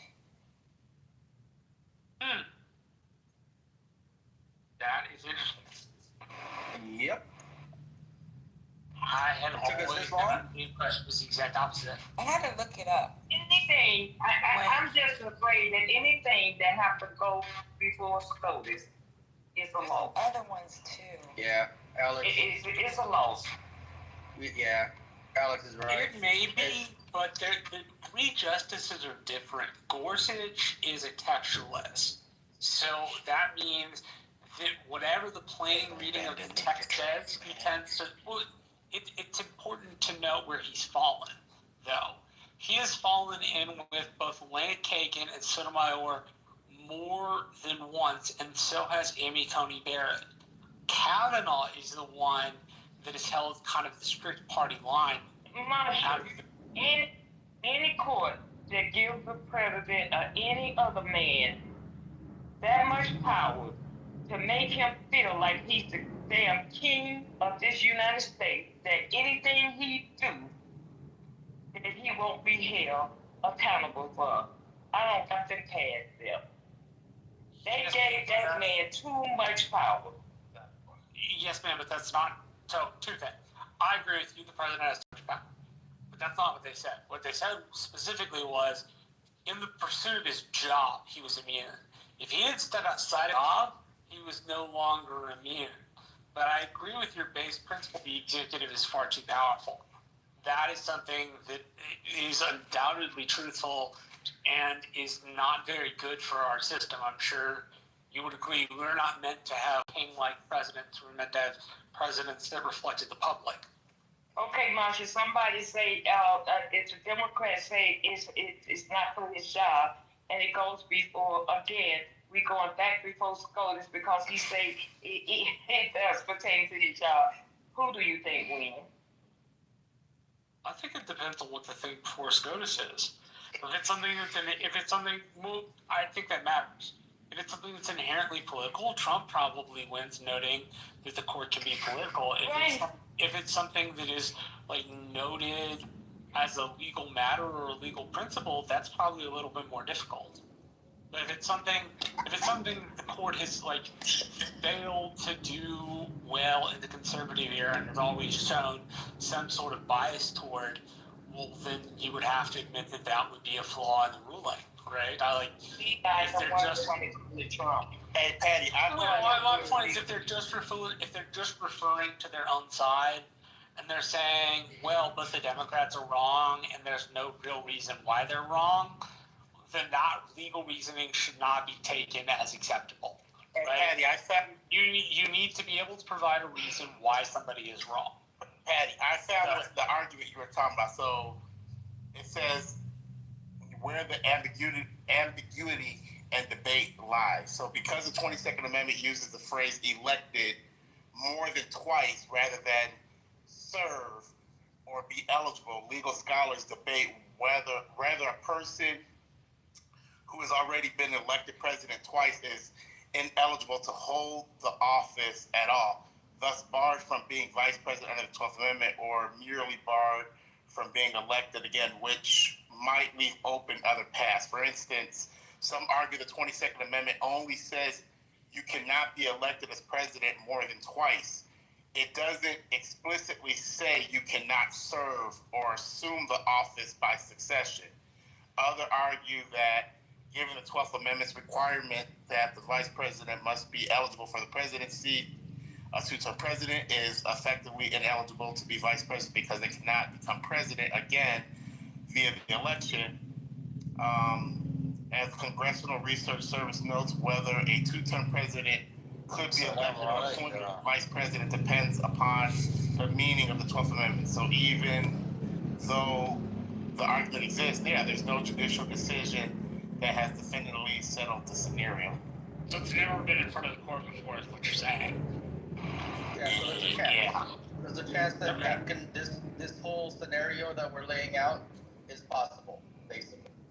Yeah, and Amy, is it possible, or is it possible in that it gets legally challenged and then shut down in exactly the way we outlined? Legally challenged by SCOTUS, that's in favor of Republican Party, 6-3. That's what I had. That is 6-3. But I will say, Gorsuch is a textualist. Gorsuch is somebody who goes with what the text says. The text says you can't predict what these SCOTUSs are gonna do, dude. Amy Coney Barrett already said you're right. she I'm unable to predict what they will write. I can only say in their past rulings, Gorsuch has been wed to textualism. So he's wed to what the statute says. So whatever the statute they're arguing over says, that's what he's usually wed to. And we already have evidence that these SCOTUSs are bribable, right? They're given vacations and shit. So all it takes is some bribes, and you got your votes. And then we also have examples of vice presidents that tried to run a third term. So I was looking that up too. You got Richard M. Johnson. He didn't win the third time. Would have been the third time as a VP. They have examples during Thomas. Let's see. And those were unchallenged, right, Patty? Unchallenged third term vice president. Right. So there's no limitation on vice president. It's just kind of weird. I don't know. Yep. We have Price and Afani. Okay, after Patty. Patty, you can. And they actually talk about George Clinton. So it says he was the one that served under Thomas Jefferson, James Madison. He was one of the two people to serve as VP for two different presidents. Died in office during Madison's first term. If he would have lived and stayed on, he would have been under Madison's second term, he would have been the first to serve 3 consecutive terms. And the 12th Amendment was around. The 22nd was written during FDR. See, and I'm even reading one of these stretches they're trying to do is if he becomes the Speaker of the House. But even then, if you look at the rules of the Speaker of the House, you can't, even if you become Speaker of the House, which he could, in the line of succession, he would be skipped. So if somewhere happened to president, vice president, and because he serves 2 terms, he's supposed to be skipped and move on to the, whoever's next. Yeah, but we've never had a Speaker of the House that was outside of the House of Representatives. It would be, not to say we're at a departure in politics, but it would be a departure from the departure. Here's what the Democrats are supposed to do. They're supposed to plan worst case scenario. If this shit goes through, what the fuck are you gonna do? Like, who's gonna run against a Vance president, Trump vice president ticket? So that's what we're looking at is, and if that's the case, they gotta get ahead of it and ramp these motherfuckers up and get their face out there and make them a legit candidate. Or otherwise, they're just gonna be blindsided. They haven't even gotten through their candidate phase. They haven't got through the candidate phase where they do the post-mortem. Like the Democratic Party is still officially in the middle of doing its post-mortem of the election, right? You have Kamala's booked 107 days, which does like a fairly decent job sketching out the election. Go ahead, Price. So I'm with you, Dr. AG, on the speaker thing. It's one thing to be the speaker versus the VP. That's why I always. But when they start talking about this VP thing, it's like there's so many opinions out there that actually talks around the concept. Wait, that's what I said, though. He can be Speaker of the House. There's nothing stopping him from becoming, but he can't be president. So if something happened to president, vice president, they would skip him in the line of succession because he already served 2 terms. That's the way it's supposed to. That's the way it's right. But then that's why I was saying that then there's these scholars that are saying, well, there's the possibility he could, but then it would be challenged, run for VP, because it would be looked at as a secession. It's just weird. I don't know. At this point, the only thing that I do know that he can do is be the Speaker of the House. That shit would be challenged. People would challenge that shit if he did. And it has to be on the Supreme Court to make that decision. Yeah, I don't think he wants Speaker anyway. We already see they setting up for something. They setting up something. We see that. You know what I'm saying? What cool is that? But Price Cobb, did you speak? Hey, I'm just listening. I mean, I've been typing in the chat. I mean, you know, you guys are going off on this whole thing about the amendment, which I'm trying to follow. But I also feel, I just want to say, you know, the whole thing about the troops, this is a move towards authoritarian, open, martial law or dictatorship. He is in Insurrection Act, okay? And the Supreme Court's going to do it.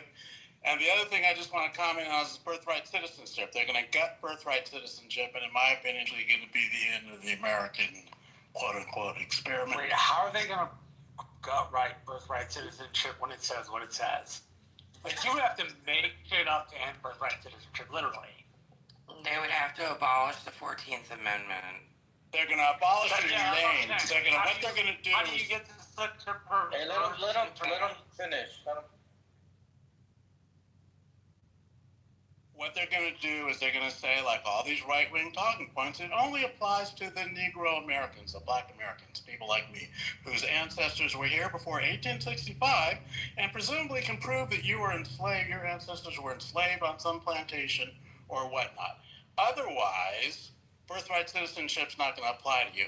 Doesn't mean they're going to immediately start rounding up everybody and their mommy, but it does mean they're going to set up the basis for a limited citizenship, which, hey, guess what, Black people? We get to be part of it as long as you actually have the paperwork and documentation. Don't be from some plantation that didn't have your paperwork, because you might be out of luck. You could be a Haitian.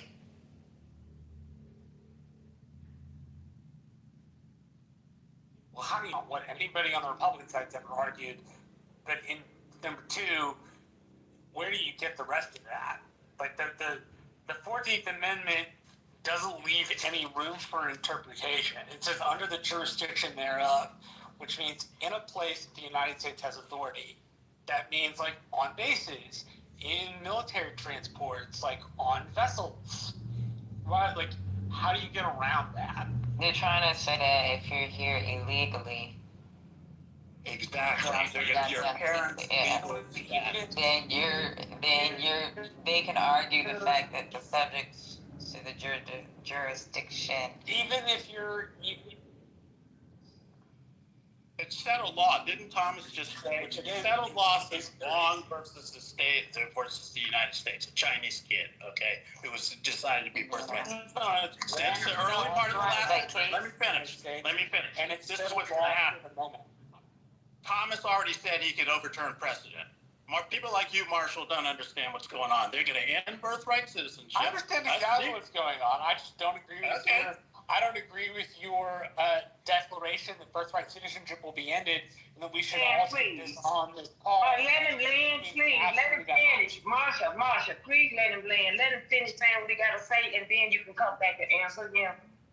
Exactly. And I'll put this to you, Marshall, okay? Because I don't know you personally, but I've been on this app for a while. If you people, you conservatives, and other people who actually claim to believe in the Constitution, do not stand up for the full implementation of the right citizenship in this country and its continuance into the foreseeable future, you are participating in the destruction of the republic as we know it in modern times. We are going back to the time. Okay, I'm asking you. Let me finish. What I'm saying is that this is a crucial aspect of the imposition of the Trumpian fascist regime. And to the extent that people, broadly speaking, whether conservative, liberal, leftist, Marxist, or right of center, Liz Cheney fans, understand that this is a critical juncture of American history. And birthright citizenship is precisely the linchpin of this republic. And if we don't defend it, this republic is going to go down in flame. Yeah, my point is, the birthright citizenship doesn't leave open room for interpretation. It says those here and those here under the jurisdiction thereof of the United States are citizens. That's plain. Do you believe that includes illegals? Do you, Marshall, believe that includes illegals? You're not listening to the conversation. The only thing that we're bringing up is what their arguments are against it. Nobody here is agreeing with that shit. So all we're doing is what the arguments are, what certain legal scholars have said. That's it. Okay, so right now there's no Trumplicans who want to step up and try to defend scuttling birthright citizenship. Nobody on this stage is a Trumplican. I don't know what a Trumplicant is, but none A of Trump us are supporter, a Trump partisan. Yeah, I get it. I get where you're going. Okay. Nobody here. We were talking about the arguments that some of these legal scholars are having to support what Trump is trying to do. That's it. And my whole thing is that people have legal scholarship, right, about why if you escape to the north, you are no longer free, right? The fugitive slave act. All I'm trying to point out is we're just putting it out there so people understand what they're trying to argue, what they're using as an argument. That's it. I think I agree, but I think I would push back just a teensy bit and say that it won't go as retroactively, sir. I know it sounds frightening, but I don't think it will go back that far. I think from what he's been saying in his rallies and things that he would go back to DACA and try to mess with that and forward have no more birthright citizenship. But I don't think that people, I honestly don't think people would go for that whole, we got to go back to your roots to find out if you have birthright citizenship. Is it problematic or not going forward? It's problematic all the way around. It's horrendous. But I don't think he will go back that far. I think he will go back to where he feels like he won't get as much pushback. And right now, that's the Latino population and immigration, his whole platform. So that's what I think. That was just an opinion. I'm sorry. You live where I live, April. People are like barely happy that the tenor and like number of folks we have is down. They're unhappy at the way the administration has done the job, right? So they don't like the maskless stuff, but they like the fact that we don't have 40,000 people in a week or 60,000 people in a week, right, to chew up resources from the county. So that's something that's real popular at the moment, right? But the administration is unpopular in its enforcement, which I think it should be unpopular. If you're rolling around in vans, maskless without badges, right, that's intimidation. That's not regular immigration enforcement. And intimidation is not what we need to do when enforcing our law. If we're going to take people here who are not here legally and send them back to their country of origin, we can do that, but we don't need to do that by scaring the living shit out of people. So may I ask a question? Does anybody remember the concern about Biden's age? And he was too old to be president. Why aren't we having that conversation about Donald Trump? Is his age not a factor? I don't hear anyone talking about his age, or the fact that I believe that if the Democrats would move like MAGA, they should be knocking down the doctor's door to get his physical, because I believe in his medical records would disqualify him. The man is sick, mentally, and I believe there's some physical issues going on. But we don't even have a real medical report on him. And I believe that in itself, I truly do believe that in itself could disqualify him. He's not healthy, but he's also old. And every day on this stage, that's what I heard was an issue, particularly with MAGA, that he was too old. So why isn't that an issue for Donald Trump to have another term? That should be at the top of the list. I land. Because Donald Trump is a big fat, he's a yeller, he's a liar. Okay, he gets up, and I'm not trying to be funny. Maybe I am. And he takes, because when you're that age, you know, they drink their coffee, and he's of age. That's just what it is. He might be getting a little extra something. He talks loud. He's ignorant. I think he almost fell down the goddamn steps when he was trying to do when they found that shooting thing. So he had to walk down the short steps, they said, from the plane in Florida. But I think he gets a little bump or something.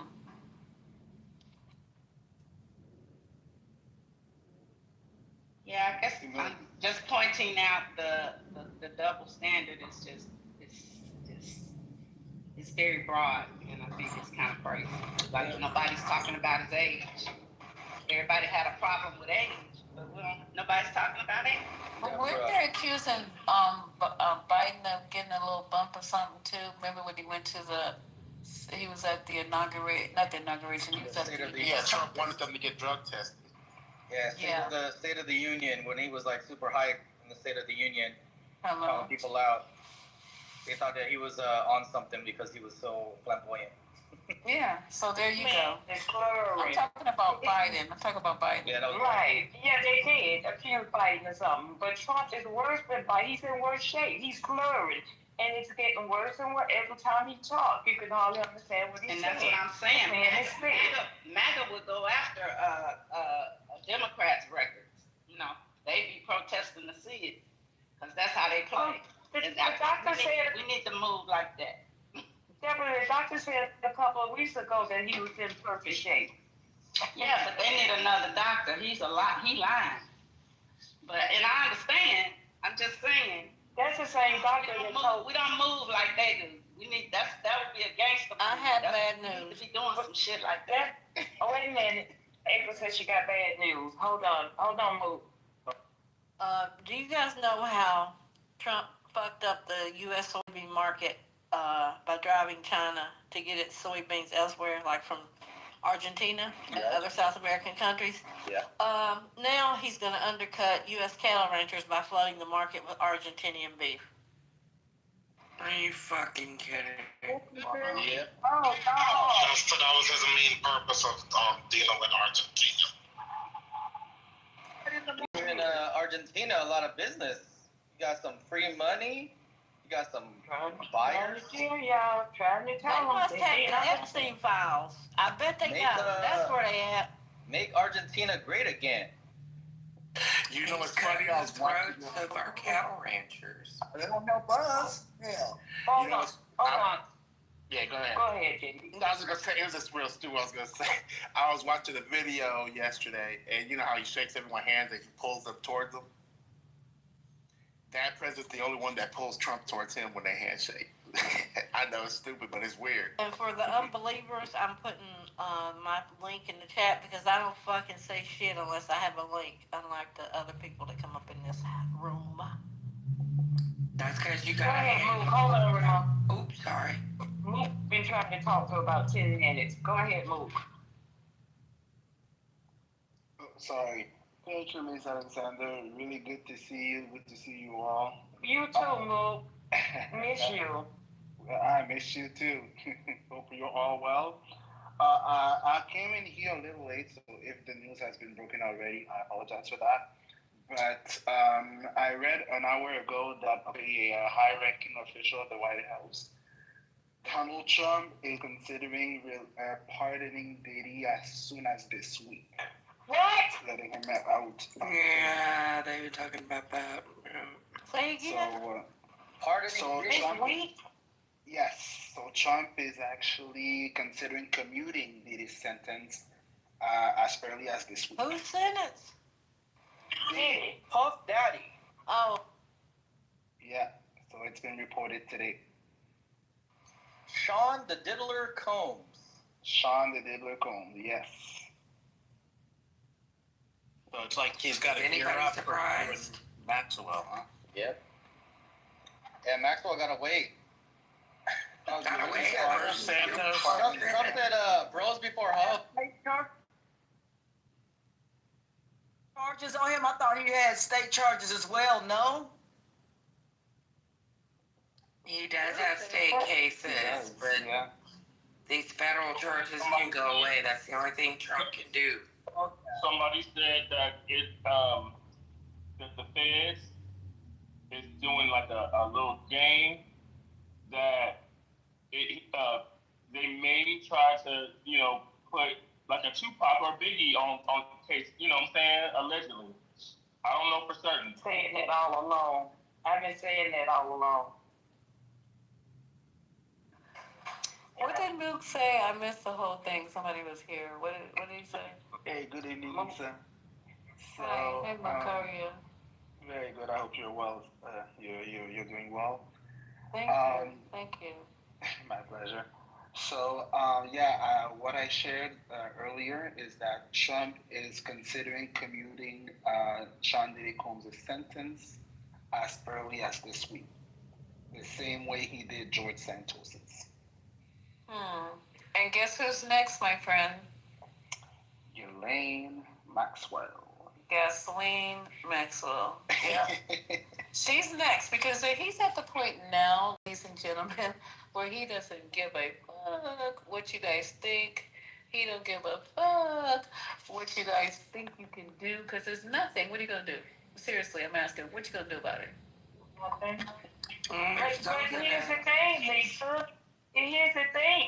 It's not making sense. It's not making sense at all. If you say there's nothing in the Epstein, then why is she in prison? If you say there's nothing in the file, what is she being held for? They got Doesn't matter. That's why he's king. You don't have to explain nothing to y'all peasants. They got him let go.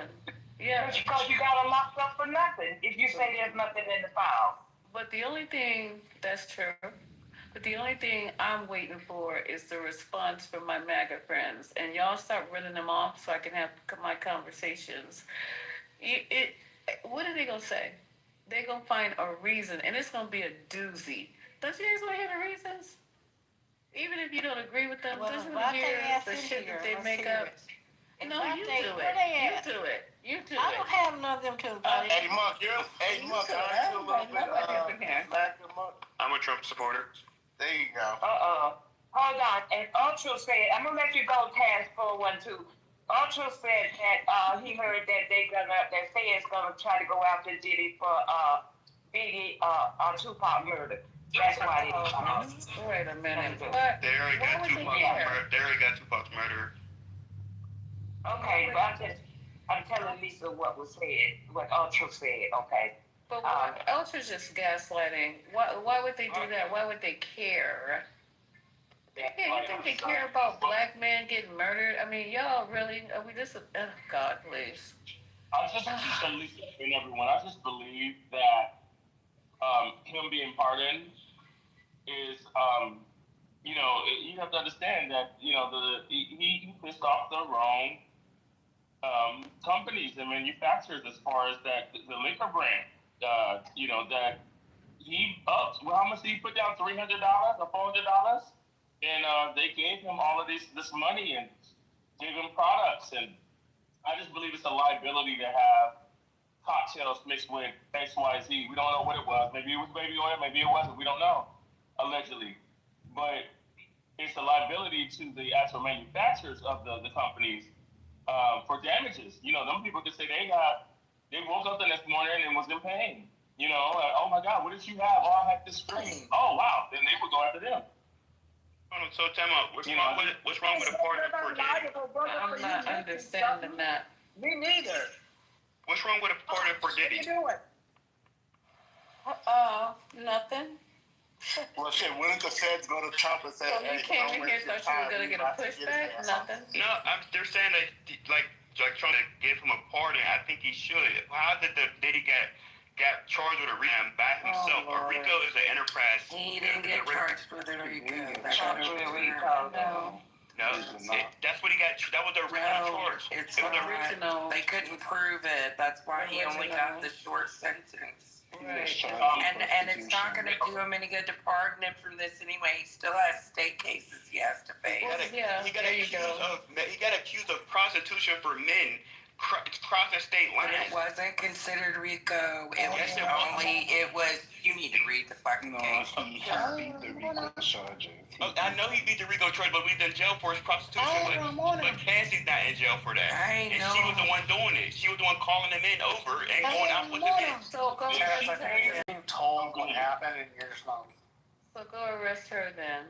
Put her in jail. At this point, I don't give a fuck. You know what I mean? Because these are rich people's problems. You ain't got your food stamps, and you worried about what Puppy doing. They ain't giving me no money, so I don't give a fuck what they do. Well, you don't have your health care.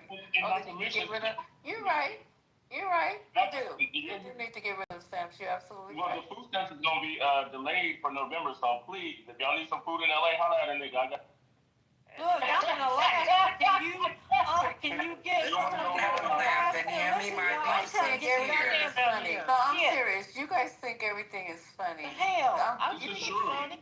You gonna see. You gonna I see. need him to come through Vegas. I I need him to come through Vegas that first week and hit me up with some Cash App or something so I can eat. I got you, Mama. You're gonna have to, because business is the shits right now in Vegas, Ma.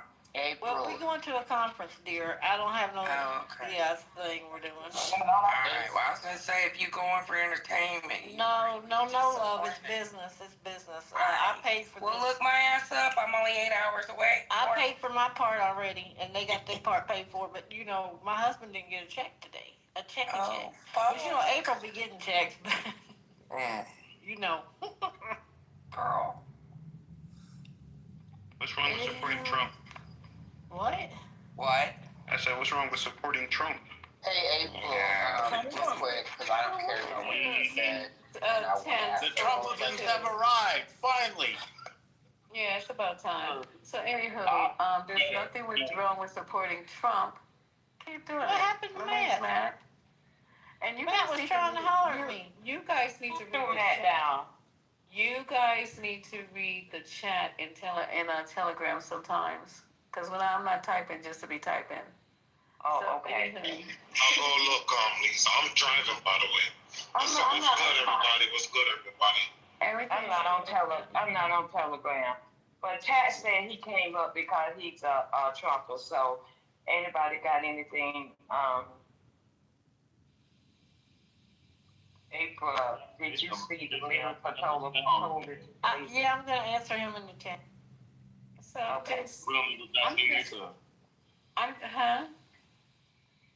just concerned that everybody's taking everything as a joke right now because the wheels really haven't touched down. And if you need to get rid of SNAP and you need to get rid of all this stuff that this young man was talking about, I say let's do it and see who comes out floating on top like cream. I don't have a problem. I don't have a problem with it. I'm the most sympathetic person in the world, but I know for a 100% fact that I will be okay. But the people that you're stepping on and finding glee in doing it, I hope none of them is connected to you in any kind of way. With health care, food stamps, Social Security, Obamacare, education, and also trying to get grants to go to school, because I know you guys are just highly educated. You got all these master's degree and PhDs and doctorates and stuff, which is the same thing. But MDs is what I meant. So let's just see how this all plays out. You're so sarcastic. You're so sure of yourself. Let's see where everybody lands. Don't forget about the farmers going bankrupt. The farmers going bankrupt right now. Ask them what it feels like. What's wrong with supporting Trump? Go ask a farmer. Bro, the farmers screwed themselves. Now they want subsidies. Hey, and something. Well, they're going to get the subsidies because we need to produce our own damn food as a national. How they screw themselves by trusting Trump? Yeah, they did screw themselves by trusting Trump. That's exactly what happened. April, that's right. Miss Lisa, though, here's the thing, though, it will affect you because when all these people are not spending their SNAP benefits at groceries, these grocery stores are going to be hurting, and so they're going to drive their prices up. It will hurt you. No, I'll still be okay. I mean, I'm just not trying to say anything. I'm just saying, even now, I don't like spending $100 for 3-4 pieces of meat at Costco. I don't like it. I don't like that one steak at Whole Foods is $29. I don't like it. A pound. But what am I? But what if it was more than that per pound, like 3-4 times that? Okay, 100. We're gonna be vegetarians. Lisa, do you know what happened to me this morning? I went by not my Costco. See, you got Costco. Circle K, right, to get my ice. And this man come up to me with 3 packs of meat, T-bone steaks. He said, you can have these all for $30. I'm like, Are you out your fucking mind, bro? $30 for a 3-pack of tea. Now you know this man stole that shit straight up out the store. You should have grabbed those. I ain't taking no food from nobody. You might have glugged or something. Hell no, you know me. What are you doing? Support the family. Wait till next Thanksgiving or this Thanksgiving when nobody got food stamps. See what happens. It wasn't a black man, love. It was a homeless white guy. It wasn't no black guy. Support that white man. Do y'all think if Trump cuts off all the government assistance, it will incentivize people like men and women to stay together versus breaking up? It will incentivize them to go get jobs that don't exist right now. Wait a minute, is this for real? Was that a real question? Most of the people on food stamps are already You guys, pause. Let this man get his point out because I want to see where he's Yeah, going. let him get that point out. So what if he's making it? Because right now, the people who are on that government assistance, they can only make a minimum of, I can't remember how much money it is annually in order to qualify for it. But if he takes that away, that either means you got to get up off your ass and go get a job because you can't rely on the government, or that means whoever you have a child with, you're getting the government benefits from the first place where you have to stay with them in order to subsidize one household with 2 incomes versus thinking, oh, I can leave this man because government will help me out and I don't have to work out. So it's a woman who left. I can leave this man. Wait, it's a woman who left, right, Tats? Y'all gonna get Well, all the people that sitting on their ass. You guys cannot be fucking over. Who asked me is it the woman who left? I did, Tats. Lisa, have you ever been dumped, Lisa? No. Yeah, so that means women leave men. My point exactly. No, but the point, have I ever been done? But the point of it is, as far as like breaking up relationships, I don't want to tell you my whole relationship history. Because if I did, you would understand. So, you know what I'm saying? You would understand it would make sense, but I'm not going to share that on this stage. Yeah, I understand that. I don't need you to do that, but most women leave men. It's actually statistically proven that women leave men at a higher rate. Why? We're not on that right now. Yeah, I was gonna say, let's address that. Tats, hold on, Jeremy. God, Jesus. Can y'all just let me finish Tats? Yeah, and then I'll land real quick. No, I'll land real quick because I see where Tats is going. Tats, you know what? Have you been in a relationship where it's hard to make it? Why do people break up? What's the number one reason that infidelity, financial number one. No, financial number 2, and then third is irreconcilable. Somebody look that up because I swear it's right next. Infidelity is first, then financial is 2, you got the answers about this. And then irreconcilable difference is number 3. Okay, let me go look it up. Anybody know? Yes, I think we got an incel alert on the stage. I think so too. Dr. April. Okay, you guys got it. I'm gonna. I thought you was going to look something up or telling us to. No, I'm good. I only have like one bar. So I thought you was finished talking. I'm sorry. No, you so don't have to infidelity is you guys got it. I mean, because I was gonna look it up, but you're right. This conversation might be going someplace that we might not want to be. But you know, Tats. I'm just gonna Google it for my own info. But nice having you on stage. Well, you're welcome back anytime. Turn in your pink ticket, Tats, and join us. Join the symposium. I don't even call it a house because it's just join the symposium. You're welcome. Yes, ma'am. Because Tats don't understand that people on food stamps have to work so many hours now. I don't know when the last time he got food stamps, but they have to work. They do work. So I don't know where you live, but they do work. Yeah, they have to work requirement at 80 hours a week, 80 hours a month. Exactly. Most people who on food stamps work full time. Thank you very fucking much.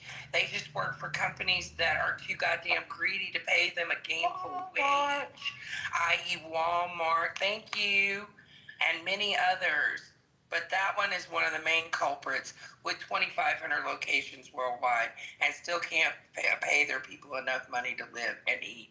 And they work their ass off. I know because I worked there for 7.5 years. I go on mute. But Ramona, not all states like that, because I know in Atlanta and also in Boston, they have what they call it's a program that the social service will have where they place people on jobs. I know people that have been placed to work at the courthouse, okay, and they got paid over $19 an hour, sitting there doing paperwork. So they do pay good, and they had to work so many hours a week. Not everybody go to Walmart, other little minimum paying job, So some jobs Yeah, pay but if good, they're making that kind of money, they are on food stamps. my point is that they are on food stamps. They have to work so many hours. I'm going to look it up to what they call it in Atlanta. Because I know this girl that did it. And after so many months, she became permanent on the job. But he making it seem like people just don't work at all. Like people have to depend on people dependent on food stamps. And when people talk like that, Cass might not be on food stamps. But I'm quite sure he knows somebody, it might not even be his immediate family. But he's not going to understand. None of these people is going to understand until it hit home. You understand? So I never said people receive government assistance doesn't work at all. What I'm saying is it's a maximum and minimum amount how much you can work and how much money you can make to qualify for it. So if they say that, let's just say lower class, which is close to poverty, is $30,000 a year, but they won't allow you to make $30,000 because you apply for government assistance. That'll keep you at poverty state, and you can get a job that'll pay you more than $30,000 a year, and it'll make you enough money. If you make 40, I think 40 to 50,000 is middle or lower class. So if you're making that much money, and then you get a partner who also makes that much money, you don't need government assistance. The problem is when you try to do it by yourself, yes, you're going to struggle. We need each other, so why not get rid of the thing that's helping separate us, which is government assistance, because women, for a long time, and no offense, for a long time, they felt like it was okay to separate from the black man because they got government assistance and they didn't really need the man in the household. But now what Trump is doing is he's strengthening the family dynamic, which is you can't do this by yourself, and he's bringing back the middle class being stronger by putting tariffs on it and getting rid of a lot of illegal immigrants. So if he strengthens the family dynamic, they got rid of the man. Are you sure that was the reason they got rid of the man? Who's the man? You said women got rid of the man so that they could get food stamps. I'm not saying that's the reason, but it definitely was. It helped. The fact that they say this all the time. In the black community, the black woman divorced the black man and married the government, and that's why, for the most part, at one point, women. And you believe that? Why is y'all like that? You believe that bullshit? Why are y'all like this? He has a script. He has to complete his script. Can I say one thing? So when we talk about all the races of women, there's a reason why in a black demographic, only black women say, I'm a strong, independent black woman. And you ask them what they're independent of. So we have a right to say it. That's fine, but do you know there's more white women on food stamps than black women? Nowadays there are. And that doesn't... I don't care what day. This day it was too. No, but they make up, understand that white people make up 73% of the population in America, where we only make up 13%, so that, yes, they should be on it more than us. There's more of them than there are of us. I'm seriously done right now. I'm really done. Fucking bullshit. I'm not even going to ask him why he liked Trump. It's apparent. I want us to be better as people, and the first thing we need to do is prioritize family dynamic. If he makes it the black woman don't make them better. And you don't cut people off at the knees. Taking it away makes you have to stay with your partner. You think make sure you stay with your take it away to make sure they stay with their partner. What the hell did he just say? Alexander, listen. It's me and Alexander talking right now. It's some men who can't get a woman or keep a woman, and they don't want to tell you that you're the reason that they can't get one nor keep one.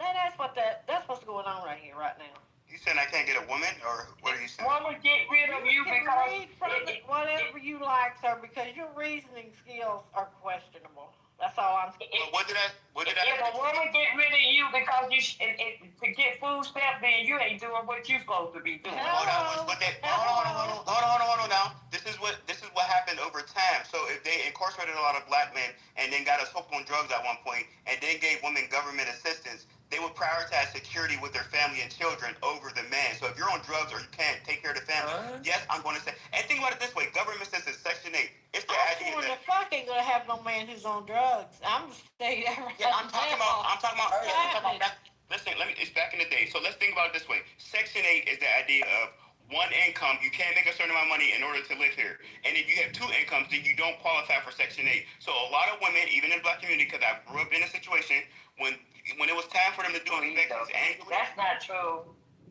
Well, yes. That's not true. That's not true. Hold on, which part's not true? That's not true. The stipulations for Section 8 that you recite. That's right. It's a certain, you can't make over a certain amount of money to. No, you said you had to be by yourself. No, that's right. Two incomes will overqualify for it. So that's why you only be one person. No.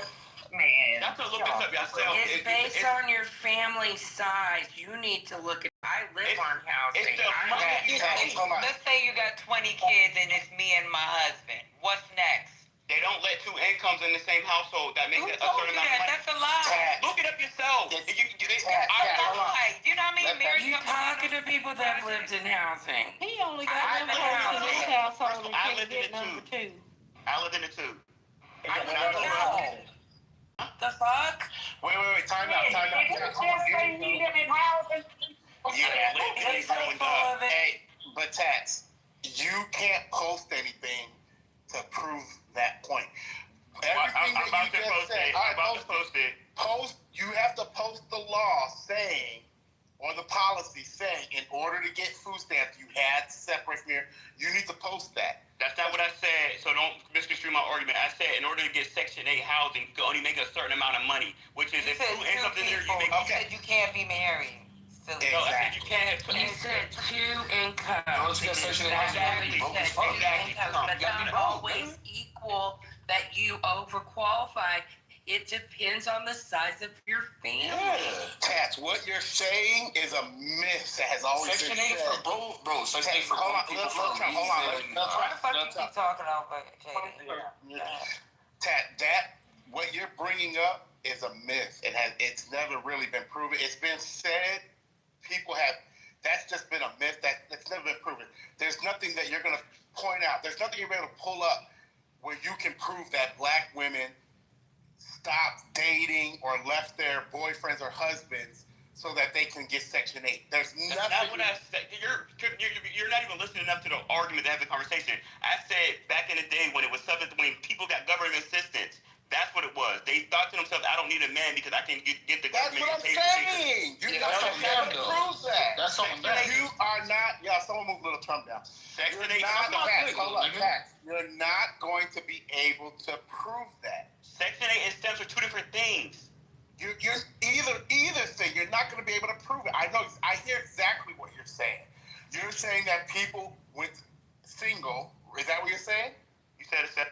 People became single, so women became single. Is that what you're saying? No, that's not what I said. All right, say it again. I said the idea that the black woman divorced the black man and married the government. They prioritize their security, which is a household and food stamps. No. Am I in the Twilight Zone? No. They'll still deal with a man. They'll still entertain a man. But No. Okay, so you're saying women kick the man out of the house, right? For that reason. It played a part in it. Okay, prove that. That's a myth. It's a myth. So tell me. Let me ask him this. You said you live in Section 8, right? Mm-hmm. Now, most of the majority of people that live in Section 8 also get food stamps. You get stamps, right? I said I lived there when I was a kid. I'm a grown adult now. No food stamps or Section 8. No. Don't talk like that to her. You crazy? Yo, bro, you live in Section 8, ATE. You ate everything in the cupboard, you fat bitch. She's asking about your childhood, bro. Come on. You can tell us or not. She thinks I live there now. No, you live in Section 8, like I said, ate everything. When I was a kid. Well, you did live in Section 8 as a child. How would you know about this for Section 8 as a child?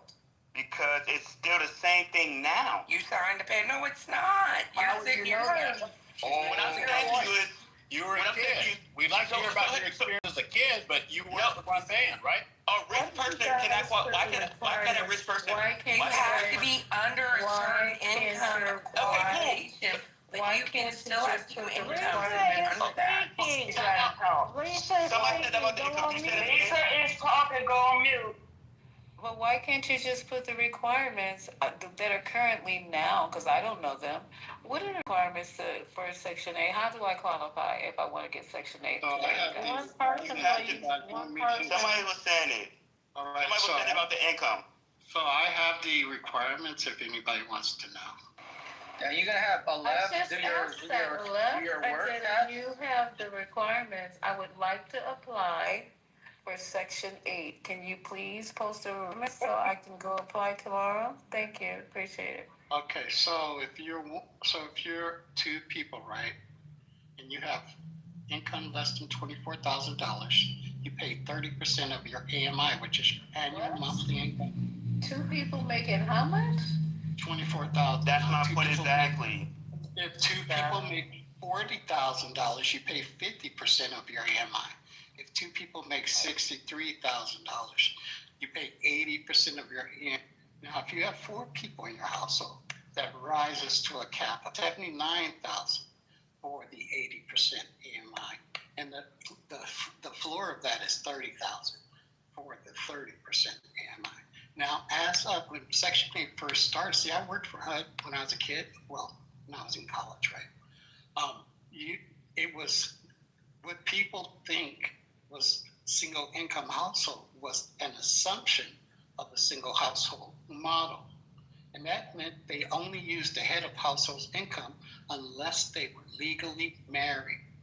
That's why people misconstrued the rules and regulations for HUD. Is that not the point though? The fact that 2 people, what job? 2 people. What job?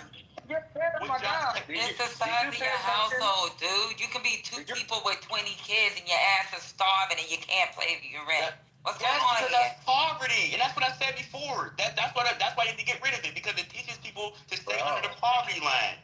Did you pay attention to what you can make 60,000? Did you hear him say you can make 60,000?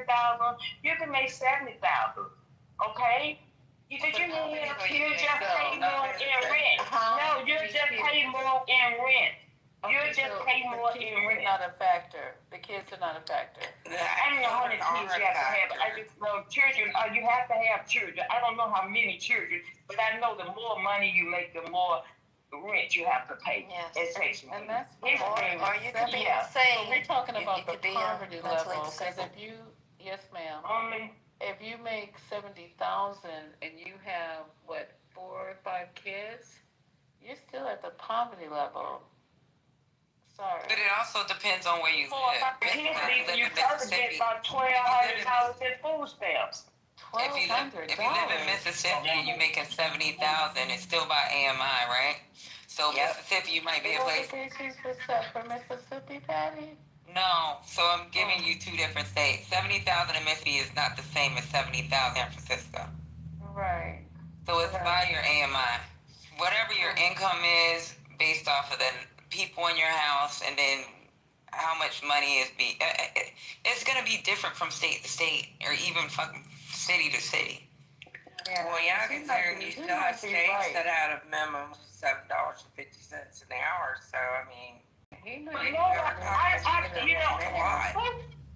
pays $7? You know, the state of Georgia's minimum wage is $7. No, that's the minimum wage, but there's no job in Georgia that pays $7. Now, I just moved from Atlanta, Stone Mountain. There's no job that pays $7. That's the minimum wage. Just because it states that's what the minimum wage is, does not necessarily mean that's the job paid. Didn't you just hear talk about they get $15 an hour as minimum wage in Atlanta?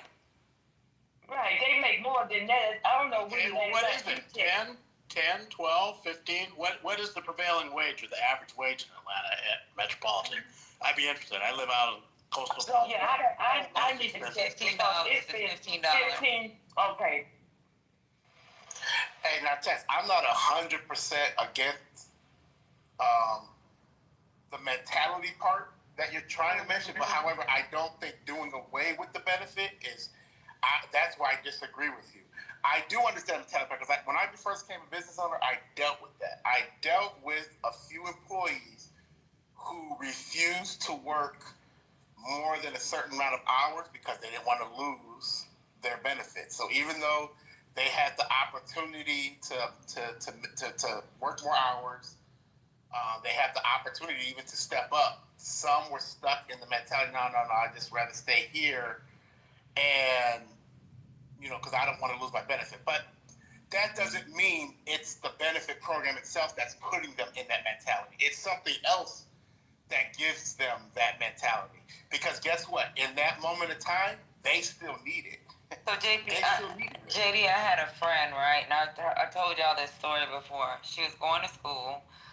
She had her whatever certificate you got, where she would she'd work at nursing homes or whatever. She was going to college. She was living off of Section 8, and she has a kid. What ended up happening, as you make more money, her rent was going up. So it still kept her in a block. When she was getting ready to graduate from school, she was already working. She was already working at a hospital, right, cleaning. They wanted to move her into another position because they knew she was getting ready to graduate, and she was already working at the hospital. The problem was she could not do it. So that's where it's really sad, because she was like, I can't do it. If I do it, my rent's gonna go up. I may fall off of Section 8. I still gotta take care of my kid. Like, the only thing that was her saving grace is having a friend that said, hey, you can stay with me for a year. Or she had to depend on a friend, a homegirl. Patty, that's what I had too. His thing was, I fully understand what you and JD saying, but that's not what he said. He said that women was destroying their home, like women was getting rid of their men and rather be married to the government. That's what he said. He wasn't talking about sacrifices. He wasn't what he was saying. He wasn't talking about making sacrifices. Hey, Ted, I'm getting. All them little girls want to get married. I'm getting rid of a man if I'm living in house. Listen here, you making $70,000. Well, they definitely don't encourage get off of benefits. Listen, I had an employee working for me, and I would love if she had been full time, but I gave all my ladies who worked for me. Look, I ain't no pimp.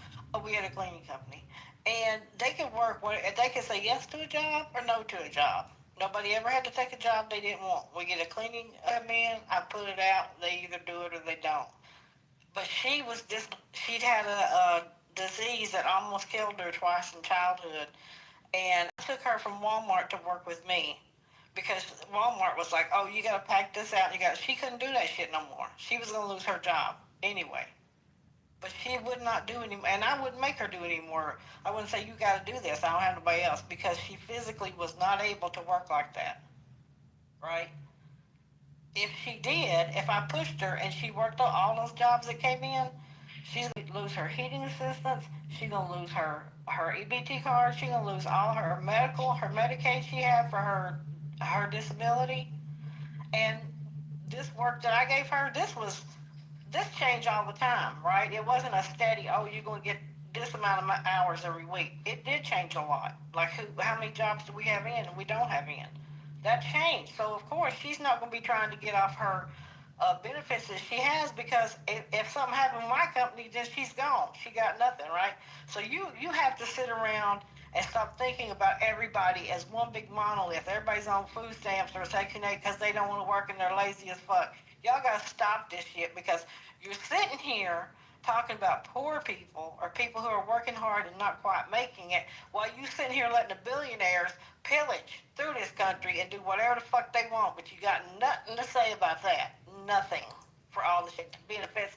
They get government welfare with their contracts and shit. Get the fuck out of here. Ding! I'd also like to add that they don't exactly encourage you to get off of benefits either, because this year I ran into a situation where I get a cost of living adjustment for my disability because I'm blind, so I get Social Security disability. I earn my credits. And I also have a job. And so I currently make exactly $300 a month too much to qualify for Medicaid. Now, when I had Medicaid, it paid my premiums only for my Medicare, which helped me because that's $185 a month. So I ended up making $300 a month too much, and so they dropped me off Medicaid. And instead of taking out my Medicare immediately from my check, they waited 3 fucking months. So I went through June with a check that was $600 that I had to try to squeeze through June to get to July because I had to get back on track. And you know what they said when I called Medicaid to find out when I needed to start paying my premiums myself? She goes, why don't you just lessen your hours at work so you're still Medicaid eligible? I'm like, what the fuck? Aren't you happy I'm not on benefits? I mean, what is this bullshit? You know, I'm sitting here trying to figure out how I'm going to, She thought she was doing you a solid. because I'm doing better. I'm happy not to be on Medicaid anymore. Do you know what a pain in the ass it is to fill out that paperwork every 6 months to tell them every goddamn thing about you but your underwear size? And then there also is the fact that I have to stay under a certain amount of income, because if I don't, I'll lose a third of my income, because they give 0 fucks. If I go $1 over, they'll take my whole check and my Medicare. That's a third of my income. That's why people won't go farther than what they're allowed. It's that cliff. There are people that are 1 to 2 paychecks away from disaster at all times. That does not make them lazy. It does not make them abnormal or subnormal or subpar. It means that they're in a spot where they can't get out of, and it's not always their fault. They are working. It's like being on a fucking hamster wheel, and every time you get a little bit better, they knock you back down. It's like I've been crawling out of this hole since 2001. I raised my daughter by myself. No, I didn't kick his fucking ass out. He left, thank you, while I was pregnant. So we don't always get rid of our men. We can't keep them at the house because they don't want to be responsible. So you mean before you start blaming women for breaking up the family unit, you might want to look in the mirror a minute. So here's the thing. I think the idea, there are some people who definitely need government assistance and SNAP and all the stuff that the government was providing. But can we also agree that there are a large amount of people who take advantage of the system for people who actually need it? And if we were talking about that, how will you vet for that? If there's people who actually need it, like you said, they've already done that, sir. I can tell you, right? I'm going to interrupt you just to tell you that no, we can't agree. We can't agree on that point because they've already done that work to see who's cheating the system. That's already been done. They haven't. I know they haven't. They have. Some of my sisters who are capable of working. That's your sisters then. Then your sisters so that means that means nothing because they're cheating the system. I think what April is saying is that. No, wait a minute, Marshall. Wait. Why are your sisters cheating the system? What's going on? Because it's a loophole in the system. I'd rather them get up off their ass and go work for what the money got. Wait a minute, Lisa. Let me ask this man this question. Why are your sisters cheating the system? What's going on? Because it's a system that's allowed. No, they're not doing it because it's allowed. What is their situation? If y'all don't let me get this question out, See how it feels to get interrupted? I have to. So why is it when a black person don't agree with another black person, he got No, I'm not a black person, love. I'm not a black person. No, I'm talking about the dudes that. I'm talking about the dudes that come. And what you talking about? I want to hear about your sisters. I want to hear about the sisters. Me too. Let's talk about They take advantage of the system that's provided for them. Why? Who wouldn't? You said they're cheating the system, bro. Just mean he's taking advantage of it. I told you. I'm not. I don't receive government assistance at all. But your parents did, obviously. When I was a kid, Right, only. I don't know who you are, but you got to go. No, only can say. So I get Listen, kicked out. only have to stop coming off mic then. Only. Can you You hear were me? talking to me and they're talking over me. Oh, I'm No, sorry. I'm not talking about you, Tabs. I'm talking about this person that keep coming off mic. I apologize. Talking on you. Yeah, not you, this You're only next, person. only. You're in the only. Only don't want to only just keep coming off the mic and making funny sounds. All right. Go ahead, Tabs. I'm just saying I'm just saying, just like Trump admitted to taking care of the tax cut that Hillary Clinton was for her donors and stuff like that. He said, I know the system's rigged because I take advantage of the same system, and she won't change it because her donors and the people that she supports are also taking from it. So we understand it as a system that people are taking advantage of it because it's there and it's allowed to. There needs to be a better vetting system for people who. I think I know what's going on here. His sisters is able to get EBT cards and he is not. I don't care about that. I make enough money where I don't. I'm a sophisticated grown man. You went from getting rid of it to now it needs to be vetted better. So my thing is you just don't like program. I mean, I honestly don't believe the thing with your sisters. I think you're making that up as just trying to give us a story. No, but first, like I said, first you said it needs to go, and now you're saying it needs to be vetted. So which? Yeah. I think it needs to go for the people who takes advantage of the system. There are people who need it, but if they can't. So you don't think it should go because it messes with people's mentality, like you said earlier. So now you think it should go because people are taking advantage of it. Yes, like I said before, there are people who can actually work and they rather not work the hour they need to. Like people who are physically capable of working and they rather not do it because they'll go. But that wasn't your argument earlier. Your argument earlier was that it was making black women. That's not what I said. That's not what I said. I said that happened in the 60s. That was a big part of the 60s when government system was given to black women. Oh, so if they're doing that now, it's because they're taking advantage, not because it's a man. Oh, okay. So you know, got it. You know, in these Norwegian countries, they have the strongest fucking social net programs.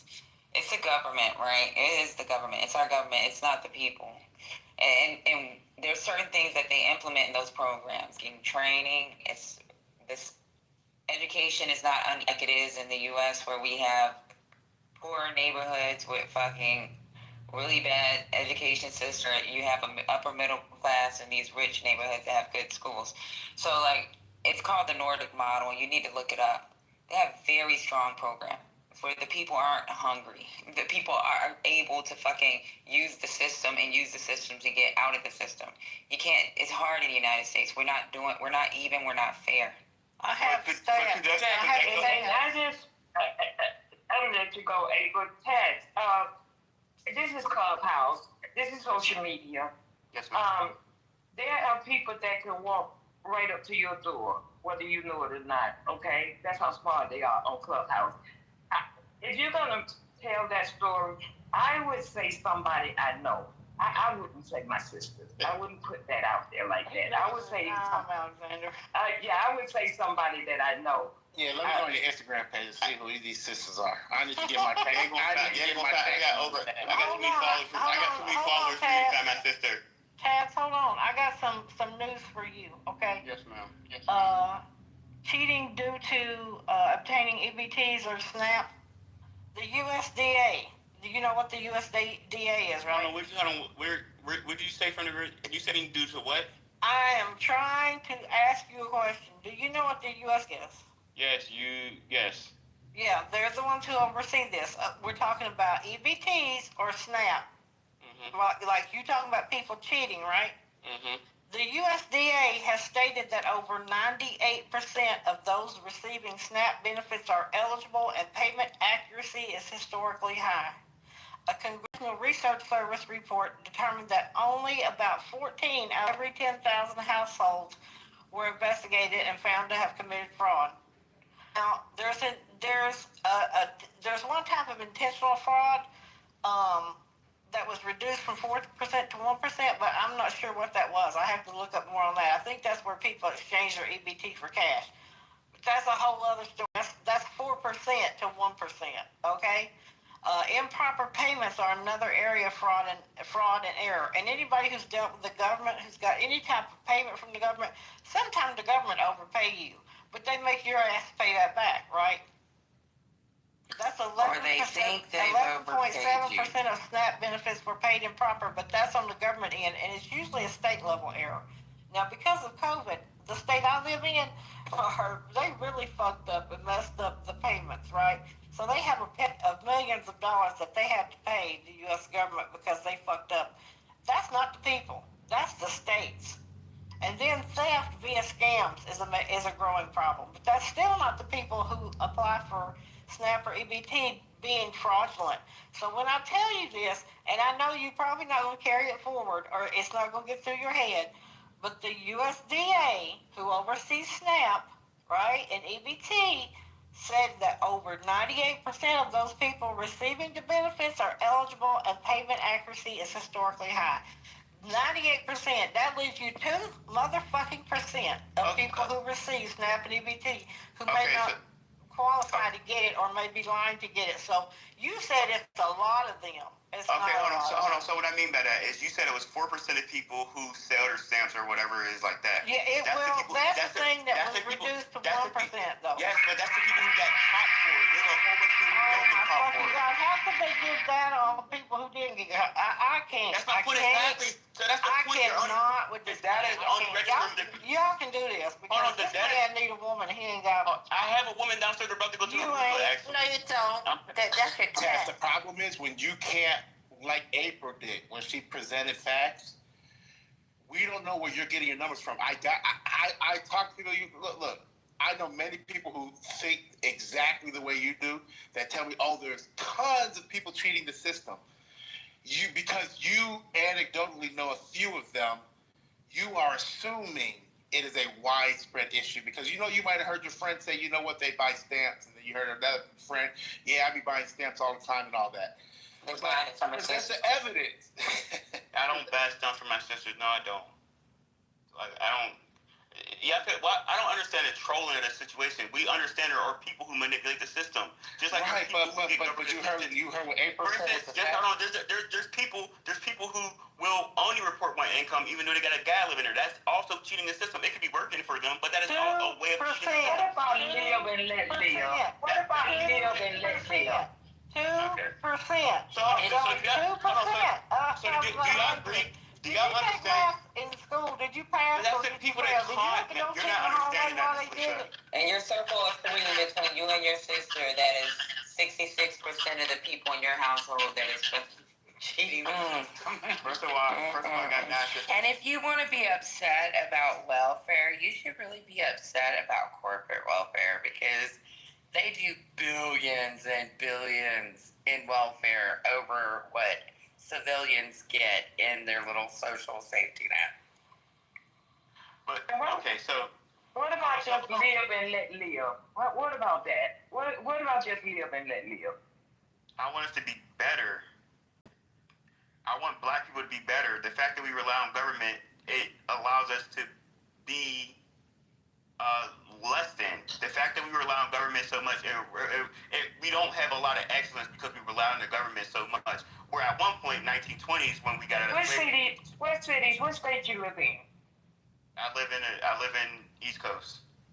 Cause where I come from, we got black excellence in Atlanta. Yeah, that's fine, but there's also a lot of people who aren't doing black excellence, like Memphis, like it's always Detroit. A lot. There's never a oh yes, in Memphis too. It's a minority. Do you understand that only 8% of Americans, 8% of black Americans make 7 figures? But here's the issue.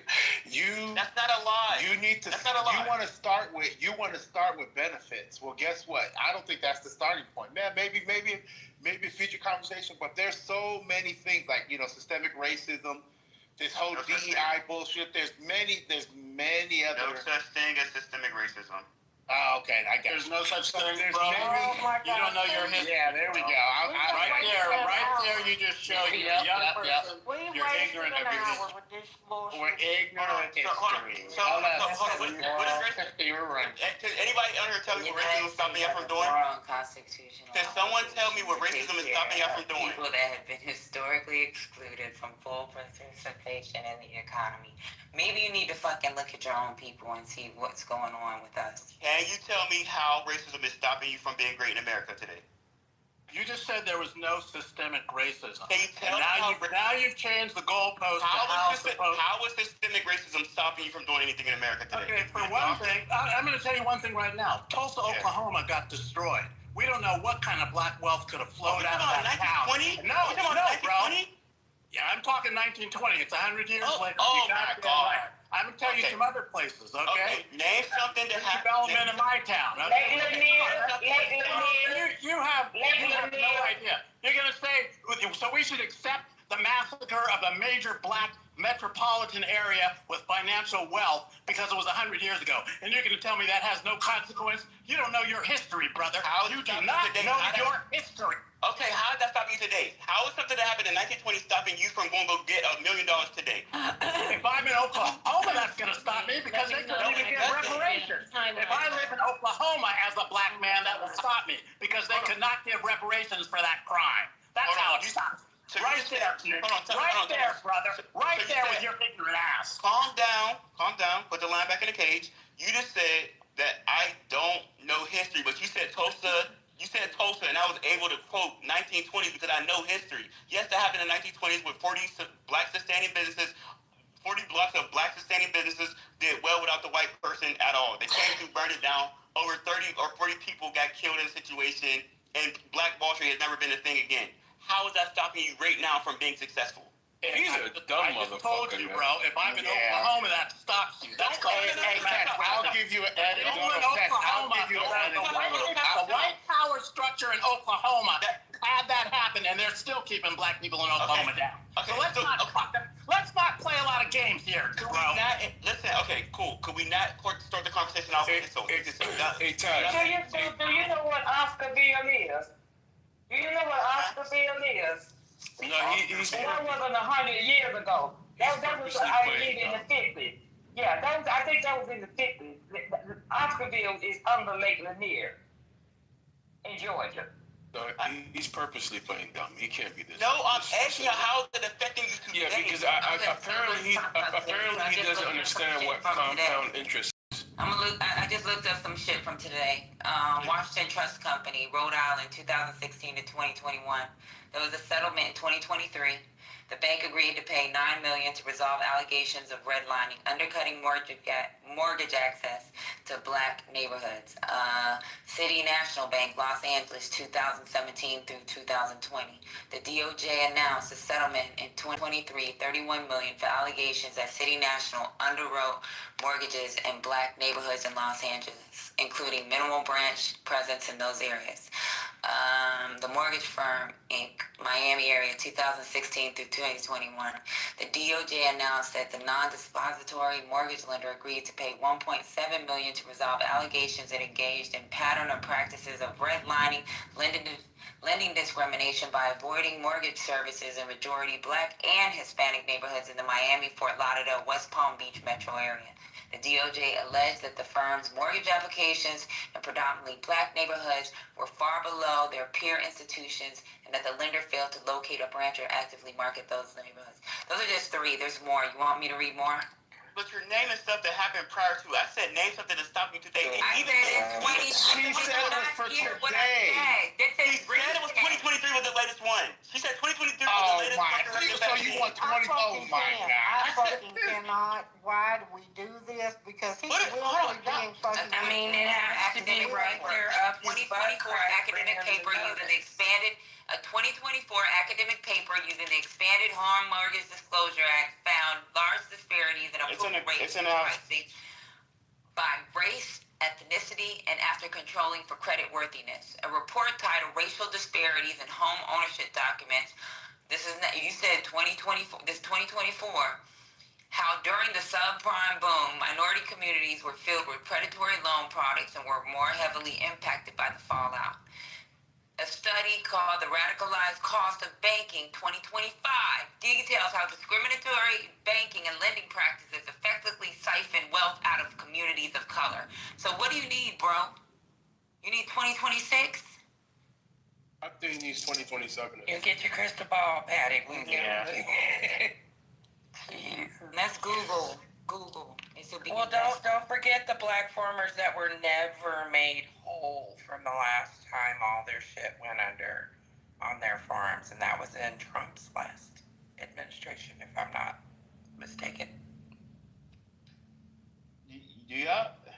Social safety nets work. The problem is we don't have other things that need to be implemented so that people can get out of these situations. It works. They show, that's what, they call it the Nordic model. You need to look it up. A lot of those people that go into those programs, Either they get out or their children get out. They get good education.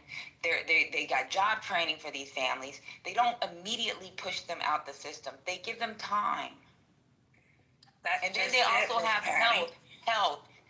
Do you know that in these Norwegian countries, a lot of these countries where they've actually legalized, where you can do any type of drug, they have fucking nurse case managers visit these homes. They even So if you got mental health issues, if you got like, we don't have that in our community. The problem is, Patty, is that what we have here is not what they have, because they have a social safety net. We have a social dragnet.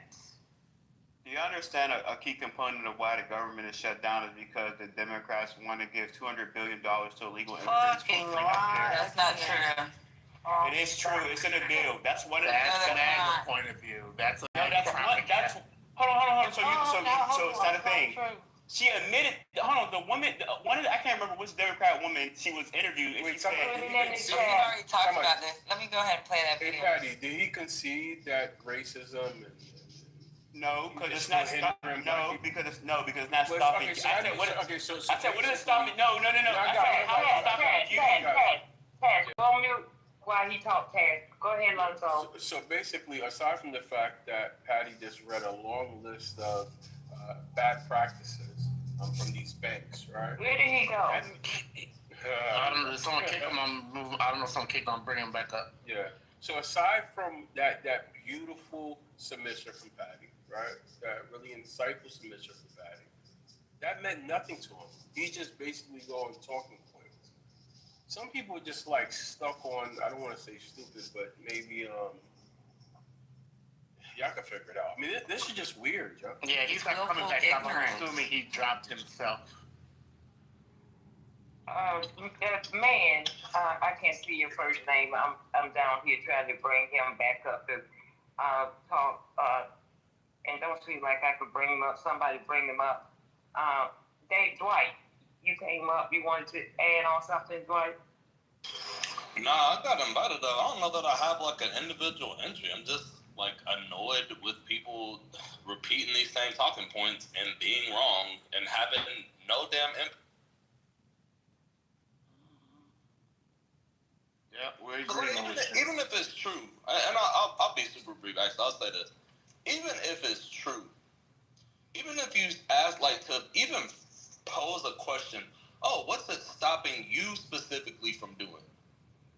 Like, so what you're saying is, I don't care who this hurts, as long as it doesn't hurt me.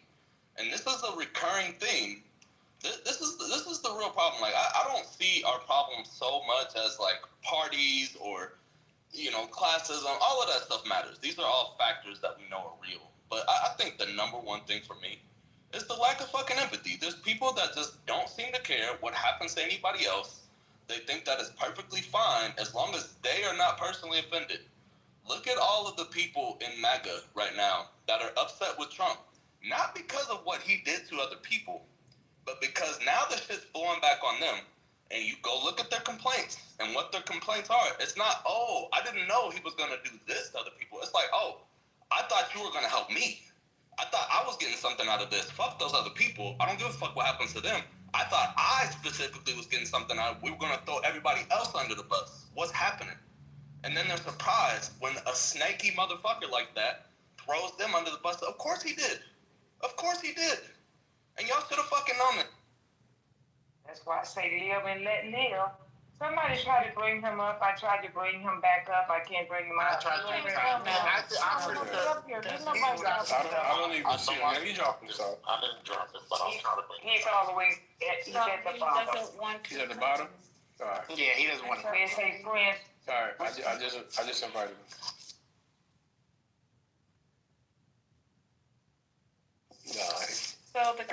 I guess he failed. He basically tried to do that thing that some Republicans do when they know they can't stand on a strong argument. So they kind of, filibuster or drop themselves to the goo or, resort to calling people crazy names. Lonzo, he flew too close. I invited him up too, Alexander. He flew too close to the wings. Well, Well, he had a Well, I couple want of him to hear the points. video since he thinks he knows about Republicans and that you know how they keep thinking that we're holding it up for illegals. Well, I mean, he had a couple of points that I'd agree with, but his argument in totality was just flawed. So You know what's crazy is you can tell he's mad without even talking about politics. We were really talking about benefits and stuff, but that's what I say. A lot of these people, you wonder, like, were they brainwashed and did they feed into the propaganda? And I thought that at one point. Man, all these but people. that's why they voted for Trump, JP. No, I don't think they got into propaganda. I just think they vote for Trump because they are like him. Because a lot of times you talk to these people, they issues outside of politics, their mentalities are, it's still MAGA. And you have conversations that has nothing to do with politics. And it's just, their mentalities is just, damn, they're MAGA. They always side with white supremacy. They always side with, I'm not going to use a less term, but these weird talking points. It's you can just tell. I think it's a manosphere. Like black men are watching black women get educated. They're seeing us get these jobs. That's a problem for a lot of them right now. Yeah, that is true. And it's not only black women, women as a whole. So if you look at the numbers, all women, it just happened to be that black women, by percentage of our existence in the United States, we just happen to have a larger group that are actually graduating with our bachelor's degree. But women as a whole, if you look at the number as women and not break it down by black, white, Puerto Rican, Asian, whatever, women as a whole are getting it. They're the ones that's actually getting these degrees out here. Men are being left behind. Women are getting jobs. But we make more money than y'all. We're getting jobs that they didn't. We're better than y'all. We've always been better than y'all. Yeah, you are better than us. There you go, Bertrand. You are. It seems like you have the highest. Sorry. No offense. Sorry, go ahead, ma'am. I'm sorry. There's nothing to argue. You No, you got it. Whoever was talking, you guys got it. I was just gonna say, it seems like these people that we have such a hard time understanding live in like this like middle twilight zone where they don't have white privilege, but they have enough privilege in their life where they don't have empathy for people who are less fortunate. They don't understand it. And it has to be right there on their doorstep. It has to really be affecting them directly in their face, like a face plant in the face with a fucking metal chair, for them to understand that it's affecting all of us. And so I just call that the twilights. You know, you can't get through to them. It's like do-do-do-do-do. It's just this opaque cloud of nothingness. And every once in a while, they'll pop out with a talking point. But that's all it's really worth. Early, Ramona. I think they be jealous. Yeah, it's early. Give it, you know, it's early. He's just getting started. It's not going to, and that's what people fail to think about. It's not going to just affect the Democrats. This is going to affect everybody. They think they're going door to door asking people, are you a Democrat, are you a Republican, before he do this shit? This shit is going to affect everybody. And then you'll see, there'll be different rooms on Clubhouse. But Republicans are big on, what do you call it, capitalism. We're going to be all right. We're going to see if y'all really want this shutdown or not. Wait, okay, I'm after you. I'm after you, Dr. Trump. Whenever you get done, let me know. Doctor? Oh, most of them are doctors, but go ahead. That was funny. Just in case, to cover it. You know, but it's no fault of ours that we are in school. See, it takes effort to get what Black women are doing. We can't do it sitting at home watching Ricky doesn't come on. Watching what is her name? Why you do that? I forgot. Whatever shows are on. There's an effort. Yeah, there's an effort that it takes. And most of these women who are going back for these higher degrees have children, right? And it takes an effort to be able to go to work in the daytime because you can't even afford not to work. Something, because you still have to qualify for the quote unquote food stamps that we're all on, then to raise the kid and go to college at night. It takes an effort. And because black men don't have that drive anymore, where it went, I don't know. It's the woman who's doing it. And I said this a million times. It is the black women that are holding up the black community in every possible way: emotional, financial, social, educational, every freaking possible way. We're carrying them on our backs. And it gets to be a little bit tired. Then they want to complain. You know what I'm saying? You're not taking care of the kids. You're not helping with the homework. And I'm not, and then when I say you, please don't, because you know what I mean. And I don't mean everyone, because there's statistics showing that black men are actually involved. Where those statistics came from, I love them, but involved in raising their children, involved in that. But I'm just saying, as a majority, that's not happening. Because I am at the PTO meetings, I'm at the PTA meetings, I'm at the schoolyard, I'm helping with doing the tutoring for math and science. I'm walking, I don't see y'all. And I've been doing this for a while. So it's not like, I'm saying this out of some shit that I just started maybe a year or two ago. I'm talking about for over a decade. I don't see you guys. So where are you? Complaining. They don't highlight the fathers, though. They highlight the rappers. That's the problem. They highlight the superstars. You know what I'm saying? You gotta highlight the guys that are really doing it, because there's a lot of guys. And I'm Dominican. I'm Dominican, so I'm gonna stick up. I ain't black, but I'm Dominican. I know black, but I'm gonna stick up for the black man. Okay, well, you can stick up for the black man. They need all the help they can get as far as like getting those numbers up. But why are you making it a bad thing that black women are sacrificing, got their backs bent over because you're heavy, to do the work? No, seriously, Trevor. At this point, I'm just. Everyone should know by now that yes, that's true. That's been said on this line. I'm glad to hear a Republican. Now let's talk about what you said.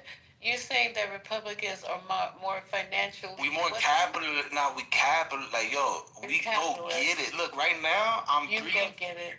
Well, I'm not even gonna talk about me. So why has I'm talking about in general. In general, right? Like. So he's saying he don't go get it. But why has the Democratic president had to fix the economy behind a Republican? So you had Reagan. After Reagan came Clinton. Clinton had to fix the economy. Then came Bush. Then guess who had to fix the economy? Obama. Then came fucking Donald Trump, adding trillions of dollars to the economy. And guess who had to come behind it to fucking reinvest back into the economy? Biden. Talk about it. So then now, what's going on now? We got We got another Republican. What's going on with the job? The country reestablished itself. What happened in July? No, so even real estate investors, right? Because Cindy Stumpo had to fucking admit this shit. She said the most fucking money she makes is under a fucking Democrat president. You know why? Because they always want to build these fucking cheaper homes. And when they build those cheaper homes, and it's not her, it's her friends, because she said she makes these multi-million-dollar homes. But all her friends make money. You know why? Because there's all these fucking tax abatements. There's these fucking write-offs they get. Because fucking Democrats want to fucking build homes for people that can't afford them. And what happens when they can't afford them? People make money under, the fucking farmers make money under fucking Democrats. But this was all built off of capitalists. You don't get this formation of a country without that. Because this is a capitalist society. Whether you're a Democrat or you're a fucking Republican. This wasn't built on communist views. Nobody is just giving away cash. Democrats and Republicans are not socialists. Okay? It was aiming towards that. No, you know what? They wanted to censor us. Oh my God. Didn't they censor everybody on IG? You're a big loud mouth ass. Nah, I'm not being loud. I could be quiet. But check this out. It's a fact that they censored us on IG. They censored us on Facebook. Be quiet, little. Exactly. Now you trying to censor me. You see? That's how they do. That's communists right there. You just be on stages just talking. Communist people want to kill people for what they say. That's communism. This is crazy. Ain't nobody trying to kill you. You're getting... What you saying? Right. Stop. Yeah, because I don't have the influence, but if I did, you try to shoot me, right? Sir, you crazy now. You talking about that Charlie Kirk shit. Didn't nobody kill him for what he had to say? It's not just him. It was Kennedy. They killed him. Wackadoodle whacked him. Some white wackadoodle Kennedy was not whacked him. And Kennedy, yeah, but listen to what he said. They killed him for his... deficit. When we have Republican leaders, we lead in a deficit every damn time. The poor people don't know how to make money. That's not. That's what it is. We come in and balance it. You're not understanding. If we didn't come in and balance it, we would be bucked like. We would have been in 5 wars right now if y'all would have been in power. No, that's even worse than being in the deficit. Why? Guess who puts the most money in the Department of Defense? You know why? You know why? Wait. Do you know why we ended up with the wars that we've been in the last couple of years? Who puts the most money? Republicans. It was a Wolfowitz. Republicans put most money into defense. It was a Wolfowitz. It was a Donald Rumsfeld that came from the fucking Reagan era and came to Bush. You need to have money in the defense. It's the United States. We're the biggest military in the world for a reason. We get the most. Anybody want to fuck with us and we step on them. That's what we do. Understand that. You don't even know what it looks like. Guess what Obama did? Doing that. That's what we're great at. Did during his presidency? He tried to decrease the size of the military. He pulled half of the troops out of Afghanistan. Guess what happened with Biden? He did the final. Yeah. So like, yeah, but he did it. He did it, and everybody laughed at him because he did it. He did it the wrong way. That's why everybody laughed at him. What happened? Laughed at him. There was no. It was laughing at the United States because of that. And what happened after that? Russia went into Ukraine, and what happened after that? China started using their navy, right? You remember that? No. That's what happened because they lost respect for the United States. So Putin's like, nah, I'm doing this. I got 3 years left with Biden. I'm doing this. Listen, there are people in here that are in the military, and were in the military at that time. And Kamala was lying while there was military. A plan that was put in place during the Obama administration, and if it had not been rushed the way he was, and things didn't go cockeyed, then nobody would be sitting here blaming him for it being a mess. But the fact is, it was a plan, and it got messed up, and it was not Joe Biden's fault. It was Joe Biden's fault. No. He's the commander-in-chief. When you're president, you're the commander-in-chief. Okay. Well, come on, man. It's like you know what? I'm glad that this don't reflect the that war started. Everybody thinks that war started then. What you fail to realize, the annexation of Crimea was a while ago. They were attacking within Ukraine even during that time. That's why, remember under the Trump administration when he tried to hold back funding from Ukraine, Zelensky, and tried to bribe him to fucking make up a goddamn story, and Zelensky wouldn't do it. And we still had to release the money because Congress said they need to release that fund because it's already appropriated. Remember that? There was money still being Ukraine. You know why? Because there was an internal war going on between Russia and Ukraine. It was large scale as it is now because what they decided to do was continue to move forward. So stop. That would have never happened under Trump. Guaranteed. Dude, under Trump, Ukraine would have been given away. Guess what Trump said today? Give yourself away. He said, give them the Donbas region. He said, give them Crimea. Do you know what the Eastern Bloc is responsible for? You understand what they're trying to take away from fucking Ukraine? If they take that part of Ukraine, that is a major port. On top of that, they've already saying give them the Black Sea, which is Crimea. That'll be a second major port. If you take away the Eastern Bloc of fucking Ukraine, Russia will have the fucking ends on the whole entire Europe. Because number one, energy comes from there. Number two, when you talk about Middle East and the breadbasket, you got the breadbasket going to the Middle East, Africa, and Europe nations. So I will tell you this. If that happens, it's going to be hell for a lot of people, to include us.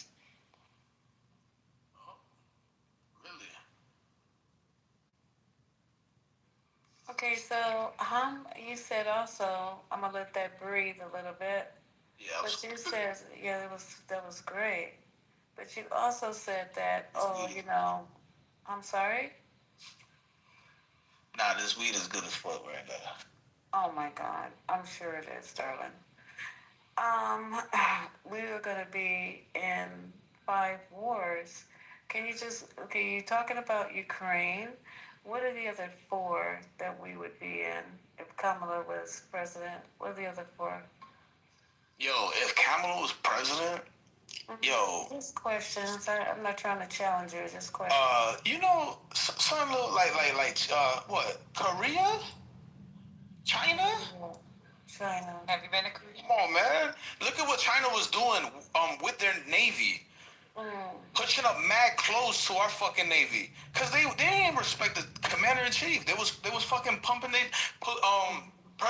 they puffing their chests out. Patty. When did they push up to? Oh, dude, Jesus. You don't remember the submarines? You remember that when they was pushing up on the navy and shit? And they was getting too close, and we had to warn them. We had to warn them. When was this? I'll pull it up right now. You're talking about Taiwan. What are you talking about? I'll pull it up right now. So this is the thing, right? You ever heard of the one China policy? He's trying to pull it up from his ass. So we try not to recognize Taiwan as a freaking separate nation, but in a way, the United States still does. We don't congratulate them when they win the president, when they have a new president. But in a way, we fucking do, because we depend on them for a lot of shit. Remember back in the days, made in Taiwan? Taiwan is important for our fucking economy, but we still have to recognize the one China policy. What China does is they fucking roam around the fucking China Sea, South China Sea. They try to fucking play these games with fucking Philippines and play these goddamn games with fucking Taiwan. They do it to scare us, or not to scare us, to keep us at bay. That's it. They not gonna do nothing. Yeah, they better not. I will tell you this, that last meeting that they had this summer, where India fucking showed up and they ain't show up in 10 years. Now there's a fucking alliance. And you know why? It's because of Trump and his big fucking mouth. He done pissed the fucking he done pissed them off, and they done went and showed up. And now that they showed up, who's our allies? Because our allies, we ain't showing up for them. It's gonna be a We don't straight think we mess. need any. We don't think we need any. You done went and disrespected Australia. You know Australia is one of the only countries that purchase so much shit from the United States. Yep. We don't buy shit from them except fucking Uggs. That's what the fuck we buy from them. Shit, we buy kangaroo meat. We don't even buy Vegemite from them. Come on. Look at the trade difference between. Look at the trade. Hold up, Lisa, are you playing the video? Lisa? Lisa. Okay, go ahead, guys. Go ahead. She didn't know she was on mute. Go ahead. But yeah, yo, Trump is doing his thing. He's doing his thing, and we're suffering for it. Is he likable? Listen. No. The people the same people that were suffering under Biden. The same people. He's not likable. He's been protested in damn near every country. So what were we suffering from? Inflation. There was too much money on the fucking economy. You know why prices went up? Too much money on the economy. That means there was too many jobs. People were making money. So interest rates couldn't go down. Right. So I go to my store and everything is locked the fuck up because of the stupid ass policies put in by Democrats, right? And now you're a fucking criminal, and you can go and now you could go and steal, right? You could steal, and you got a fucking hassle with the fucking bum who just stole what, $800 worth of merchandise from Walgreens? Now my deodorant is locked up because of this bum. Well, that's their business. That's what they might That's not be their able to business. use. That's their crazy. livelihood. They gonna lock this shit up. With Democrats, dude. Really? Yeah, because a Republican will pass that bill, right? Will pass those laws. Look at New York. Look at what happened with immigration. Lock up your fucking deodorant. That's people trying to fucking not lose money. You say Republicans ain't. But why do they have to lock it up? They just now start locking this shit up. And listen here, honey. Yes, they did. Anything, That was all under Biden. Anything that's happening, that's a lie. Anything It's not a lie because I work in New York and I noticed the difference. You could notice the difference. Every administration, you could tell. Listen. In New York all your life, then you know they've always had bullets. No, they never had that. They only have it in the bad neighborhoods. They only have it in bad neighborhoods. Windows at every Bulletproof fucking glass in the bodega. chicken spot. What is wrong with you? Bulletproof What part glass of New in York the you live chicken in? spot. The DR part? The one where you didn't have to fear. The one where you didn't have to fear that your neighbor was gonna go and steal from you. Bulletproof windows over there. Your bodega. And in what neighborhoods? You never used to see that downtown. Now you live in downtown. Stop playing. What part of New York you live in that you don't see bulletproof windows in front of the in every goddamn bodega? What part of New York you live in where every single part of the bodega was bulletproof? It wasn't in Washington Heights, I'll tell you that. I'm talking about the part that protects the people. In downtown, you never used to see that shit. Now you see it in downtown. Uptown, I understand. There's more people uptown. What's the problem with it? It's for safety reasons. What's the problem? That's what I don't understand. The problem is the loose policies protect criminals, right? Where to the point now they don't even have to post bail. I don't know. That's encouraging crime. What the fuck? Do you know there has always been... Nah, ain't no always. You used to have to post bail before. No, not for every crime. That's a lie. Not for every crime. There's plenty of crimes that people didn't have to post bail for. Oh, really? Okay? Really? Yes, really. Why everybody start? So why it became an actual issue in New York in the past 2 years? So what Trump is talking about something in New York where they have the no cash. Yeah, the no cash bail. But because there was a lot of poor people that were homeless people that were committing crime, right? Yeah.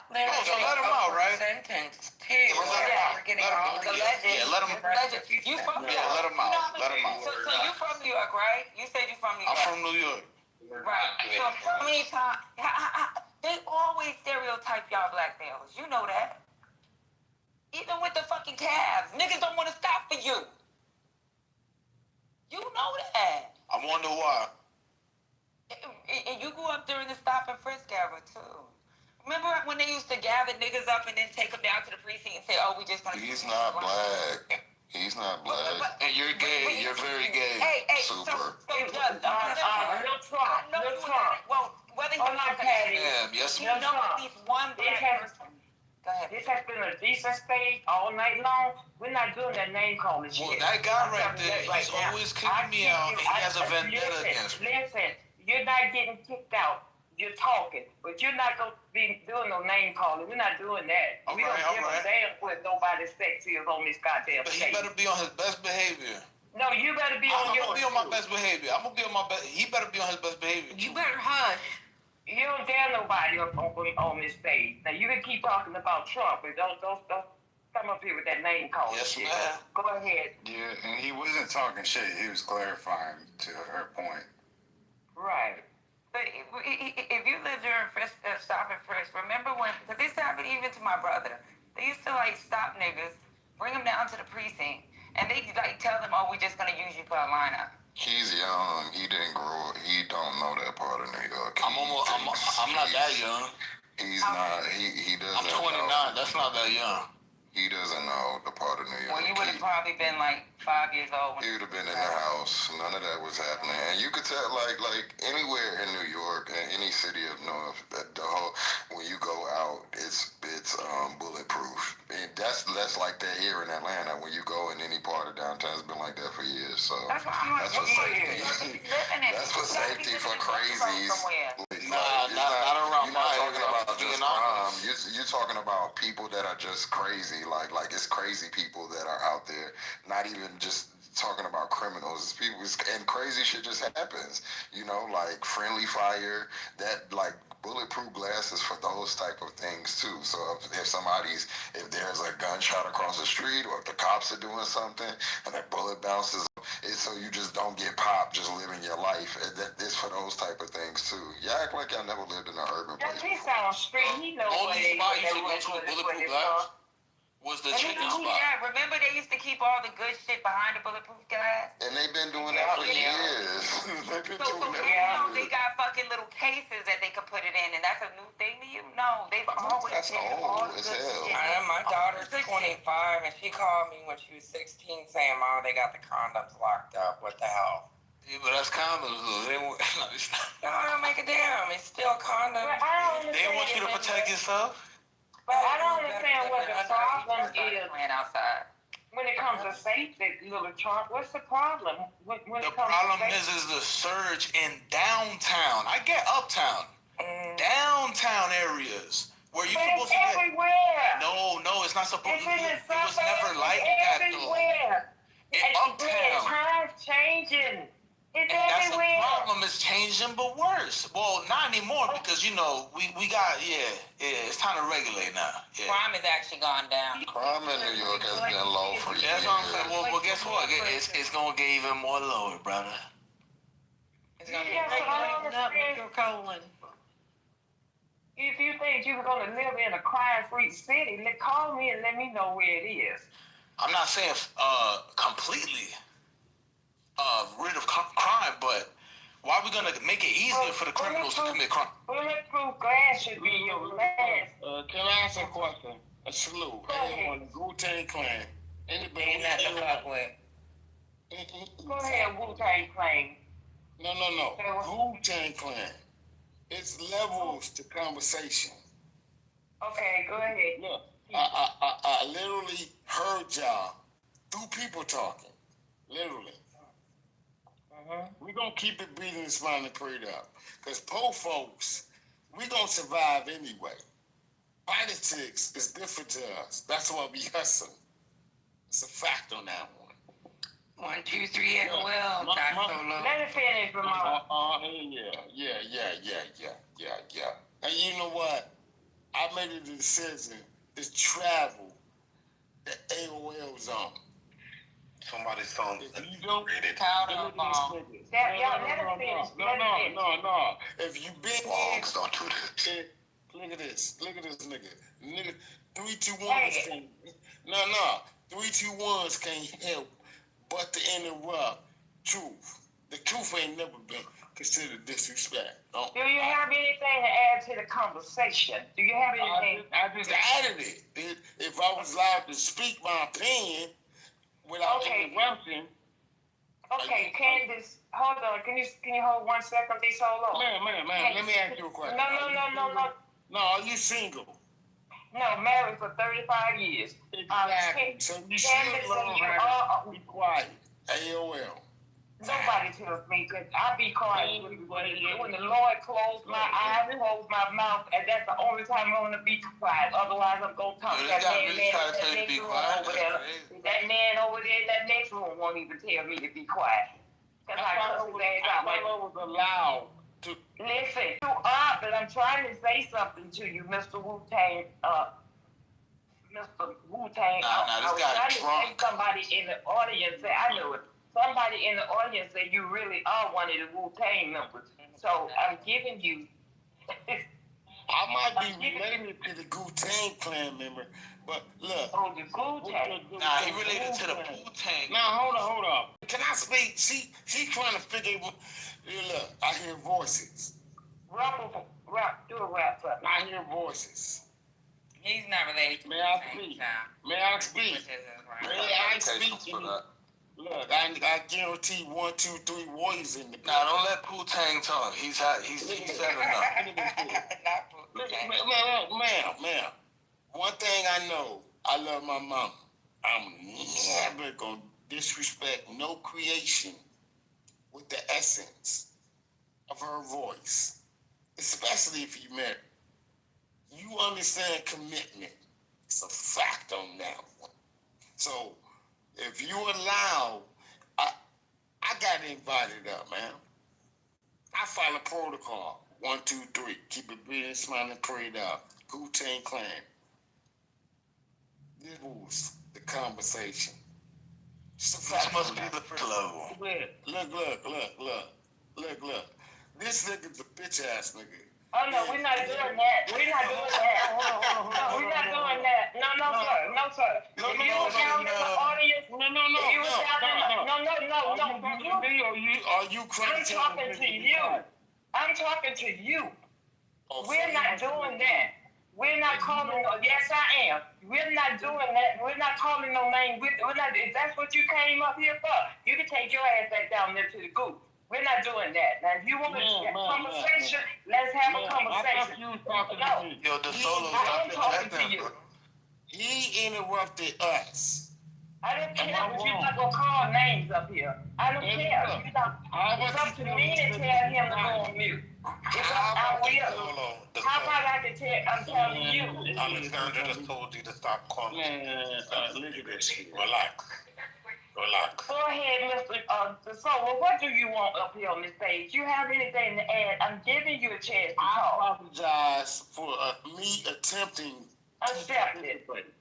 Accept it. Go ahead. Go ahead, man. No, we want to hear what you got to say. No. Evidently, look. You checking me for a nigga interrupting us. That's crazy. No, I'm checking you for the name calling. I'm checking you for the name calling. That's what I'm checking you for. I'd rather be funny than be disrespectful. Laugh to make the world go round. Yeah, that's why I was checking you. We're not doing the name calling. Not Monday. Name calling. Tuesday night is name calling night. No, man. Okay, can you go ahead, sir, and go ahead and say You trolling. Y'all kidding me? Y'all go ahead. I'm opening you up. I'm gonna respect the stage. My intentions was respect and trying to join the conversation and participate. Okay. Y'all go ahead. If you allow a nigga, show some respect. First of all, you said hold on. hold on. Hold on.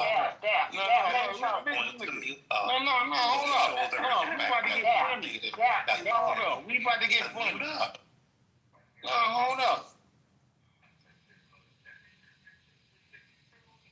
Listen, AOL, all the listening. Wu-Tang Clan. We everywhere.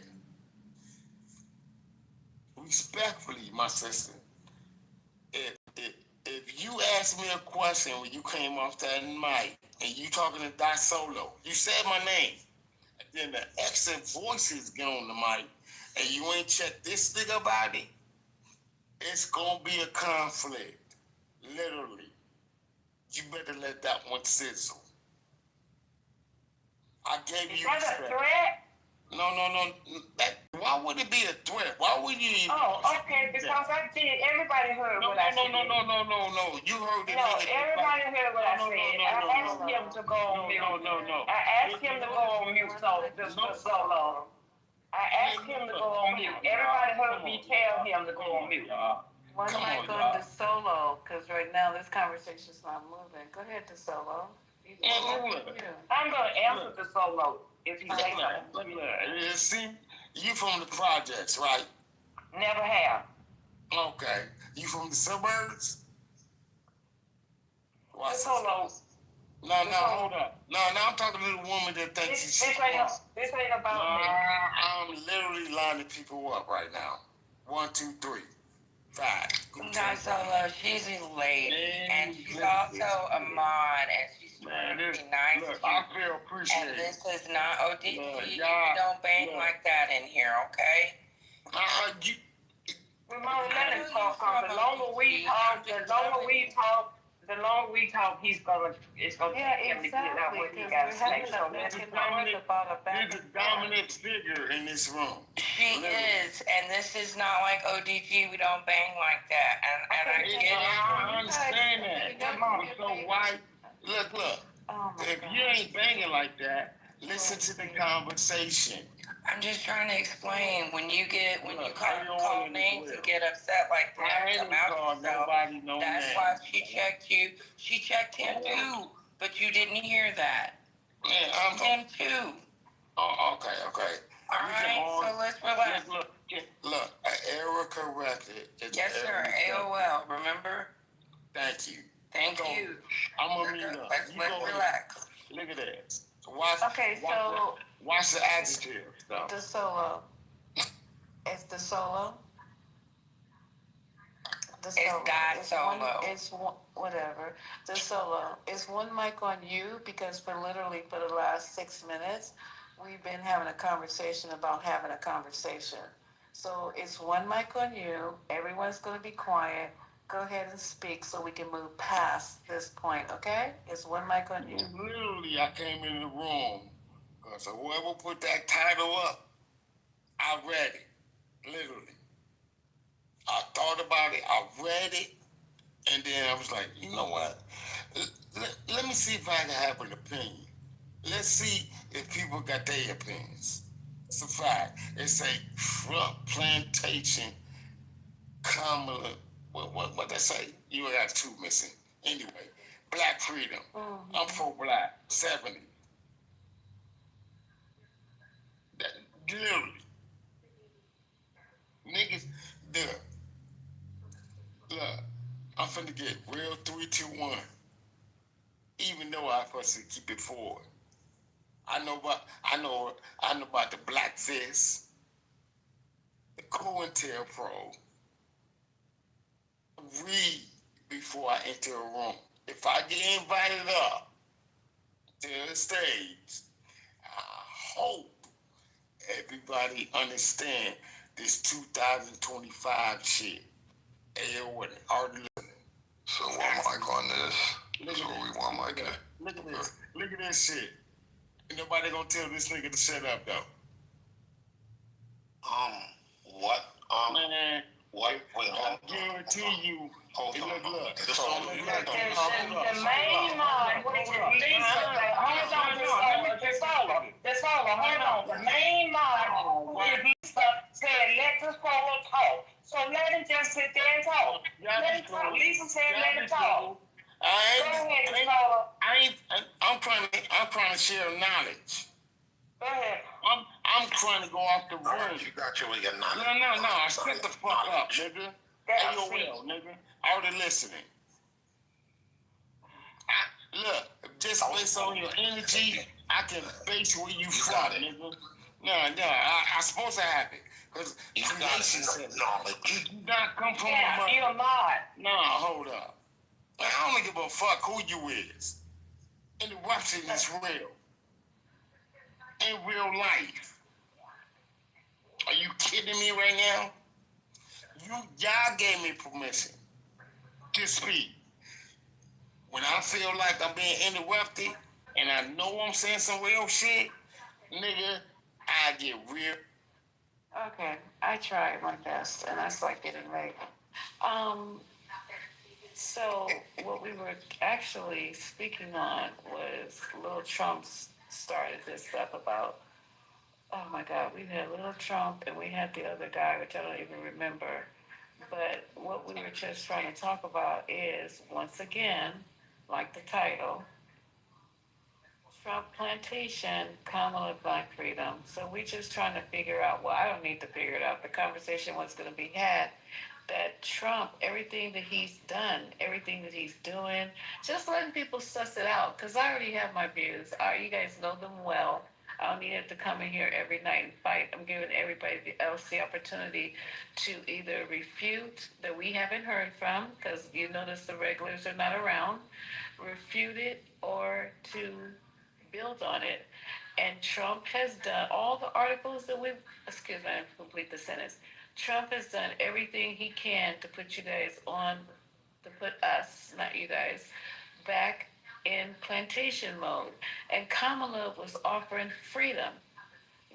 The title has evolved. There was something before that I don't even remember. But she was offering freedom. So Marshall was in here. We're trying to talk to him about, he said something about Kamala was going to offer us stuff from going backwards. That's how this conversation started, going backwards. And I posed a question to him, Marshall, how was Kamala's policies going to take us backwards as opposed to Trump? Literally. And so here we are. Every time we try to have these conversations, here we are, right? We never get to a finite back and forth. It always evolves into something else. There's some kind of way we got on HUD, And then another way we got on food stamps. Then we started talking about black men, as far as black women being more educated. It's just, this is how these conversations go. And I don't know what DeSolo was trying to offer, but I gave him the opportunity to offer it. And then look, it went nowhere. So the bottom line is, and factualness of this whole conversation is that every day we wake up to some more bullshit with Trump. We are definitely going back on the plantation. We listened earlier how if this voting act, if it goes to the Supreme Court, we're going back to what did I said 1825, and somebody corrected me. Whatever the year, you listen to Clay Kane tell you about it. He broke it down. That's why I played him, because he's the expert on it. And Reese Colbert, that if this passes, we have less rights than we did after surgery if this makes it through the Supreme Court. That's how this conversation started. It was an intellectual conversation, and it devolves into this, because I don't care which side you on, you got to be able to make the argument, right? You got to be able to support your argument, and here we are. So does anybody want to add to this conversation that we're trying to have? That's all I want to do. Is it's getting really, really late, and this is what I was trying to do. I think Marshall, when he was talking about that, that's why I brought up the presidential. I put that in the chat when he was talking about. Mm-hmm. He was talking about what was it? The proposals that she had in those 98 pages. Those proposals existed. So it was Biden's proposals. These were Biden's proposals, and that's why. Yeah, you're right, Patty. Why? How did she come up with so quickly? You said it. You're absolutely right. And that's why I put in the chat. That's why I put in the chat, and I said, if you do the Google search, or not Google search, if you do Control F and you put it on your computer, put 25,000 Biden. You put 6,000 Biden. 3,600 Biden. The 30 million, the homes that were supposed to be built, Biden. Those were all, but that was joint. That was joint because she was a vice president. Those were things that were not able to be passed under his administration, and she's going to try to pull them forward towards hers. Yeah, and that's exactly all. I think that. So when Mark was explaining it, that's why I said that's what he means by going backwards. Like she should have went ahead and just fought and said, "This is what we were trying to do. We could never get it done. I'm going to make it happen." Yeah, and it might have been, and I'm not a what do they call it, a strategist or none of that. But I think it might have been how they were trying to frame her.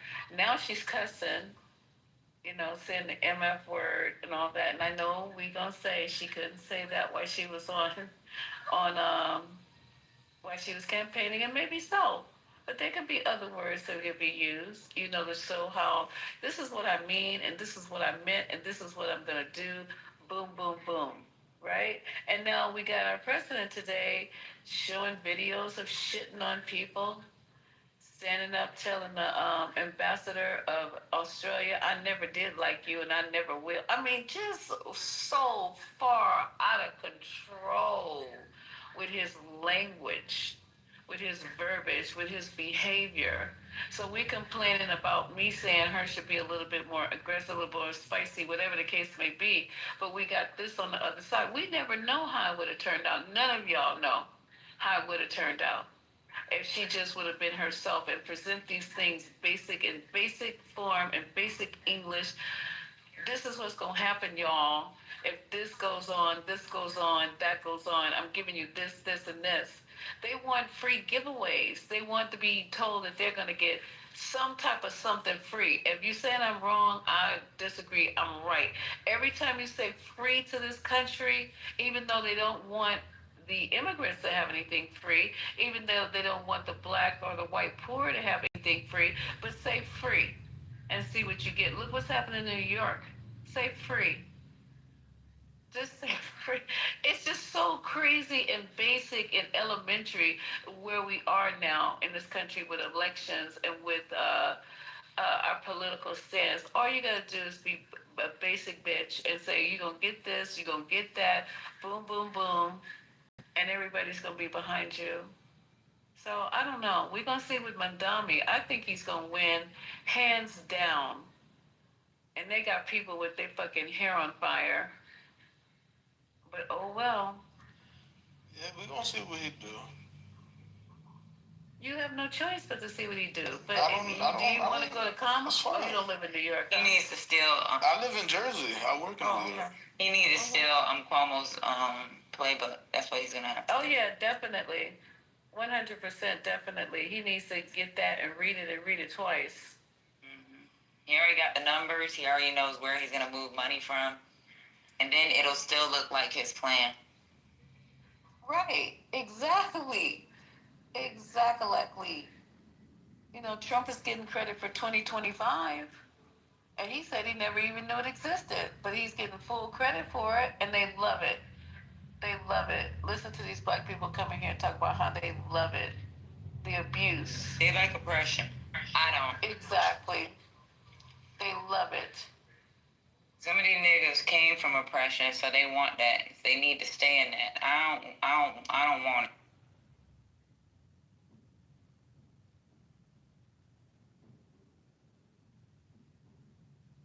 But you got people saying that their city is safer after Trump did what he did. Calling the boys over there. But you didn't tell me what he did, though, bro. Go ahead, Alexander. Yeah, for how long? Once the National Guard leave, how long you think?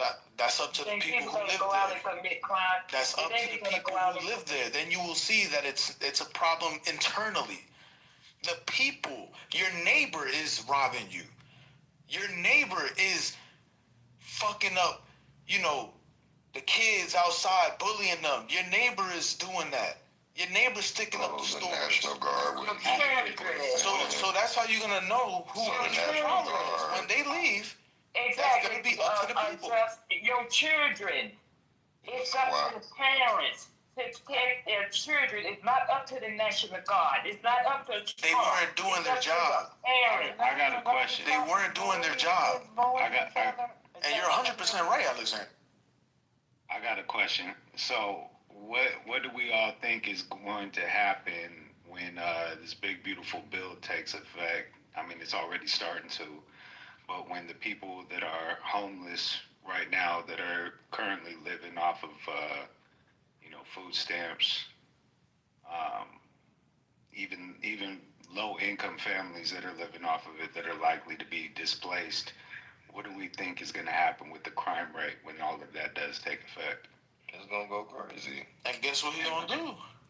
I mean, it's gonna be nothing that he can do except for all of these. He's gonna move in the National Guard, and does anybody have estimate as to what the cost is of calling in the National Guard? It's a lot of money. It's expensive. It's a lot of money. So instead of preventing crime or preventing people from starving people from having to commit crime just to survive, just to not starve to death, we're going to spend the money consistently on the National Guard to lock these people up. They can't afford to do that, girl. Come on, let's be realistic. Oh no, I'm fully aware. I'm just saying, like, this is the ideology that not we are backing, but certain people are backing and think that this is a logical way to be able to, move this society forward. I don't know. It's interesting to think that you think that people saying, "Oh, my city's safer." First off, you would have to see the numbers come in first to make a substantiated statement like that, and then when you look at the records, DC had multiple weeks of no murders way before Trump brought anybody in. Crime has been going down steadily for years. So, I mean, if you want to do something that actually matters, like implement some actual changes in the neighborhood that the people can feel, so you can have more successful people coming out of the neighborhood. But if you steadily taking money out of the neighborhood, raising taxes on these people, taking away their health care, if you think they're not gonna rob, steal, and kill to get, to survive, then you crazy. We've already seen this happen before in the 80s and the 90s when they try to do this tough on crime method without providing resources to anybody's community or funneling any money into these places where these people live, where it's, you know, quote unquote high crime. You can't just go and be punitive and you know, manhandle everybody and bring the army in and shit, and then when you leave, think it's just gonna stay like that. No, then people gonna turn up. Yeah, and I mean, you gotta be honest, Lil Trump. Like, you already know, like, bringing in the National Guard is not sustainable. Like, so where's the solution? First of all, this guy said about DC. So why right before he brought him in, there was 2 weekends back to back with multiple fucking murders. So the crime wasn't going down steadily. No, that shit was still jumping. The fact that you had to highlight weekends, the history of DC. The fact that you had to highlight certain weekends where there were no murders just shows, like, that shit was fucking crazy, and that's why the people themselves. And you don't need data when you could talk to the people. You don't need data. DC was the murder capital of the United States for several years in a row. You're uninformed. You got a chance to speak. I didn't say nothing when you were talking, right? No, I'm saying it right now. See, this is so what I'm saying is this. Because you don't understand how information works.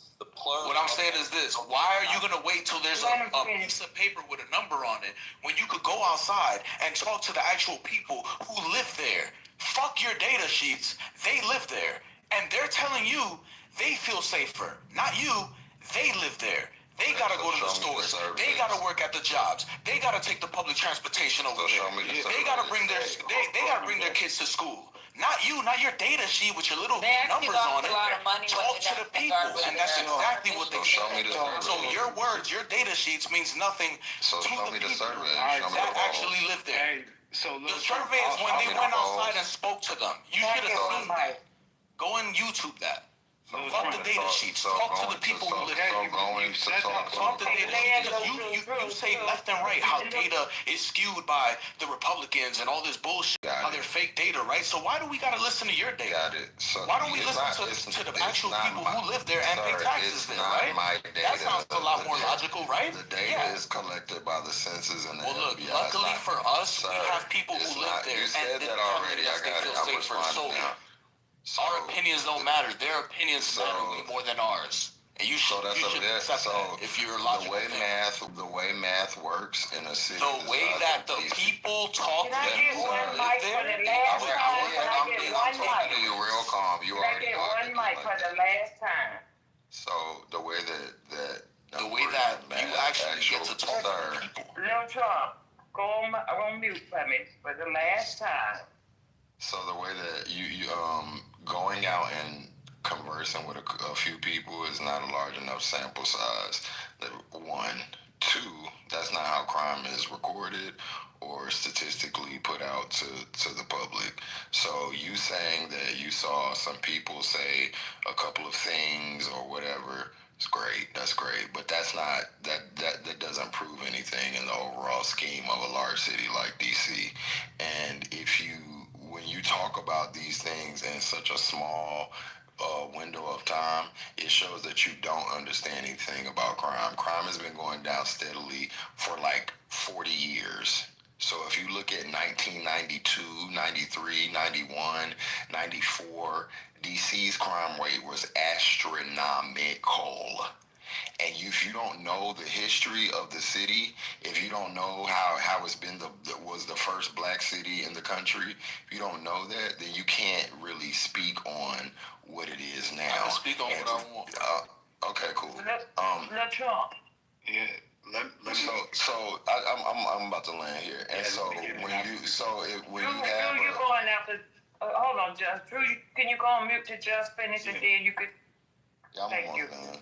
So when you know what the history of the city is, I mean, it takes, just a little Google search. You could do a couple YouTube videos when you know what it looked like and you know the history of New York, large cities like that, Boston, Atlanta, and see what they were and what they've come to now. Then crime has gone down drastically and it's going to continue to go down. But this is not the way you deal with it, and I'll end there.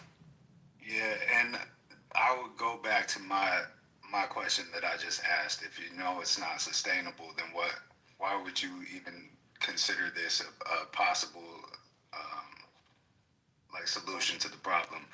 I had to do a quick little Google search because I was curious as to what the cost was, and this isn't a thorough investigation or anything, but the AI overview said that the cost to move the National Guard into DC is estimated at over $1 million per day, with a total projection estimating a total of $201 million for the mission. So with that being the case, is your solution to move the National Guard in year round? And at that point, what does that do to the economy? Nah, it's not year round. Okay, After they leave, you fund the police. Trump, go on mute. He asked me a question. Let Trump go on mute. He didn't land though. Yeah, I mean that's fair. I mean I just want to finish it. I can kind of see where you're going, but ultimately, it's a temporary fix. And I'm saying if what you had initially posed with people feeling safer because the National Guard was there, hey, say that is the case. Say that it made this dramatic impact that you think that it did, then what is the next step? And I'm done there. You gotta fund the police. Once they leave, you gotta show that, this is not just, the National Guard is here now, this is our way of life. No, you gotta be able to remove the National Guard and show people that crime and the way that they were living is not the way that the people who can't defend themselves should be living. You know what I'm saying? And that's how it's gonna happen. Enforcement. Look at what Giuliani did. 42nd Street was a fucking cesspool. You know what I'm saying? It kind of technically is now a little bit, but not like the 80s. And he cleaned all that shit up. You know what I'm saying? Yeah, it was kind of, it is what it is, but you have to clean that shit up. He didn't use the National Guard to do it. And that's what, so even with Pritzker out of fucking Illinois, he actually said, give me the money. Right, but that's what I'm saying. After you remove the National Guard, then the police... No, you don't need the National Guard. The National Guard can't do shit. They were fucking picking trash. You can put the money back into the community. Appropriate the funds where it actually goes to what you think is going to make it better. Yeah, or, I mean, what you're suggesting is that we turn the entire country into a police state. And, I mean, the first thing about that is that we know the cops don't prevent crime, they react to it. It's not a precautionary solution to the issue. They investigate crimes. They go to the crimes when the calls come in to the 911 center. They don't go out actively looking for crimes happening before they've actually taken place. Their presence, though. You're You're not going to do no crime in front of a police officer. If you see a fucking... Right. You're not going to do it. So you think... So let's answer this. If they would have gave $1 million a day, $30 million to the city of Chicago, what do you think they could have did with that money? They could have funded the police. At least, circle the... They could have. Well, you said Chicago, right? If you want it where it has to have police, they could have put that money towards the police. If that's what you think would have fixed it. Do rounds where there's the most shootings. Okay, so why would you spend fucking... Let me tell you what's even worse, right? So there's a 29-day threshold for these National Guard and Reserve soldiers that got to go forward into these states. After the 29th or 30th day, when you go into the 30th day, it costs the government even more money because there's additional benefits that they get. So it can cost the taxpayer even twice as much as what they're paying now. I'll pay for it. Right? I'm talking to Trump. That's only one city, right? And think wait, about wait, the and that other. was only 200 soldiers, right? In Illinois, they were talking about soldiers coming from Texas. They got soldiers where they had to have to activate within their own fucking state. Like, come on, you got soldiers coming from, and you know what? Guess what the per diem is going to be for soldiers coming from Texas? They came from Georgia too. So check this out. So they pay. Let me tell you how they pay them. They're gonna, if you look up what the average, they're gonna look up the average cost of a hotel in the city of Chicago. They get that dollar amount every fucking day, even if they're staying in a building. Then I'll give you an example. If I'm going to DC and I have something I have to go to, I may get for 1 week just Patty. I could make a good $12,000. I don't have to stay in that fucking hotel. I could go stay with my homegirl.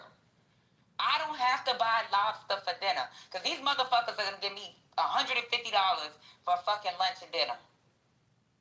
I don't need to eat lobster, nigga. I could go to fucking McDonald's. Or you know what I do sometimes when I do have to stay in a hotel? I go to fucking Walmart and get me a goddamn little cheap ass $20 crock pot and a goddamn little griddle thing that you put your goddamn eggs and bacon and whatever the fuck you want to cook on it. And I cook in my goddamn room. And guess what? I still go home with mad money. These soldiers get paid when they get deployed. So they gonna get hotel money, they get per diem. Then they get travel allowance. So you can go, if it's from Texas to whatever, your travel allowance is a fucking monthly fee that they gotta pay them. Then once they hit the 30th day, they are actually getting every benefit that a goddamn active duty soldier gets. Every fucking benefit. So on top of active duty soldier benefits, they're getting all those per diem payments. You think that shit costs taxpayers a lot of fucking money.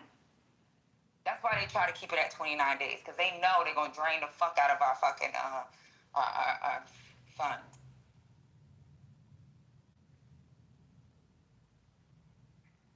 Rashad, Yo, Dwight, what do you think was so bad about that? What? Lily Trump, hold up. Rashad, go ahead.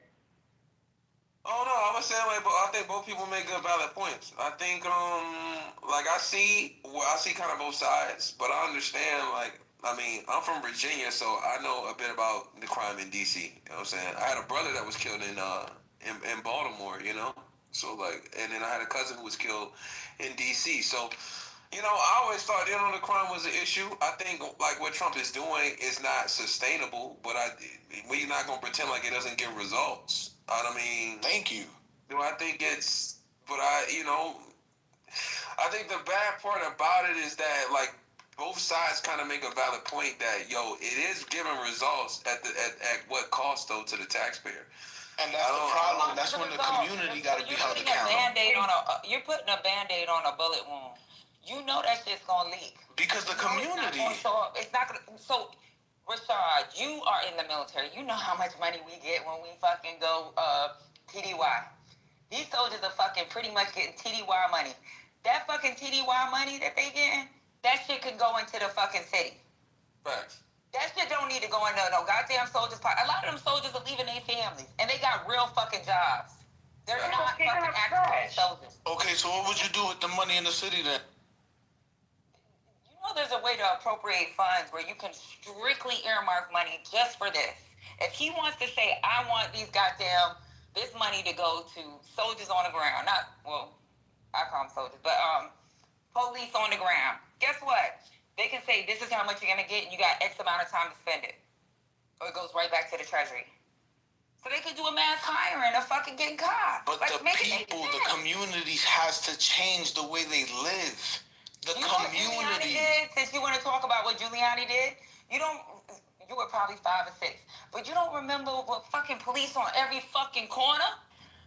But that's what I'm saying. There was police everywhere. You have to change the community, the people. That's when you start realizing, damn, why are they doing this? We know that. It's more than just police, and that's why people say defund the police. If you look at what they did in Camden, my aunt moved to Camden. Somebody, the first week we lived there, or she stayed there, somebody got shot in front of her fucking door. But the Camden from the fucking early 2000s is not the same fucking Camden today. At all. You go to Camden right now, that shit look like fucking Sunset Park. What result came? And defunded the police there. Now, mind you, they didn't do militarized policing or punishing people. And Camden, if you think New York Camden was off glass. Camden was off the fucking chain. Camden was terrible. Y'all don't even know crime. First off, unless you talking about crime in the 90s, Lil Trump, you do not know what the early 2000s, late 90s, 80s. That was crime. Oh no, this is light work. You better go back to the 70s.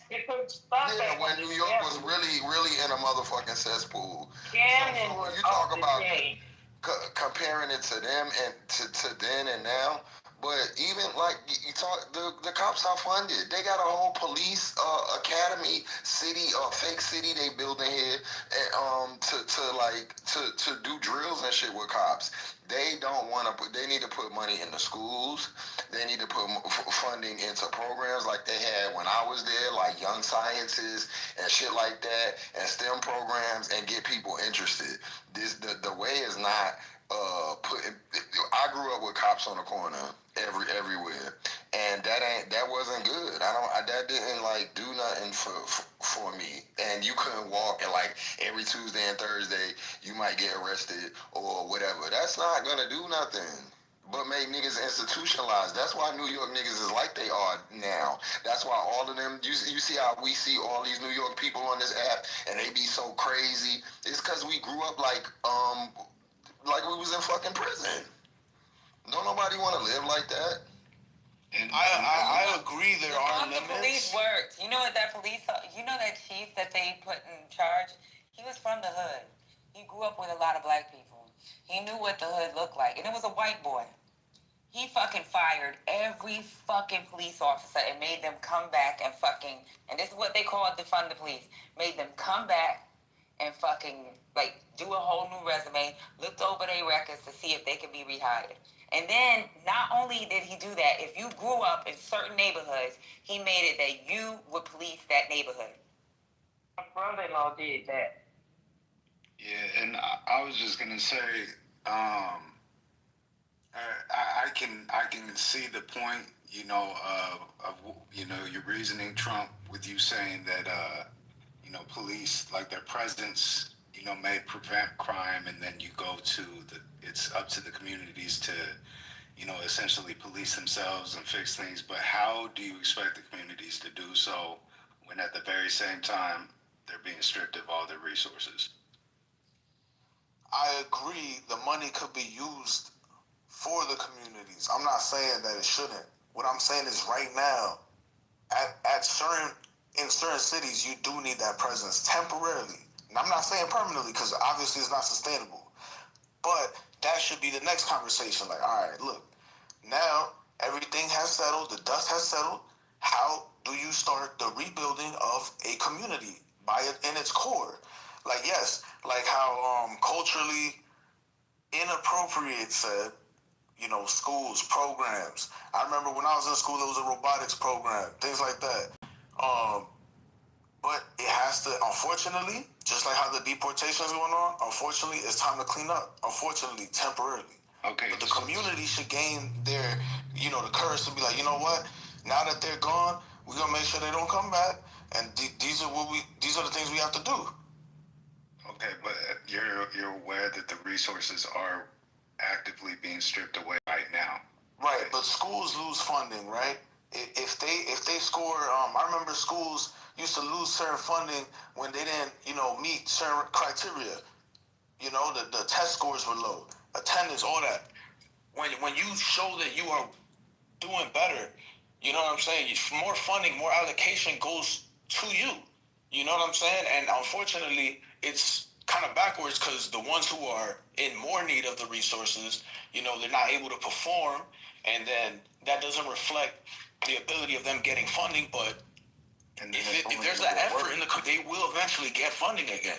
That's how it works. But if you're talking about low income communities, and schools are typically funded off of levies that are funded by tax dollars in that said community, where do you expect that money to come from? At the same time, the Department of Education is being broken apart, with these charter schools being initiated, well, they've always existed, but the funding is now being allocated to that. So it's up to these low income communities to be able to ship their kids out to schools outside of their own community and be able to afford that in a community where they were already not able to afford funding their own school.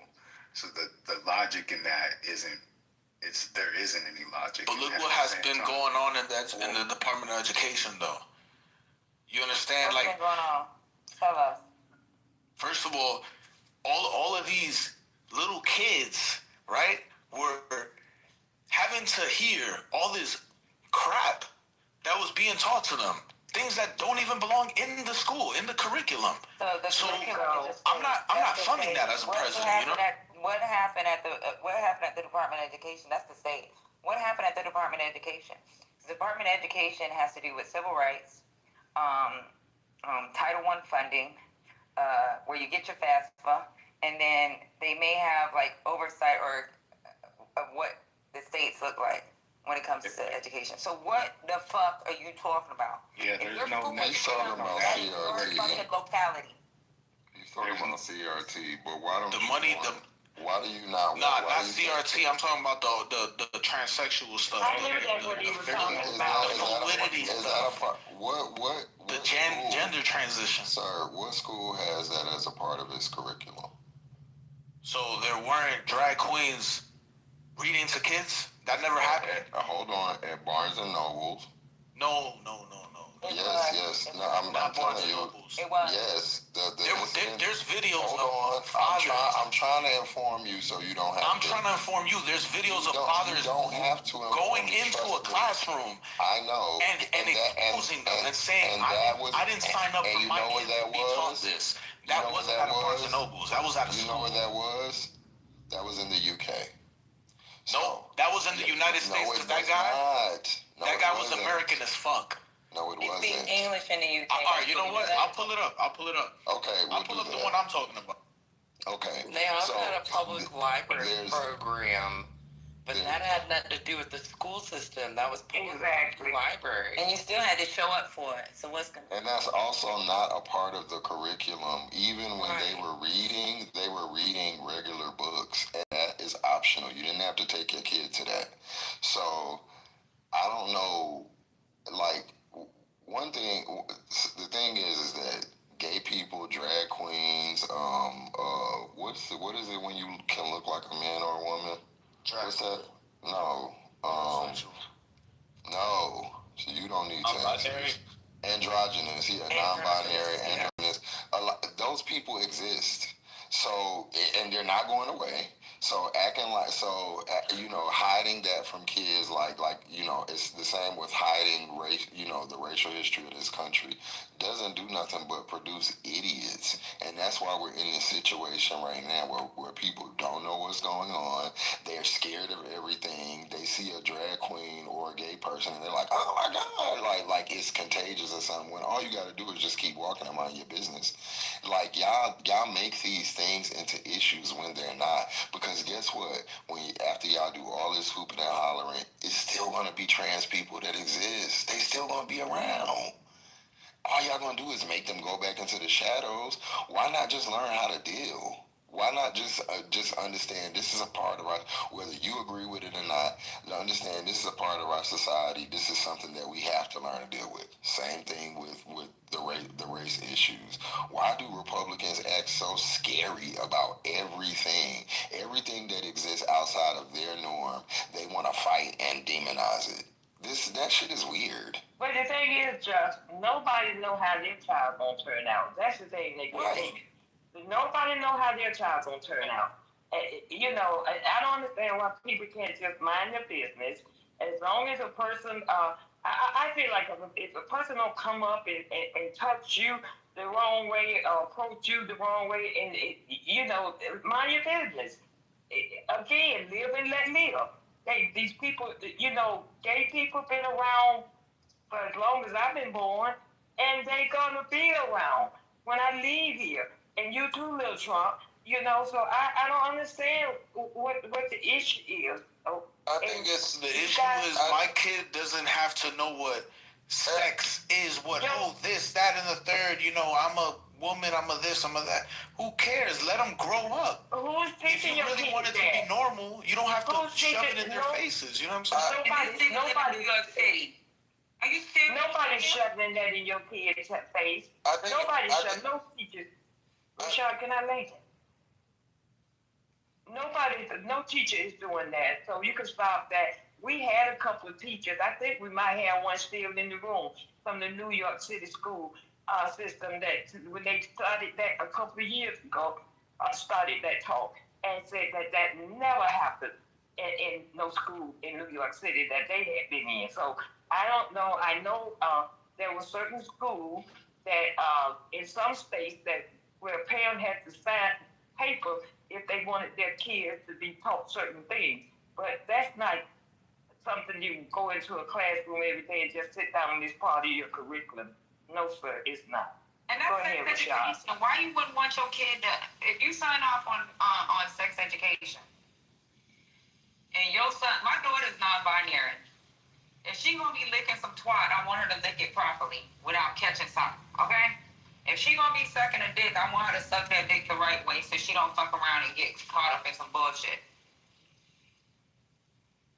If I had a son and he's having sex anally, I want him to be protected. I want him to know how to be protected. I'm gonna sign the permission slip. You don't have to sign it. The kids don't tell you everything. I didn't even find out my daughter was non-binary until she was fucking 15 years old. Yeah, and denial only worsens things. Like, people are people. They're going to do what they want to do regardless of what we think. Just like you going to be straight. Just like I'm sure that people have told you don't have sex before marriage or don't do, and you've probably done those things. People do what they want to do. So I think that we should just learn to understand that different type of people exist. I am a gay person. I'm telling you that I don't give a fuck if you agree with you. You don't have to do it. You have to get married to a man. You have to be bothered with me.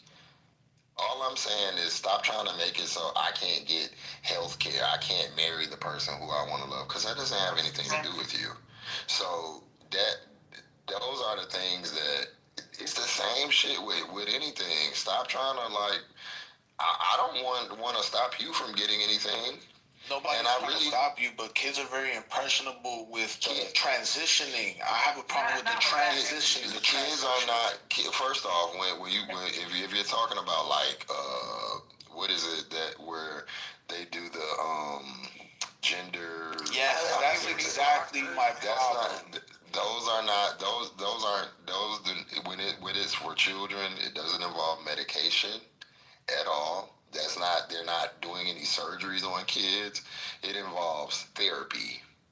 And it's called gender affirming care. It involves therapy. So you get to go to talk to a therapist and you say, hey, I'm a male, but I feel like I'm a girl, or whatever the case may be. And if the therapist deems that as something valid, then they affirm you in the gender that you want to be in. And that's what they start doing until you're old enough to make the decisions for, physical changes. That's not what that means. And I wish I would stop reading headlines and to be such a brave and patriotic party. Y'all are scared of everything. Who the fuck is scared of a damn drag queen? I don't get it. I think it's about exposure. If you can control what your kid is exposed to, you're gonna do it. But that's not life. Let the kid grow up like a teen. The only way you can control your kid from being exposed to it is to keep their ass in the house 24 hours a day. I'm just saying, let them grow up. And when they're an adult, they can choose. What? These niggas got the internet now. Thank you. I was just getting ready to say that, Patty. Man, he'll just be full of bias and fear. These kids know more than you think they know, man. You crazy. All I'm saying is let them grow up because ain't nobody we all change. It's But yo, You know what I'm saying? Part of I- growing up is learning what the world, who lives in the world. Like y'all. See, the thing is, this is why y'all get so much heat from gay people, because y'all talk about us like we aliens without even really. Nobody's talking about gay. I'm talking about transsexual. The whole community. The whole community. The T is my issue. But at the end, they are human. They're human. You have issues that you don't tell nobody about, that you go through with and if you don't, your mama do or your cousin do. We all got personal issues that if the world found out, we would be devastated, right? That's their issue, and the world just happens to know. And shitting on them is not the fucking answer. It's just not. It's just not. And all you do is create little fucking monsters that we gotta, that's running around shooting up schools and killing little babies and shit. Y'all don't get that yet. I don't get that. Y'all put these adult fears in these young people. It's y'all that really doing it. It's not them seeing a fucking lesbian or, that's, kids don't give a fuck about that for real. But they actually, these kids committing suicide because they're afraid to tell their damn parents. They're afraid that's what they get. Ending their life and becoming either hateful people or hating themselves, because that's how you come out either two ways. And so we will rather watch.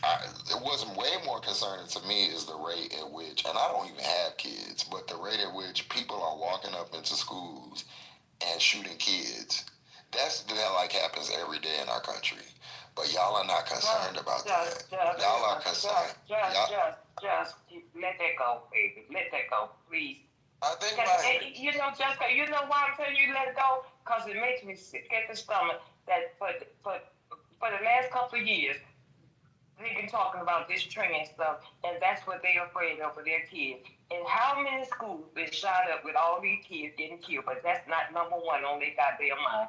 That should be the number one thing they should be worried about. And we talking about crime in cities and stuff, and sending if you want to send the National Guard somewhere, send them to guard the front of these kids' schools. Yeah, that's what I'm tired of seeing. I don't give a damn about a drag queen. Like, never that's walk really the hallway. That's right. That makes sense. Never walk the hallway. If we have an itch to do that, let them do that. We can have, these are adults that we talking about at the end of the day with the crime in the cities. But kids, come on, they're the most vulnerable. We don't even have a president that will get up there and say, he too busy telling people your mama and stuff, that he can't get up there and say, yo, we got a problem in this country. Like regardless of whatever political party you align with, we should be able to say that's the biggest problem that's happening, and we just watching it, and it just it's so sad. No, it's actually really fucking crazy, and it doesn't really happen to that many other countries. But that's just going on, running rampant. But we sending military troops to cities that's doing the same thing they've been doing, and worrying about 3 trans people that's getting in sports in Oregon and California. Man, this country is not a serious place. Yeah, I got a video on that. Third world countries doing that shit. We doing the shit that third world countries do. Yeah. Send fucking military into their fucking city to control the citizens. I got a video to play on that topic, but I know Rashad's been waiting to talk for a minute, so I wanted to help him get in. Thank you. I mean, I was just kind of pitching in. Like, I think, like, it kind of goes back to what I said before. Like, I think both sides make valid points, right? Like, I think the idea that you can kind of just kind of cover homosexuality and that kids will never be like exposed to it is a fallacy. You know what I'm saying? But like, I genuinely kind of saw like homosexuality kind of more open when I made it to high school. You know what I'm saying? When I got to 9th grade, I think the thing is like, I can't pretend like if I can like choose what my son is exposed to up until he's a teenager, then like I'm gonna do that, right? And like that goes down to certain things, like if he wants to go see a movie, and I feel like I can't take him to see the movie because there's 2 male characters who are kissing in it. You know what I'm saying? Like, parents do that all the time. Like, they censor what their kids can do. You know what I'm saying? Even me growing up in a very hood black neighborhood, I remember we used to have HBO. My mom saw something. We watched Space Jam one night, and me and my brother fell asleep. The next morning, Channel 14 wasn't up there no more. My mom to this day said something was on HBO that I think it was just a porn or something. Even like titties, even titties and shit. Like but we didn't see it. We didn't see it. We fell asleep, and she came in the room to turn the TV off, and it was on there. And then she took the entire channel off our we didn't have it no more. So my mom even to this day, she prohibited us from seeing something that we later on became exposed to. You know what I'm saying? Because like Patty said, we have the internet. But I Did you look at The Simpsons? Say again? Did you look at The Simpsons? No. We watched Space Jam, but we fell asleep. You know how when you like HBO, after a certain point, they start. I understand what you're saying. HBO used to have a lot of softcore. For people that talk like you, The Simpsons had shit on there too, and people still let their kids look at The Simpsons. So okay. I understand what you're saying, but all we're saying is that it is not. I don't know where little Trump got this notion that this is being pushed on his kids and talk to his kids in school. If you're that afraid for your kid, then teach them at home. Teach them home in home teaching. Well, I mean, it's not I don't know who's speaking. Was that you, Drew? No, it was me, Lisa. Rashad was. No, before that, Rashad. I agree with some of the things that you're saying because there's a lot of stuff my parents did not let me look at nor listen to, music-wise. And I do the same thing to this day with my kids. When you're in the car with me, I don't know now they're at an age where they can listen to whatever. But, people love to tell other people how to raise their kids. And that's one thing I don't tolerate because my parents didn't let us watch a lot of stuff and listen to a lot of different movies, and that was their choice. They were feeding us. They were supplying us with our school needs. They were raising us. So I get you. But as far as what other people do, now I'm gonna bring it around to a caveat.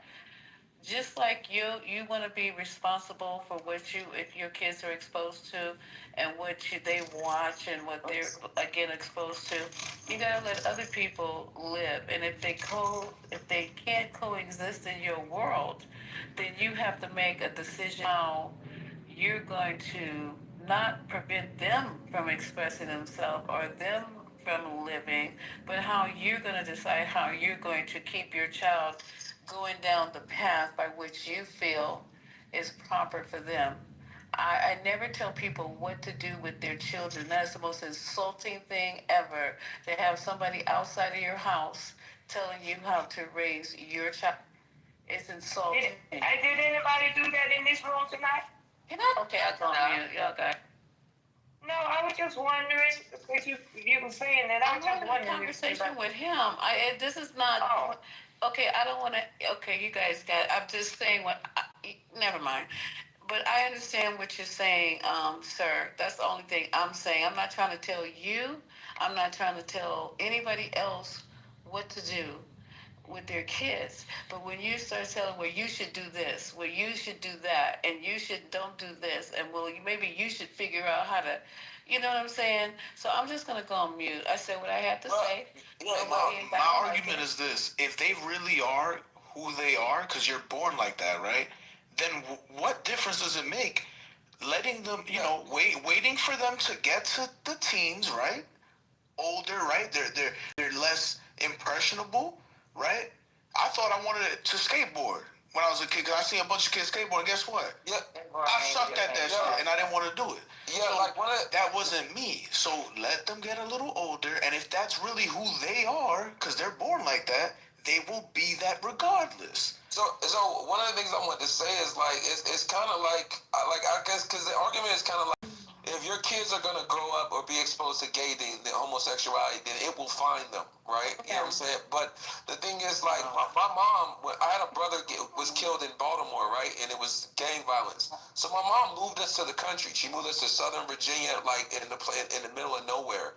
And I remember, as an adult, she told us, the idea was that where we were, there were no gangs. There were little to no gangs, right? the idea is that you're kind of like giving the argument, well, you didn't need to move them because gang violence will find them. And sure enough, right? Sure enough, when we became teenagers, my brother did kind of join a gang. Now, it was a lower tier gang. They were just jumping people. No, there was never any gun violence or anything like that. And he was in it for a little bit, and I guess because, it wasn't written, it kind of went out of his system very quickly, and he kind of straightened up. But my mom to this day says she believes she stayed in Baltimore, that the same gun violence that found my older brother that resulted in his death would have also found my middle brother, who's still alive right now. And I think that is how you kind of have to see this. We know that the exposure to homosexuality will find any child without question, right? If they keep living. But if you can control how they are exposed to that, if you can mitigate it until they start to grow as a person, then I can see as an adult how you would do that. And you would say, okay, I get it. I can just homeschool my child. But that's a lot. Or I can just make my opinion at the poll. I could just go vote for this party that says they're against it.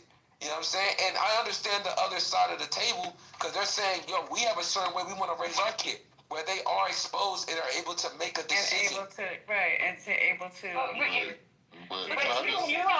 guys move the goalposts. You guys move the goalposts. That's not what Just was saying when we first started talking. You guys brought your kids into it. That's not what Just. Yeah, but that's not what Just was saying. I want to clarify. I don't mean homosexuality. We mean when we talk about. What kid in their right mind? You act like this is something that somebody wants to do. There's a reason why my daughter hid it. Okay? It's not gonna make nobody wants to fucking have to live through life where all their friends have boyfriends and they may not be attracted to them. Or they may not be attracted. Nobody wants to be like that. Are you serious? Right. If your kid is gay, that's fine. The trans is the problem. My daughter's the influence to go sleep with a woman because that's what she wants. That's not a problem. That's not a problem. That is not a problem. My point y'all are was missing. parents should have the. Never mind. I'm not gonna. It's the trans that's the problem. Because y'all are. Parents can parent in whatever fashion they Nobody choose. saying they can't. And we don't talk about it being taught in school. Yeah,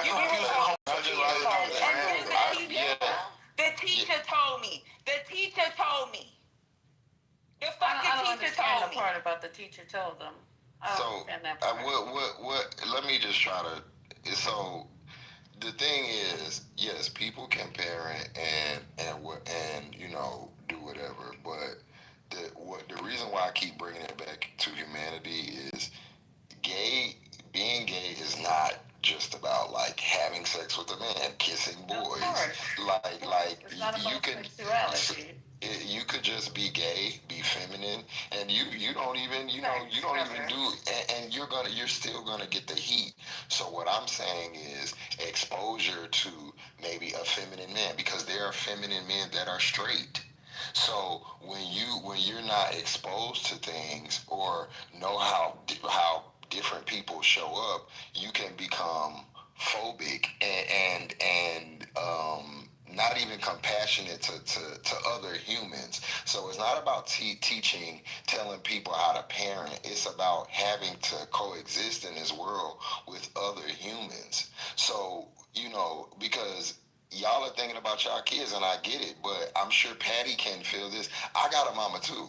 I got a daddy too, and they love me too, and they don't want they didn't want me to go to school and get mistreated by and acted. You know what I mean? So. And I don't want that either at all. So what I'm saying is humanity is keeping that in mind. Like, these are kids. You know what I'm saying? Like they just being who God put them here to be, right? And when we put our adult, worldview onto them, that's not fair. That's really not fair. And so I don't think that kids are walking around. I'll land here. I know for a fact, when I was younger, if I could have snapped and changed how I was, I would have done it, because it wasn't fucking easy. And I wasn't kissing no boy or doing no shit like that. I was doing all the shit that the niggas did. I was just gay, and niggas could tell.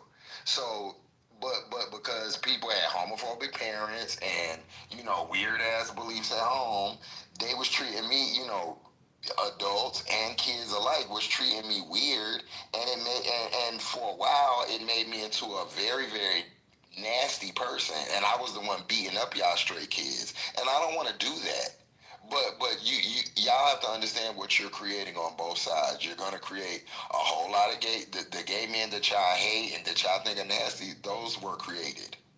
Just like this, the straight men, the gay with the trans. The problem is the trans. I'm just saying. I'm about to land right here. It's okay if you're gay, but I'm about to land right here. I'm about to land right here. Let him land, and then I'm gonna go after that. You can go after me, babe. Sorry. And the straight man that y'all find that's homophobic and misogynist, those people are created by not exposing people to, you know, what the world has to offer as young people, and not sexualizing it. And I'll end there. Okay, so Jess, I want to make something absolutely clear, and my whole focus was parents being allowed to parent, and it has nothing to do with me trying to keep my kids away from anybody who's gay, whatever. They knew about the pronoun stuff before I did. They educate me before I educate them on what's going on in the LGBTQ community. We were getting nails done a month ago. And I was asking, we were all in there together, the boys. I said, listen, you know, I was almost done. My daughter was done. And I said, I was just over there just messing with them. I said, so when she was bumping, I said, you guys want to get like maybe black or purple nail polish? And so they both said, nah, we're good. And I said, oh, so why wouldn't you want to do that? I said, that's fashionable. And I said, do you think people would perceive you as gay if you had on like black or maybe purple, gothic kind of look? And they said no. And I said, do you think people who wear nail polish, black men who wear nail polish are gay? No. We just don't like having the nail color on. We're good with it, and we don't think that, Mom. And I'm like, okay, cool. So I'm seeing that what I was doing is going in the right direction. But you know, I hear all the time, well, you should, and maybe you should. No, I'm not going to homeschool my kid. No, I'm not going to do this. I'm not going to do that. But certain things, like, I don't have any problem with the LGBTQ community at all. But certain things that I want for my kid, and that was the element that I was picking up. I don't want people to try to voice their opinions on what other people, because I don't. If he decides that he feels that he doesn't want his kid this, that, and the third, and he wants to homeschool, I keep my mouth shut. If they decide if they want to not vaccinate, Lisa, that's not fair. Oh But my you're God. talking Okay, to me. whatever. But you're talking to me because I said it talking to him. you. I would be talking But to you you. don't like I'm for me to talking to you. answer you. I'm Because not I'm the one that talking said to it you. to him. And I wasn't telling him. Alexander, first of all, I'm not talking to you. Just because I come But you always do that, throw hints and shit. So you were talking to me. I'm the one. Look, I'm not trying to tell him how to roll.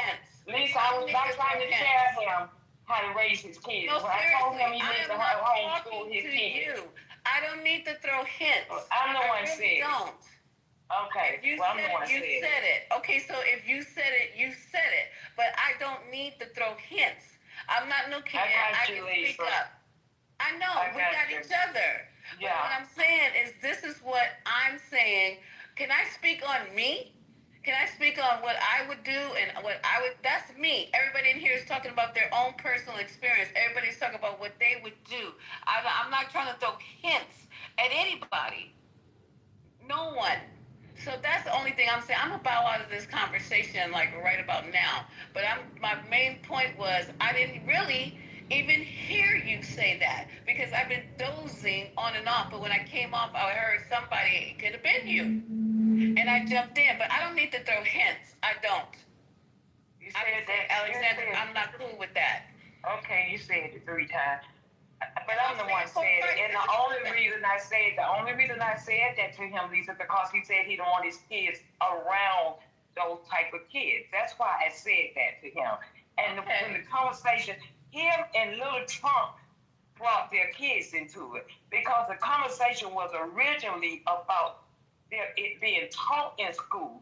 They don't want it taught to their kids. I mean, Josh was trying to tell them it's not being taught in schools. That's what the conversation. They brought their kids into it. It's not. And I said to him, there's 2 teachers in the room that would tell you it's not being taught in the New York City And school. I'll bring another teacher in the room, but it's not, you guys, honestly.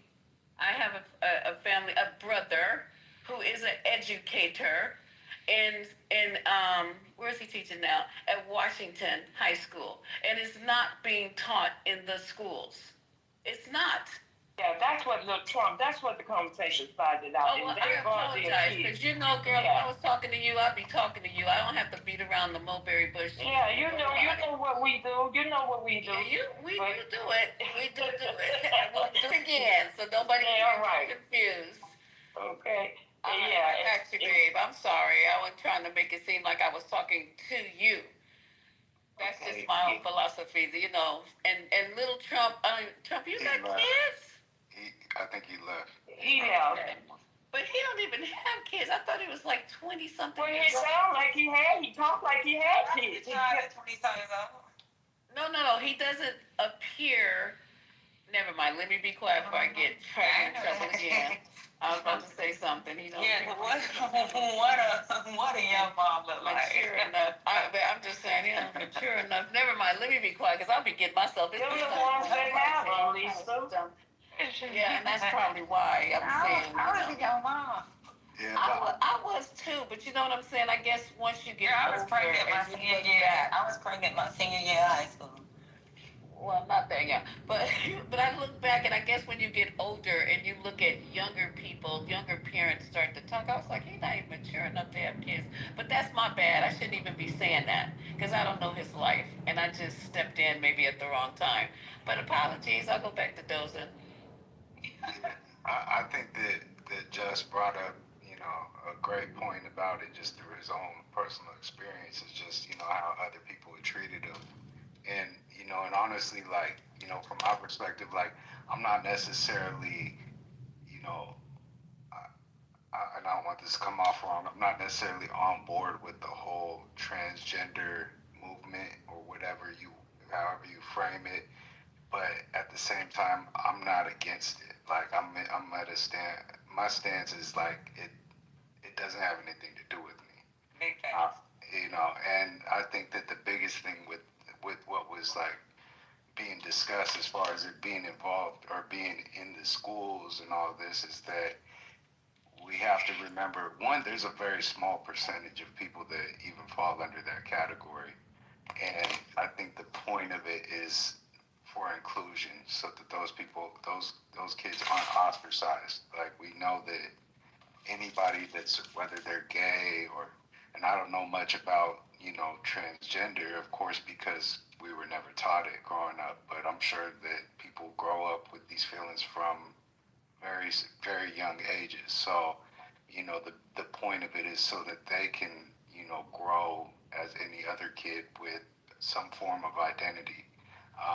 The other part of it too is as far as the exposure aspect of things, I don't know what the issue is with that. I can understand in certain elements or certain subjects or whatever, but one, we're not going to make our kids gay by telling them there's gay people, or we're not going to make our kids transgender because we're telling them there's transgender people. Because at the end of the day, people have been gay, and I'm pretty sure people have been transgender since the beginning of this country, and even beyond that, without TV, without internet, without it being taught in the schools, any of that. I mean, shit, as far as I know, niggas been gay since Greek mythology and shit. So exactly, Egyptian time. There's evidence. Sodom and Gomorrah.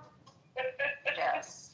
Yeah, I forgot about. Yeah, that's right. Absolutely. Yeah. So overall, I think that like Jess had said, is the biggest portion of it that often gets left out of the conversation is just humanity, and and just having empathy for people that aren't necessarily like us or believe the same things, or just live a different lifestyle that ultimately has no effect on any of us, if that's not on us, but it's the point of inclusion, so that these people aren't ostracized growing up. And we're not teaching our kids who are not under that,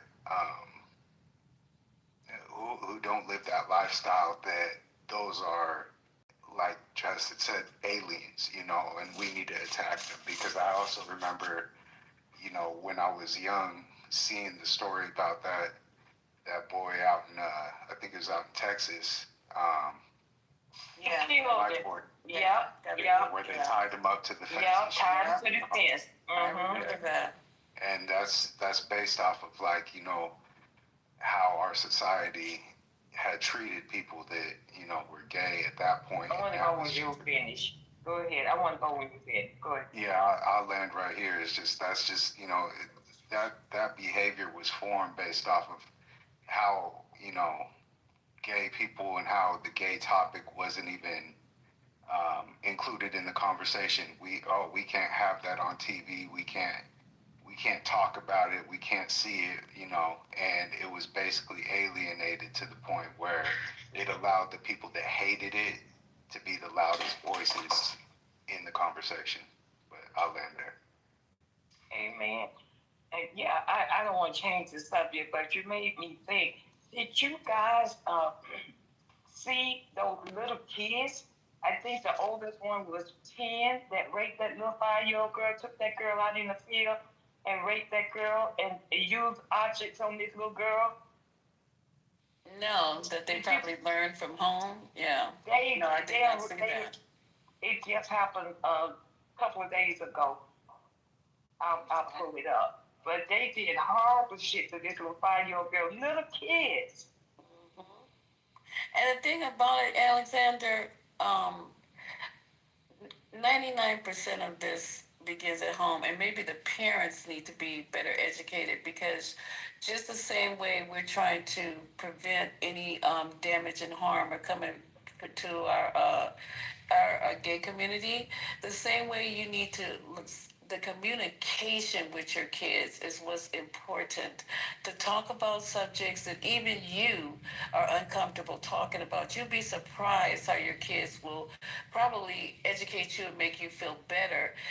Just the same way as handicapped children, making fun of them, bullying people who you feel is fat and look weird or got their teeth crooked. It's just so much cruelty that us as parents, and we focus on communicating with our kids, telling them to respect other human beings like they want to be respected, talking to them about their feelings, what they feel about certain things, and sussing it out and ironing it out. A lot of this stuff would just be it's just normal shit. Do you just sit down and talk with your kids and say, well, you know, what's going on with school? How you doing? Are you being respectful? Because them kids at school, when I'm walking on the school ground, are nasty, mean. Yeah, who you telling? Don't have no fucking nappy hair. They want to be right. Look at that.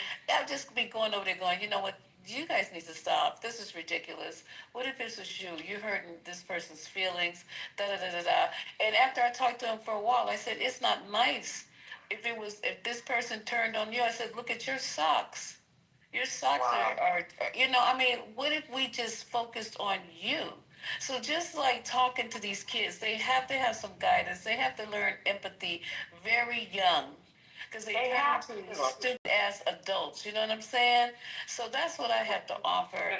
And then one more thing, and I'm landing. Yeah, when you finish, I'm gonna tell you this. Go ahead. I remember when we were getting ready for college, and I'm honest. I'm being very honest. I hadn't even heard about the she, her, the pronoun thing. So when they were choosing the dorm, for some reason, they kept asking them what their pronouns were, especially with them coming to California.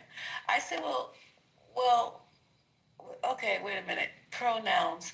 So I was filling out the application and stuff. I said, well, what does this mean? They said, Mom, just put he, him. And I was like, what? And they were teaching me, and they felt nothing about it. It wasn't no big, oh my God, it was none of that. Mom, just put he, him. That's what I am, he, him. And they went on about playing video games, because they were playing video games. I walked in with the sheet. I said, what are they asking us right now? Why do you have to put this on there? They said they just want to know your pronouns. Put he, him. And I was the one sweating, like didn't understand what was going on. So, yeah, have more faith in your children and just be more communicative with them, open, and not be scared to let life. It's like, bro, I didn't even know anything about this. Yeah, Mom, you're an old head. You don't know nothing. What was going on? I said, well, I guess not. So that's my little thing.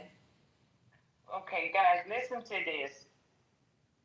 A 9-year-old boy and a 10-year-old girl have been charged with attempted murder and rape in connection with an attack on a 5-year-old girl in Cleveland, Ohio. Prosecutors charged the two children with attempted murder, rape, felonious assault, kidnapping, and strangulation. 9 and 10 years old. That's wild. Oh my God. What is going on in the house? What is going on in the house? And they tried to kill the child. So do you think the parents should be held to some responsibility for this since they're so young? Yeah. I'm just asking. Because they're doing that now. Oh, Lisa, they stabbed the child too. No, something's going on. The lady said her daughter was unrecognizable after the attack. What? Pull it up. Her hair was scattered from her head. I'm gonna pull it up. Sean, I'm trying to clean my baseboards. Oh my Lord. Patty, oh my God. What is it, 5 o'clock in the morning? Yeah. These were some fucking monsters. Let me go look this up. Where was this? Where did it happen? In Cleveland, Ohio. I just put 5-year-old rape. Oh my God. 5-year-old rape. 5-year-old. These were some fucking monsters. Where did these kids learn shit like that from? 5-year-old rape. Look at all this stuff out here, man. But in Ohio. Okay.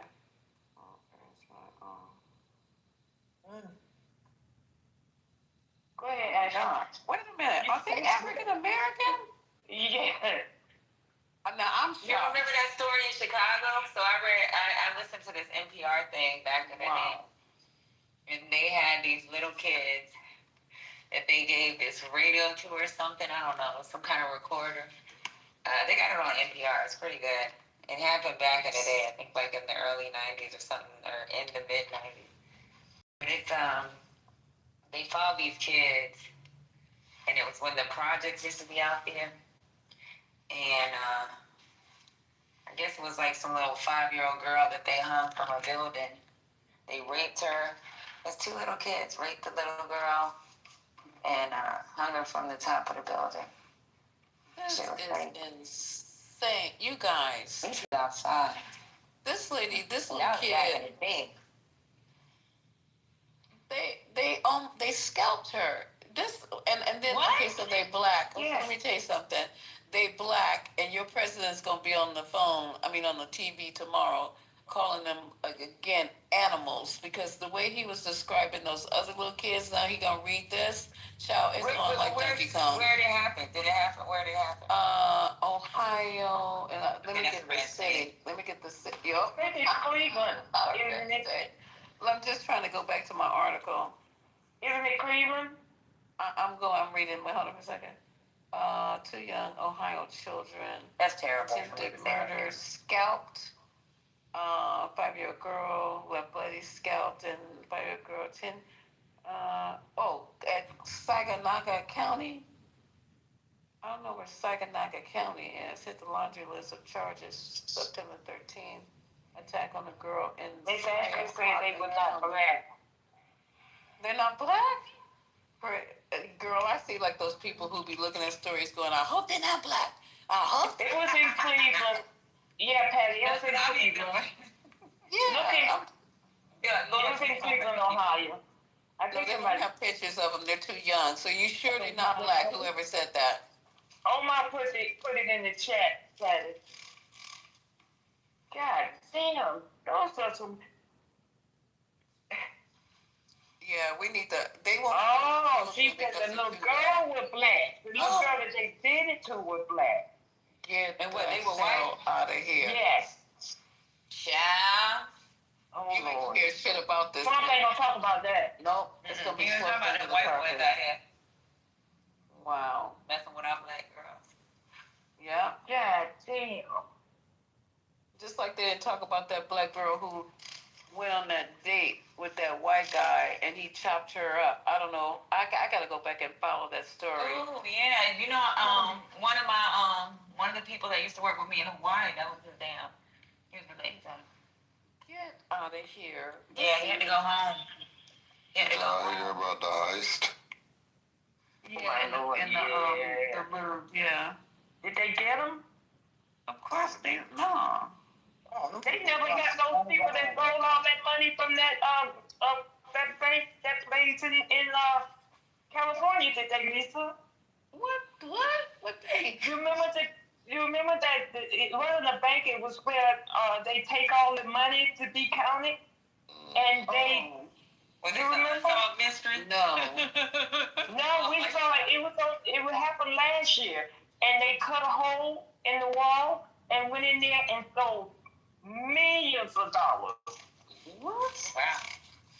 I got the wrong friends. This is, but these type of crimes. So they just did that heist, and then y'all heard about when they cut. This was the crazy crime that sounded like was out the movies when they cut the brake lines on the train in the middle of the desert and stole all that shit off of it. That shit was gangster. And they did that recently? Yeah, it was a couple months ago. This shit gangster too now. You can't front on. They are the Lord. Like, yeah, like that was crazy that's too. what the police said. You know, it's like this some shit you see, and then escape on scooters. That's some shit you see on. That's some gangster stuff right there. But they had a crown they dropped and that got damaged. But they're like, fuck that, we got These enough niggas here. stole the Napoleon's crown jewels. Damn. What kind of shit going on in the world? But they gotta chop that up. They gotta chop that up. Was that money marked that they cut through the wall? So obviously it wasn't marked. They said no. Yeah. They said it wasn't. The only thing I'm saying is if they're pulling Wild West style cable cord cutting heist in the middle of the desert in Arizona, why fuck do y'all not have the National Guard and CSX and Southern Railways? Exactly. Like, it's stuff for them to do if you just so eager to send them out, because shit wasn't like this wasn't happening under no Biden and Obama. I can tell you that. That's true. Hey, So true. before we get too far away from the topic, can I play a little video on the school shooting topic? Why not? It's only 3 o'clock in the morning. It's not even midnight where I'm at. So. Okay, Lisa, it was $30 million they stole. 30 million. And how can you kill it happened last year. It happened last year. Did they write shooters too? How do they 30 million is a heavy load? They cut a hole in the roof. Yeah, but I'm serious. How did they get away? Did they back a truck up there? Cause they had a truck, but they said they didn't find out till the next day. Why they didn't have an alarm on there? Maybe the sensor wasn't at that point of the wall. Now I bet you that whole thing is censored. I bet that's you an that inside job. To the wall. Of course. That's an inside job. The weak parts, right? Wait a minute, Drew. I'm gonna let you play that, but I have to go see if Lisa remember this real quick. Lisa, do you remember? You might have been too young. Patty, one of y'all, back in the 70s, when that guy robbed that bank in New York. That guy robbed that bank in New York, and he tried to get away. And he was gonna leave town, but he had all the money stuffed down all around his socks. And they got him at the airport. Yeah, he had all that money, the food, stuffed the money all around his sock. He must have some big ass legs or something. They got him at the airport. I know I got an old soul, but I wasn't born in the 70s, baby. Yeah. Oh, I'm sorry. You remember in the 70s? Yeah. Girl. I remember the guy guy who jumped off the plane. I wasn't born then either, and they still never found him. What was his name? Do something. They made movies about him. Yeah. I think. I can't. Is it What was D.B. his? Cooper? Yeah, still ain't found it. Still. You know, you remember stuff when it's legendary, and the people from Alcatraz, I wouldn't have liked them, but they still ain't found them people. Well, I mean, we know these stories because we'll see them like. Yeah. The most famous person they still ain't found was John Bonet. Yeah. Oh, that was the Colorado girl, right? Yeah, I was. That and the Menendez brothers had us in a chokehold. I think John Bonet was the parent. That was in Atlanta. Yeah, that was in Atlanta. That show. Well, I think they was from Colorado. No, it was in Atlanta, but they was from, I think, somewhere out there. Yeah, that happened in Atlanta. That's crazy work. I think it was the parents on her. That was weird. Mm-hmm. I think it was the daddy or that brother. It was one of them. Yeah, because Dawn Renee was about my age, wasn't she? When she, yeah. I don't know. What do you mean? She's about the same age almost. Right at that time. Y'all was. Y'all were probably, because she was probably like 4 or 5 years younger than me. Yeah. And I remember my mama used to be saying, that could have been your ass. And one more thing about Atlanta. One more thing about that's memorable. I don't know what year it even happened. But remember the black guy that you guys were accusing of raping boys? The guy He didn't do it. He didn't do it. I don't think he did either, because they only had like some dog hair or something. He didn't do it. Lisa, we'll talk tomorrow. I'll tell you a little bit more. I'll go a little bit in depth about that tomorrow. That's not on here. Wow. Okay.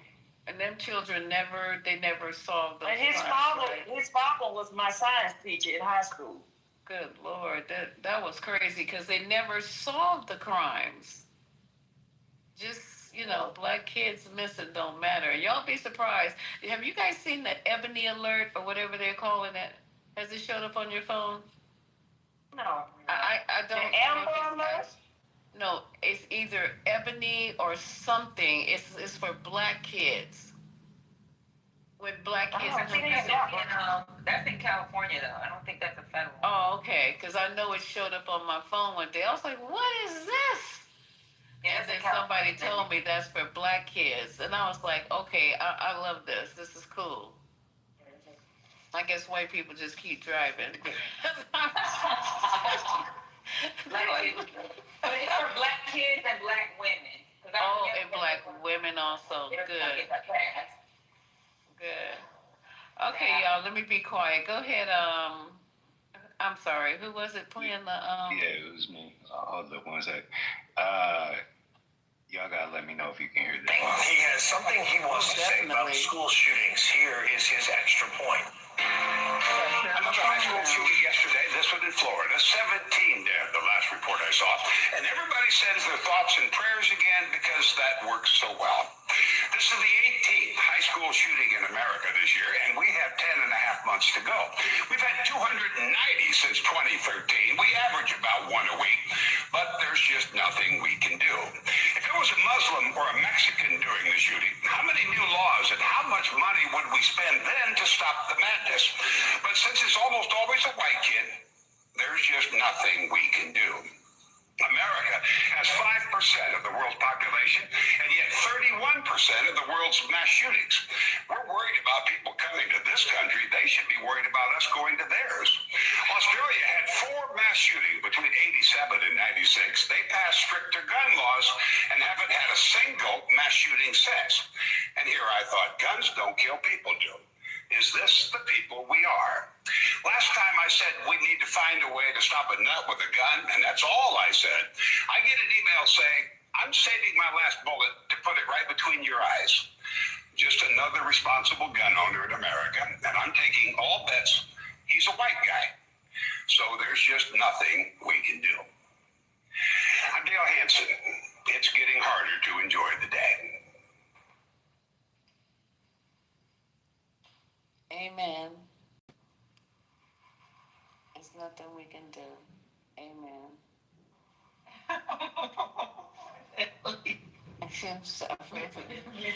That's what they should be doing, Patty, instead of saying thoughts and prayers. Just come on the mic and go, look, it's nothing we can do.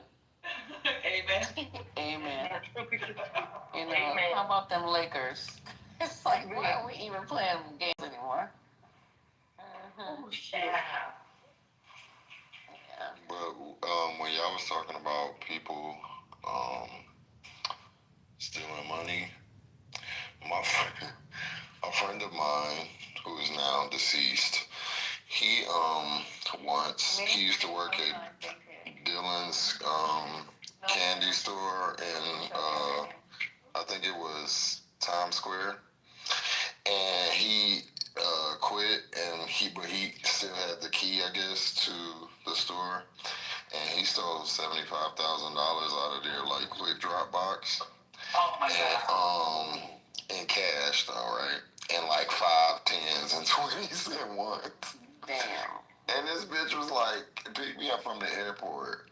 So I'm like waiting in the car. So I didn't know none of this, you know. So like I'm sitting in the car, and he comes to the car like walking like something was up his ass, and I'm like, what the fuck is wrong with you? Like, why are you walking like that? And so he like wait till we get off the airport or whatever, and we get on the highway. And when we get on the highway, he pulls up his shirt. He just got cash strapped all to his body. Oh, I've seen that before. True story.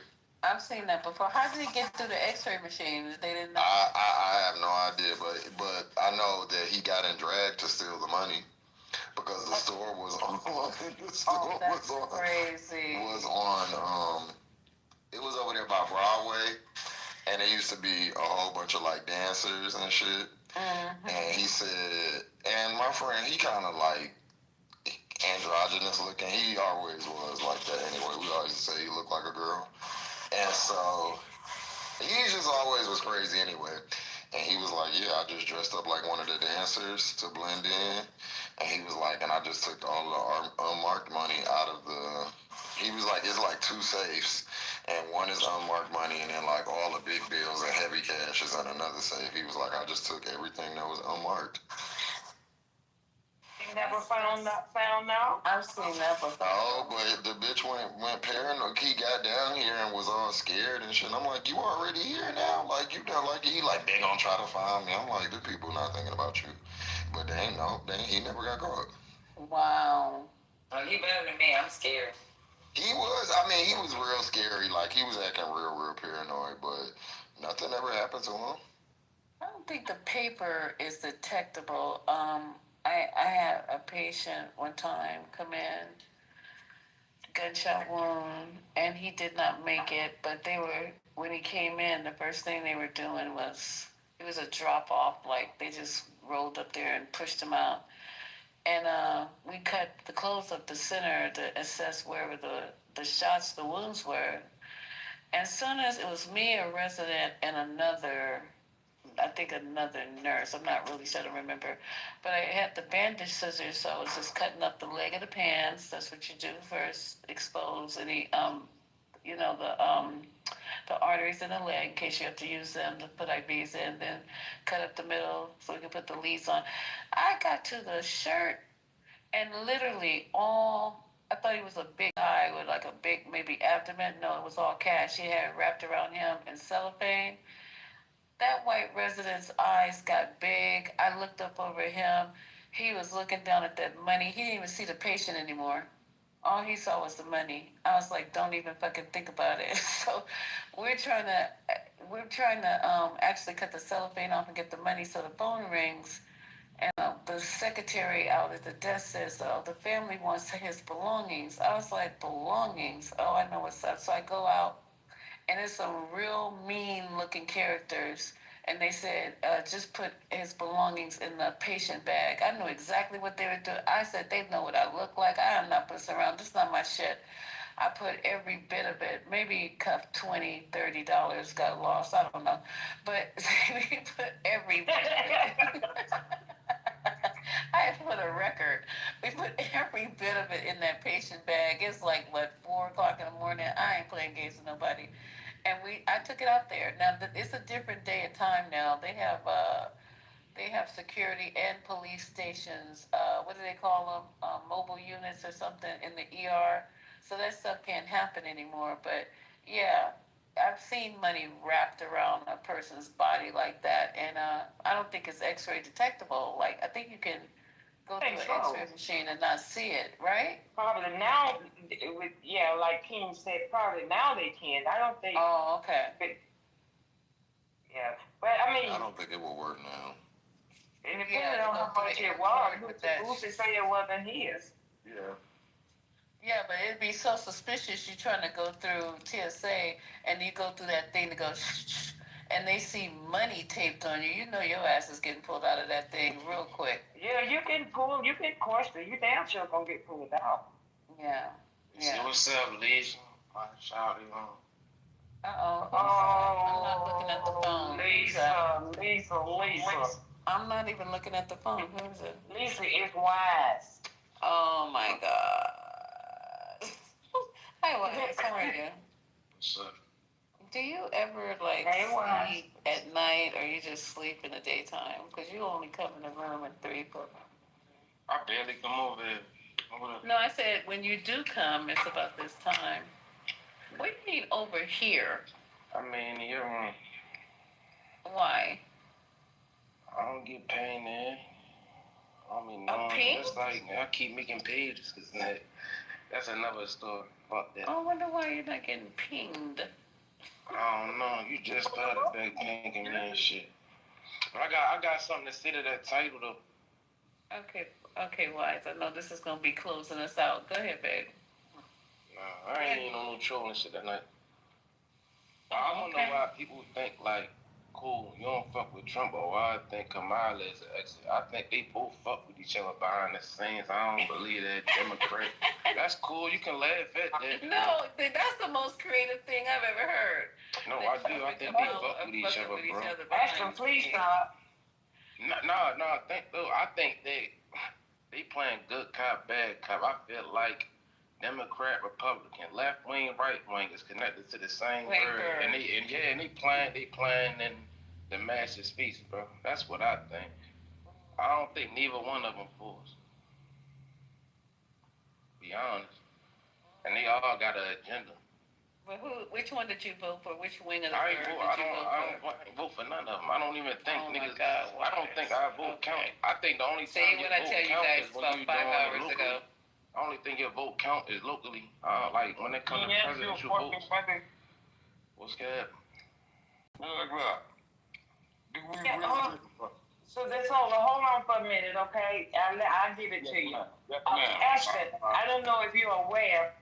You're probably not but you keep coming off your mic and you just get on your thing. You hear the sound like not you, that's all wrong. I'm just playing. No, you're not doing nothing wrong. While he's talking, and when you come off your mic and make that sound, you can't hear Wise because he talk real low. That's all.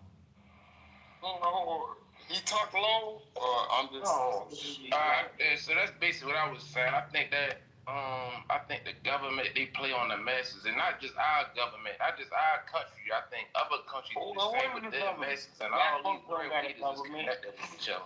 Black folks don't got a government, my brother. What government you talking about?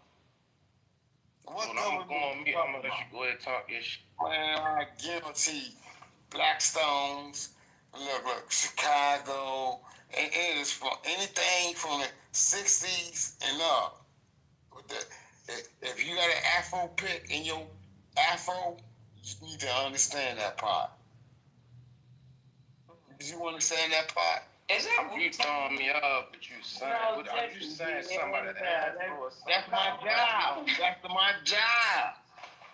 That is my job. Did you understand what I just said, though?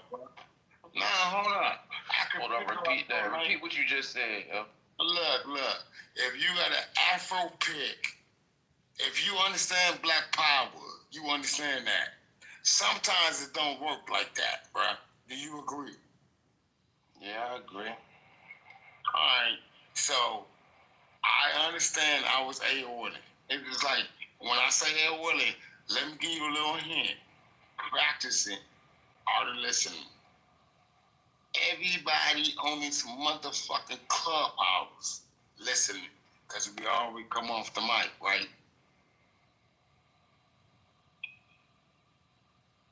Anyway, I'm on mute up. I already know. Listen. No, I wanted to ask him a question. No, I'm on mute up. No, I am revolutionary. I know it, but are you still singing? That's all I wanted to know. Are you still singing? You should let him mute up. I just want you to know if he was still singing. I went to YouTube. Listen to her. Oh, wait a minute. Is this the solo? I'm on mute. Yes, it is. I went to YouTube. Wait, hold on, Alexander. I need to get this information where I can send my mixtape. Is that Sunshine? Yeah, my mixtape, bro. I need to. She's a rapper. Yeah. I don't rap. I flow. I MC. Sing me too. I don't rap. My shit is Granny with a Groove. Oh, you got that new AI shit? Are you kidding me right now? No, I'm not kidding you, babe. Look. All I got to do is work on my. No. I'm gonna move up people real quick. One mic. Guarantee you, funniness is funniness. AI is like technology. What you think, woman? I agree with you. What about AI and shit like that? No. Tell this nigga to shut the fuck up. Who the fuck you talking to? Look. Spit on you. Don't give a fuck about none of that. Look at this shit. Look. Enjoy the conversation. Hold on.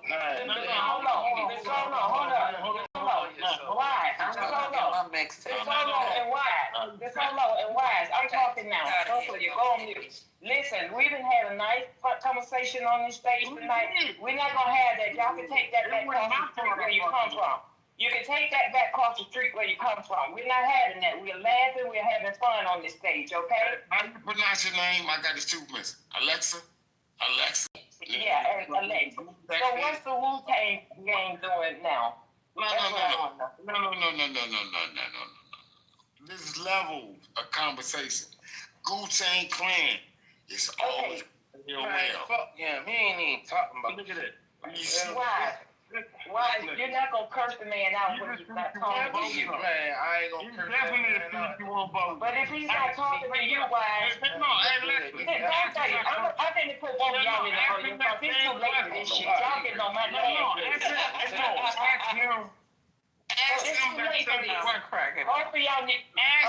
that same question that you asked me. I'm on mute up. Ask that nigga that. It's time to work, y'all. You the only one. How you think that, something wrong with that nigga? Y'all put that shit down. No. Ask that nigga that same question. Ask him what? The same question you asked me. Is he still singing with the Wu-Tang gang? No. What did I ask you? People know who it is. He don't even I know who you are. He don't even know. Literally. That's why I don't trust. No. I know who you are. Ask that nigga the same question you asked me. What question did I ask you? What you finna say? I got to admit, I forget to go to the stage. Say what? Was you paying attention to the stage?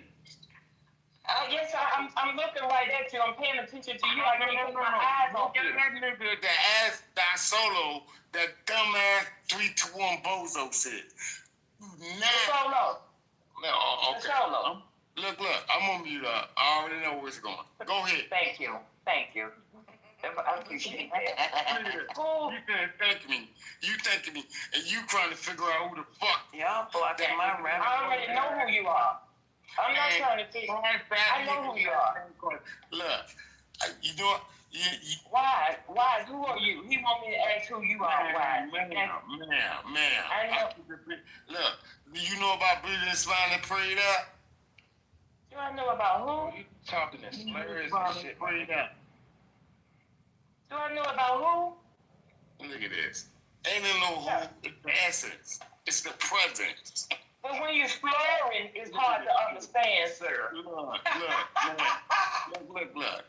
If you trying to make a joke about that soul, no, it's not a joke. This is true. When you slurring, that's what you get for not. ask that nigga. That nigga came off the mic. And look, okay. It's already people. Do you want to fight with him? Y'all go into private. You and him go into private if y'all want to fight. Okay? I ain't going to private. Do you know him, Wise? Look. Trying to fight. I understand. Look, are you kidding me right now? Throw it up, yo. Look at this shit. That's okay. Everybody, come off mic right now. Everybody come off mic right now and tell DeSolo you love him. You need some love. We love you, DeSolo. Love him because, he gon' That is your best bet. Tell that nigga to understand protocol. Okay, he gone. Yeah. Your Honor. Protocol. Man, you're not even following protocol. Every time I tell you to go on mute, you keep talking, so you're not even following protocol. So how you trying to ask Michael, you know this is a Wu-Tang Clan, Arthur Ware. Michael M. Arthur Ware. Do a rap for me. Do a rap for me real quick. Do a rap. If you trying to debate with the 1, 2, 3 talk, do a rap for me real quick. I said, man. I don't want to fight. I'm a lover. I'm not a fighter. Let me calm you down real quick. Do a rap. No. I got a man in there 6 pounds, 250 pounds that calm me down. Do a rap for me real quick. Come on. Look, you better hope you don't got a finger on that finger. What the hell? Yeah, Arthur Ware. No, she be getting them at midnight.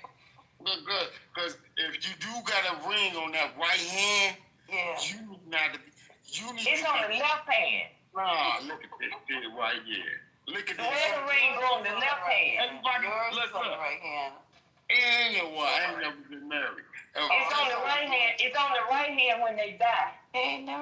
Ain't this a bitch? You have insurance policy, right? Oh shit, man, we ain't gonna talk about He that. said, do you have an insurance policy? You going too far. Look. I don't mind being corrected. Wu-Tang Clan about correcting all you motherfuckers that come on. Wait, hold up. Hold up. Who you call? No, apologize or get your ass off this stage. You don't call us no motherfuckers. You don't know us like that. Apologize or get your ass off this stage right now. Okay. Apologize. Yeah, I don't mind apologizing. Tell him to turn in his ticket before. Apologize. Yeah, I apologize. Who's you though? Don't get no Don't call me no motherfucker. I'm not cursing at you. Don't curse at me. Is this him in this PTR over here? I'm kidding me. I'm on social. No, I'm looking at the PTR. It says AOL 123. Arthur Ware. Oh, gotcha. This nigga still got AOL and everybody else. Please, Wu-Tang Clan. Well, y'all, come on, y'all. That ain't She ain't listening. She thinks she's being funny right now. Wu-Tang Clan. No, I'm not being funny. Look. I read first before I enter the room. I guarantee you this one. Hey, nigga, shut up. You talk too fucking much. Oh my God. Who is that now? Sleep in the goo. Look. Ain't nobody gonna kill this nigga to be like, move up, nigga. No, because we want you to move up. You talk too much. Look at that. You just slurring your words. You sound like every drunk uncle at the cookout. We were doing that dance in 72, boy. That's called the scuttlebutt. What happened when you get offered too much goddamn night? Hey, listen. Yes, I know you think like me, right? We like to thinking. We like to thinking back. Absolutely. Nobody thinks like you. The only person that look at this nigga. You got the brain of a motherfucking chicken. I got your back, Wu-Tang. Ray is safe friends with Lisa. He ain't got one friend in this room. I don't want to be my fault. I'm gonna mute up. Before you guys, let's see what this nigga talking about. Go ahead. I ain't gonna say it. I just want you to make Whatever sure you want, nigga. Can you Turn in your pink ticket. pink ticket? Yeah, that's all I want him to do right now. Yeah, turn in your pink ticket. That's all. And I'm following you back, so. You already. It said friends with him. Lisa, I looked at that earlier when he came in. No, he was following me. I didn't follow him back. Oh, you didn't follow. So just follow. Turn in your pink ticket and come in the room tomorrow before half hour. I'm trying to get my pink Timbs out the closet. I gotta go find my pink Timbs. Y'all missing out. Blocking. He's just like, damn, I followed that nigga. I ain't following him back. That's I'm following you back. Oh my God. Look, are you keeping? See, I made the decision 10 years ago to stop drinking. Before I right? remove this pink ticket, one of the reasons why is because I didn't want to end up like this. Right? I hear voices. That's why I stopped. I hear voices. You hear voices. Listen. At least you keeping it blunt. I followed that nigga, but I ain't know powder. Anyway, I know you thinking. I know you thinking about what I'm saying. I got your back. I got your back. Anyway, I'm man, be careful. You might rob. and come back. Oh, child. I'm guaranteed the other way. to the nigga that's talking right now. Guaranteed. How many fentanyl pills did you take tonight? I'm about to join the house. Change up. 1, 2, 3, we change.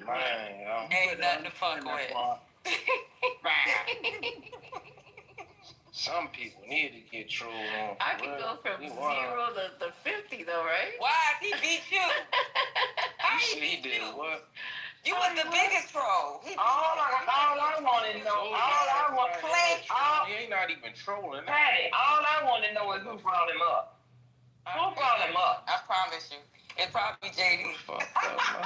JD, JD know what's up, man. No, JD wouldn't have brought no trash. Oh, okay.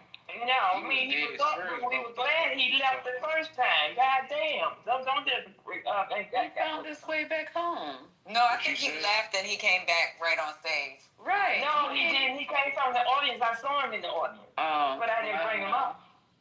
Maybe no, remember y'all sent it? Did somebody send him an invite? Y'all was saying he can come. No, I didn't send him. No, he's been gone for a while. He's been gone for a while, Patty. I was playing, JD. He was in here a few days ago. Yeah, I remember he was here. I didn't even know who he was. Lisa be getting some crazy characters in here. Listen, I didn't even know he was. I didn't even know he was Wu-Tang Clan until today when I started. Look, he up here again. See, he is leaving the room and coming back. I'm wondering what. I didn't he's just leaving the room and coming back. Yeah. That nigga for real. Wu-Tang for real. I ain't controlling that nigga for real. Is he in New York or is he in Cali? Who? Wu-Tang Clan ain't nothing to fuck with. We probably in your city, Lisa. Huh? Lisa said you from New York. Yeah, he's from New York. Lisa, they out in New York. Oh, okay. I'm asking where he lives now. What borough? I think at one time some of them lived in Atlanta too. A couple of them, the twins lived in Atlanta at one time. The twins still in Atlanta? Oh, no, he ain't gonna say that. Yeah, he ain't giving up no. He lived in Chinatown. You know when you from that line, that should be having you doze off. About a 50. I done told you ain't gonna answer me. Ain't nothing is coming up. Hey, those buildings in Chinatown when I went to New York, like the way everything's underground like that. Yeah, that's underground. Yeah, you know, like a lot of them have Look. First of all, AOL are the list. What? JD, what buildings are underground? Like when you go through Chinatown, don't you have always go downstairs? It's not I see what you. Yeah. It's like a basement, right? Yeah. Lisa. I see what you're saying. Yeah. The little entrance is going downstairs. Yeah. Hold up. Lisa, he went and got rid of the pink ticket. That's what he did. Thank you. Nah, man, give the pink ticket back. Take the pink ticket back. Look at this. Put it back on your neck. Y'all gonna enjoy him in another day and another time. Look. Unity is real. Who? Unity is real. when it comes to conversation. Unity. Unity. Do I need to spell it out or something? Let me go take You can't spell. Hey, Spell even if you wanted to. Wait, Quinn, down there? Wait, hold on. Hey, I gotta tell. Hey, look, Lisa, this is a test. Look, I saw. Hey, hold on, look. Why ain't nobody right now? It's on you. DeSolo, look. Are you smarter than a fifth grader test? So just answer these three questions for me. DeSolo, just answer these three questions for me. Quinn ain't never let me hear my mixtape. Hey, you're MAGA though, right, DeSolo? You're a Trump supporter? Look, Lisa. DeSolo, you're a Trump supporter? Give me permission to ask me questions. I'm going to answer these bozos questions. All right, answer this question. Hold on. Hey, if you answer this, hey, DeSolo, if you answer these questions, Y'all gonna stop talking over JD. I told y'all, all y'all don't try to answer me. I'll fight a man. Go on you. DeSolo, just answer these three questions. I just want to know if you're smarter than a fifth grader. You and JD both will get bounced on your damn head. Me and JD, we got a helmet. There we go. DeSolo, I just want to know if you're smarter than fifth graders. Just answer these three questions and the stage is yours. All right? Here's the first question, because I know you're a MAGA. I remember from last time. So what does the GOP stand for? DeSolo, answer it. What's the GOP stand for? Without looking it up. Good old pussy. I'm gonna say God over pussy. Now he all quiet. Shouldn't even took yo that long. Y'all taking this serious. Hey, Wise, are you a Trump supporter? That's general population. Listen. No, I don't fuck with neither one of them. Like I said, I don't fuck with neither party. Not general pop. No, listen. This is what I fuck with. I fuck with our people. I don't trust the government. I don't trust no fucking government. That's probably the best answer I can give. Why is it saying the most? I'm just saying the real. Tonight you okay, Wise? Over Republican. I don't trust them. Why is it saying Trump and Kamala got something going on? No, I'm not just saying them. Any president that ever existed, I think, except for John F. Kennedy. I feel like that was the only nigga that really spoke out for American citizens, and he got killed for that shit. And everybody else that you see, don't nothing happen to them niggas. I feel like they're part of the shit. They got done the same way. Kennedy was the only president that got killed. Far as if you want to talk about Abraham Lincoln, we want to know why he got killed.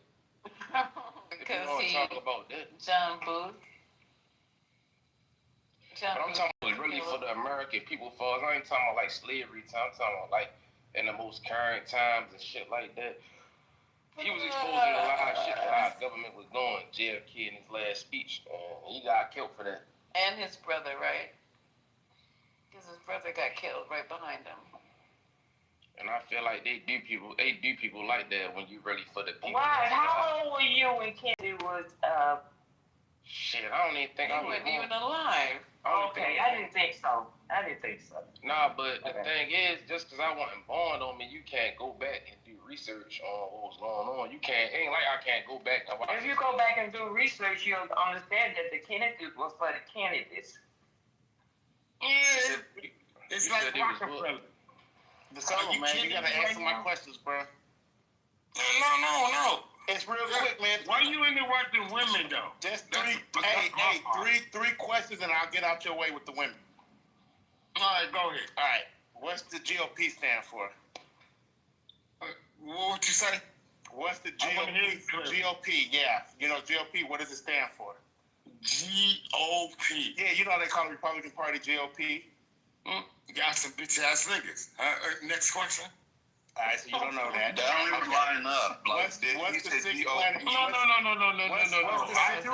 Let me ask you. Are you What's kidding the me? sixth? Are you kidding me? Here's the second one. Look. Are you kidding me right now? Hey, here's the second one. Nigga, how you gonna ask a nigga? Gemini, I'm trying to get my mixtape. So here's the second question. Lisa trying to say something. What's the sixth planet? I'm trying to get my mixtape. Hey, hold on one second, y'all. Lisa trying to say something. No, they not listening. This nigga asking me what. Go ahead, Lisa. No, Solo's gonna, I'm just trying to start my new career, trying to get my mixtape out there, you guys. And Oh, yeah.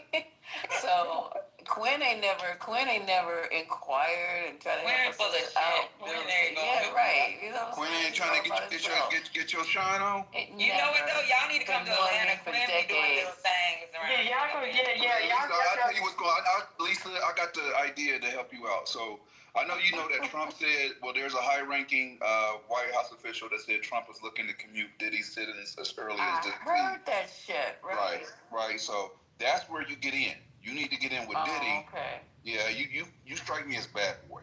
You give me Okay. bad boy. So I got baby more. Yeah, I was getting ready to say, I just got Lisa, my dope down. I think you better find another way. You might come out better with Kanye. She. Girl, y'all trying to really get me fucked up here. Gotta get fucked up with Diddy. As long as you're good with the baby oil aspect. I'm good with the oil, Okay, so if it's that easy, all I gotta do is, I'm good. I ain't good with the voices. I think I'd go with the baby oil too.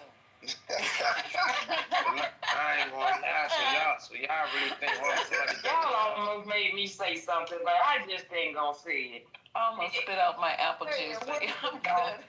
I'm good with the baby oil. Nah, I go with the So you think they rubbing you down with the baby oil? I'm sorry? You think they rubbing you down with the baby oil? Diddy's not rubbing nobody down. He always gets somebody to do the rubbing. I'll find out though, Alexander. He used Astroglide. He used the baby oil for your body, so your body look good. Astroglide is. Y'all know what he used that like baby oil on. Yeah, that's what he uses. Yeah, y'all know what he used that baby oil for. No, he used water-based lubricants for that. You got it wrong. Like it's oily oil. Baby oil ain't good with condoms, so he don't use it for that. Was he? Yeah, was he? Who said they were condom? That's what the escort said they was using condoms. Oh, he did say that. He did. You allowing this shit? Yes, I am. No, he asked me a question. What do you ask? What's the next one? What do you ask you, Solo? All right. The next one. JD's two more. Hey, 2 more and I'm done, y'all. 2 more. What's the sixth planet from the sun? I don't know. Breathe. Okay. Breathe up. So far, all right, you're not smart in the 5th grade so far. Last question. How many? All right, look. Last question. Y'all better allow me the chance to rebuttal after that. Last question. Bill rebuttal. How many holes does a woman have below her belly button? 3 or 4. How many? No, 3 or 4. Okay. He got one. 3 or 4. 3 or 4. 3 or 4? Oh shit! No. 3 or 4. You got that wrong too. 3 or 4? No. Hey, Lisa. Yes. Are you kidding me right now? You better understand this Wu-Tang Clan, nigga. We keep it breathing, smiling. Look. Let me ask you one question. Okay. No, I'm talking to okay. No, I'm talking. This goes to that person, to everybody. His name is JD. Anyway. I'm just gonna ask a question and address Look at the helpers. Nigga, set your bitch ass up and ask your bitch ass question real quick. Nigga did a mute when he was asking me questions, though.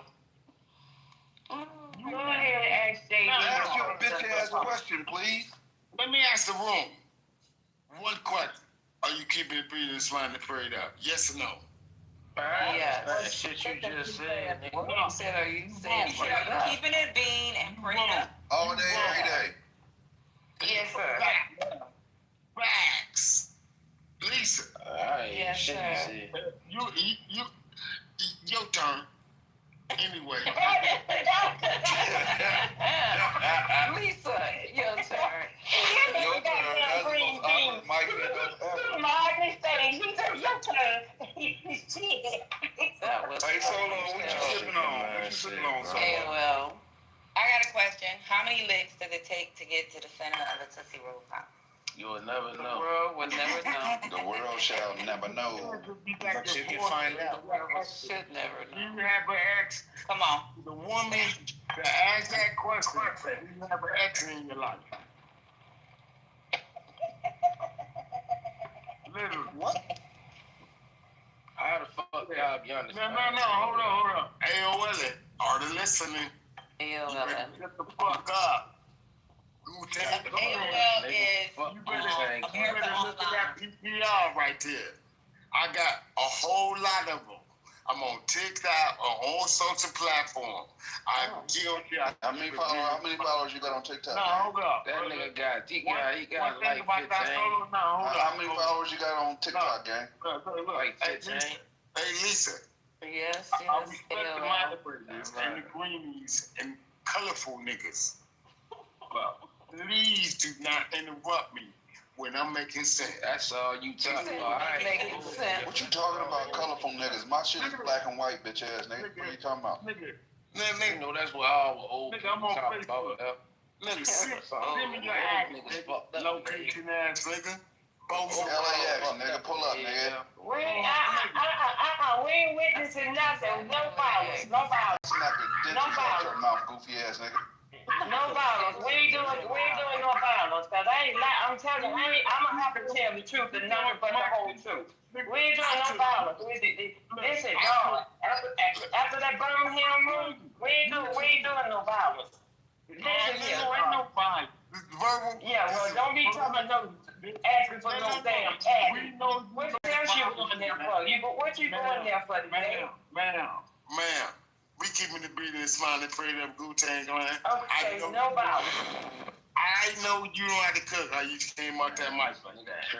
I guarantee you, if I ask you one question, if I ask you a question, ma'am, but let me ask you a question. Do you know how to cook? Yes, sir. So look, we keeping the beat and smiling, afraid of. We know how to eat, right? Yeah, I do. That's a loaded question. Let that one sit. Oh, I didn't even think about the other half. Yeah, you won't. Lisa, did you just confess to being an eater? You gotta listen. Yeah, I wasn't gonna answer that shit even that. Tell these niggas to shut the fuck up and listen. AOL, all the listening. Tell these niggas to relax. Oh, are they listening? Okay, you said you had one question. I thought you was finished questioning. I asked you the question. As long as you know how to Okay. cook, you get my soul. Anyway, let that one fizzle. One of the best. Nigga done asked like 10 questions after asking one, saying he's gonna ask one. Like, what was you? I guarantee I ain't asked Lisa if she's single. No, you did not. No. Now it's implied that you're asking though. Hey, look. And that's the mixtape, though. Hey, tell this nigga to shut up. She said all you can do is pick up her mixtape and pass it out. That's it. Off the rim. It'll be a feature on that motherfucker. See, look at this, y'all. We're making progress. Man, Wu-Tang Clan. Well, you know, Gemini, I know you're gonna have to work with my papers, Gemini. Don't encourage bozo shit. You know what? I can hear about your energy. You got good energy. Do not allow bozo to fuck up that. That's a fact. Got you. Yeah. Got you, Big Daddy. Then you should, if that's the case and you really feel that, you should commit suicide right now. Suicide. This nigga said suicide. That's a new one. That was funny though. You gotta. That was attempting to be funny ass nigga. So 3:30 every night we start comedy hour. Yeah, we here. We didn't smile and prayed up. How about y'all? This is hilarious. AOL. Off the rip. Are they listening? Now I like that. But no, I ain't gonna lie, Solo. Well, you know what, Gemini? What's up? It's gotta be hell to wake up crazy every goddamn morning. It really do. Right. Wait, his social media. His social media is not linked to. right there. To his Clubhouse account? Let me look. I didn't even look. Hold on. Creation. Look. It got to be really hard. Yeah, his Instagram is the link. Look. Let me tell you something about 1, 2, 3 Warriors. We keep it in that order. Response. Support system. Niggas can act Hollywood, but we just keep it beating, smiling, prayed up. I guarantee. He only has 248 followers, so hold on. No, that's not true. Yes, I'm looking at it right now. You were looking at the wrong person. I am? You're definitely looking at the wrong person. At least I'm taking. Definitely, brother. You definitely looking at the wrong person. No, I'm not. I'm looking at your IG account. Look. Look, I don't need to share nothing. I'm trying to share my thoughts with y'all. Okay. You figure it out later. Okay. Yeah. What time you gonna start? Cause I got to go to bed. No. For the woman that's looking me up, I can guarantee you probably involved, ain't you? Probably what? Are you involved? I told you, I've married 35 years. Okay. Keep it like that. Why the hell would I change it? This late in the game. But no, we about Remember to be what funny. you said? Remember what you said? We about to be funny. No, I'm being serious. Man. No, I don't think so. Look. You already violated by looking my name up. If you've been married 35 years, you better look up. I look up a lot of people. That was my job. I look up a lot of people. I got a friend. I know who you are, though. Look. I already know. Where you from? I can guess where you from. Atlanta. Look at this shit. Oh, shit. This is about to be tricky. He's from Atlanta, too, though. You know the twins? I know the twins. Personally. I know. What's the dude? They still live in California? No, hold on. No. You from Atlanta, right? Uh-huh. You just happy as fuck, ain't you? I don't live there now. That's where I'm from. I'm from the Wild Humpback Crooked Eye. The glove. You're from New York. Listen, I don't know. Man, nah, hold up. He's from New York. Yeah. I don't know where he lives now. He might live in Mississippi now. I know how to speak 5% talk though. What you think? I don't know. No, you don't. Definitely you not. Remember you said you just from Atlanta. I'm from the glove. No fingerprints. I keep it business, smiling, pretty. Bet you I can find you. Bet you I can find you. I bet you I can find you. Nah, if you pull up on me, you fuck around, you gonna eat some good barbecue. And likewise. Remember what the old saying go? It ain't about who the baddest, it's who the fastest. But you talking distance shit. If you listen, if you ain't in Memphis, you ain't got no good barbecue. I got people in Memphis. Okay, that's what a good barbecue is. No, I don't got to travel from the glove to go down south. You better let that one. Hey, Lisa, I'm trying to help you.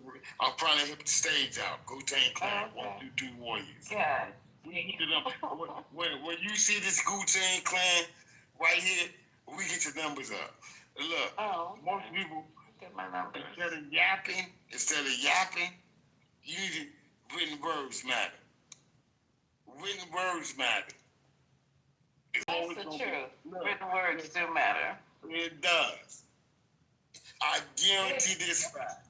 And to the nigga, look, to the people that happen to be trying to have a conversation with that Solo, you better understand, you better be who you are. I am who I am, though. You better let that pop. No. I'm speaking esoteric. Oh shit, you cold hidden talk. Hidden word. No, just hidden word talk. It's hidden word talk. I know it. If you do not understand that ETR that I'm representing, I got plenty of them. I already joined it. I'm a member. I guarantee you. I guarantee you appreciation. Most people forget that word, appreciation. And we appreciate you. You're damn sure do. Hey, look. Got rid of your pink ticket. But this solo, when you come back tomorrow, you gonna come back tomorrow? Oh no! Lisa's about to crash out. You didn't even let me finish talking to you, man. I said, are you coming back tomorrow? Let him talk to you, Miss Alexander, because my Exactly. Since you want to come off the mic and all. Oh my goodness, this is too much, I'm telling you. Where did you find this motherfucker at, Lisa? Look at this. Listen, everybody got protocol. And Lisa. Yes, sir. I guarantee you got the authority to be like, mute up, that's solo talking. I guarantee you got the authority. So that's what you want. Okay. No. I don't want that. Y'all gonna be y'all. I'm funny anyway. Okay. You better let that one sizzle. I'm gonna let that sizzle. Yeah, I'm on. I got Facebook. I'm on all social. How did you find out about this app? Who told you to download this app, bro? I'm known to break up happy homes. Who told you to download this app? This solo. Who told you to do that? Look at all these niggas. Look at the three stooges. These niggas like clowns right now. Niggas jumping off the mic to say what? Nigga, stop interrupting. Listen, stop interrupting. I guarantee I was talking to creation. How much longer? Hey, you know what, JD? I ain't gonna lie. I don't know. In my mind, this is how I imagine the average New Yorker around. Like this is the average NYC energy right here. Is this NYC? I feel like if I was on the subway, this is the kind of conversations I would have every day. Hey, Lisa. Yeah. Most of these niggas cheating. Black men don't cheat though. What? Yeah, that's a fact on that one. Okay. Niggas keep coming off the mic. Look, I'm single. I'm Thought Solo for real. It's on my license plate. If you come to the glove and you see a 300, a nice car, shining the motherfucker. No. I guarantee you, if you think you follow me, you're not. Oh. I'm trying to look. So it's like that. Run the room. Okay. Run the room. Because if I think, if you think what? No. You're like that. Look. Just like, look, you got an ad-libber. You can literally tell this nigga to shut the fuck up and let Doc Solo talk. You can literally say that, but you didn't. Okay. Y'all let the solo. See, look. Too late. It already happened. Oh, you guys. If it wasn't 4 o'clock in the morning, I would just be. Hey, look. You act like I don't know the time. How much more time we got? You do. How much more time we got, Lisa? Hold on. Lisa, and my lips. don't act like I don't got a nice watch on. Lisa, how much more time we got? No, hold on. My lips are heavy, girl. I'm getting ready to take this Kenyan and take my ass to bed. I can't take this no more. I was trying to get, because this is not social media, Alexander. No, exactly. I thought I was talking to Alexander first. You were, but no. You don't want me out. Alexander. No. Social media, corrected. At least he has another social media account. He does. 1, 2, 3. 1, 2, 3. How do I find out? Warriors. Wu-Tang. Look, Eric corrected is respected. She listened to both of us. She knows she should have said something. This is too much. I swear to God. I don't think this is the glove. I think this is definitely New York, maybe I'm definitely a member of the house. 128. I used to kick indoors. I let them do in the house. I used to kick down. I used to kick food masters. Y'all know what it is. No, I don't. Nah. Would you like to? Are you single? No. Exactly. So, hold on. Don't ask me. You heard no habla español, señor. No habla inglés, mi señor. No, you know what? Vato locos forever. Lisa got to speak in his phone. Lisa got to speak in his phone. Singing. Niggas like, damn, man. What song is he singing, Alexander? You got requests now? Lisa. Yeah. No, she must know a lot of songs, but that one went past me right there. I know a lot of songs, but that one right there went past me. Okay, so can I get one from our guests here? Which one? The solo. Give us a song. Yes. Give us a song before we go to you sing me to sleep. Hold on. Let me make sure. Y'all give me a moment. Y'all reset the room. Okay, reset the room, Alexander, because he's getting ready to sing me to sleep. Go ahead, Alexander. Reset. I'm gonna mute up. I understand protocol. Salute, Lisa. Listen, don't let us waste our time. Okay. I'm not done. I'm asking. He said he was gonna do it, so I'm basically over here. Let me get my pillow, fluff it up. Let me get everything prepared. Patty, you comfortable? Ramona, you comfortable? Eric, JD, Ashley, you comfortable? Well, baby. Okay. Our house members down there. Hey, Alexander, hold on. Let me get my pink and gold Tim's out. Hold on. Yeah, get ready. Real quick. Lisa, okay. Our house members down there. Song, right? Yeah, you can do those songs. We got a special guest in the house tonight, so we're getting a free show. You don't have to pay. It's free admission. It's 420 at 3:55 this morning, and I hope you guys enjoy. And I hope you guys enjoy this. Yeah, we'll be putting the cash app up. Okay, so let's go to solo. Where else can you get this but at the 420? Is it cash out where I send a money request for my wasted time? No, the cash app is only flowing this way. It's not going back the solo? Oh, did he fall asleep? The solo. He nodded off. That's He on that heroin. He on that dope nod. You already know. Give it out. He go. Come on, guys. Y'all. Go on mute. Go ahead. Solo. Then I was on mute to find the music so we can all relax. All right. Okay, go ahead. Relax. Go ahead. All right, y'all niggas relax, because I'm ending it. Have patience. Patience is okay. It is. Anyway. All right, go ahead. It's a fact on that one.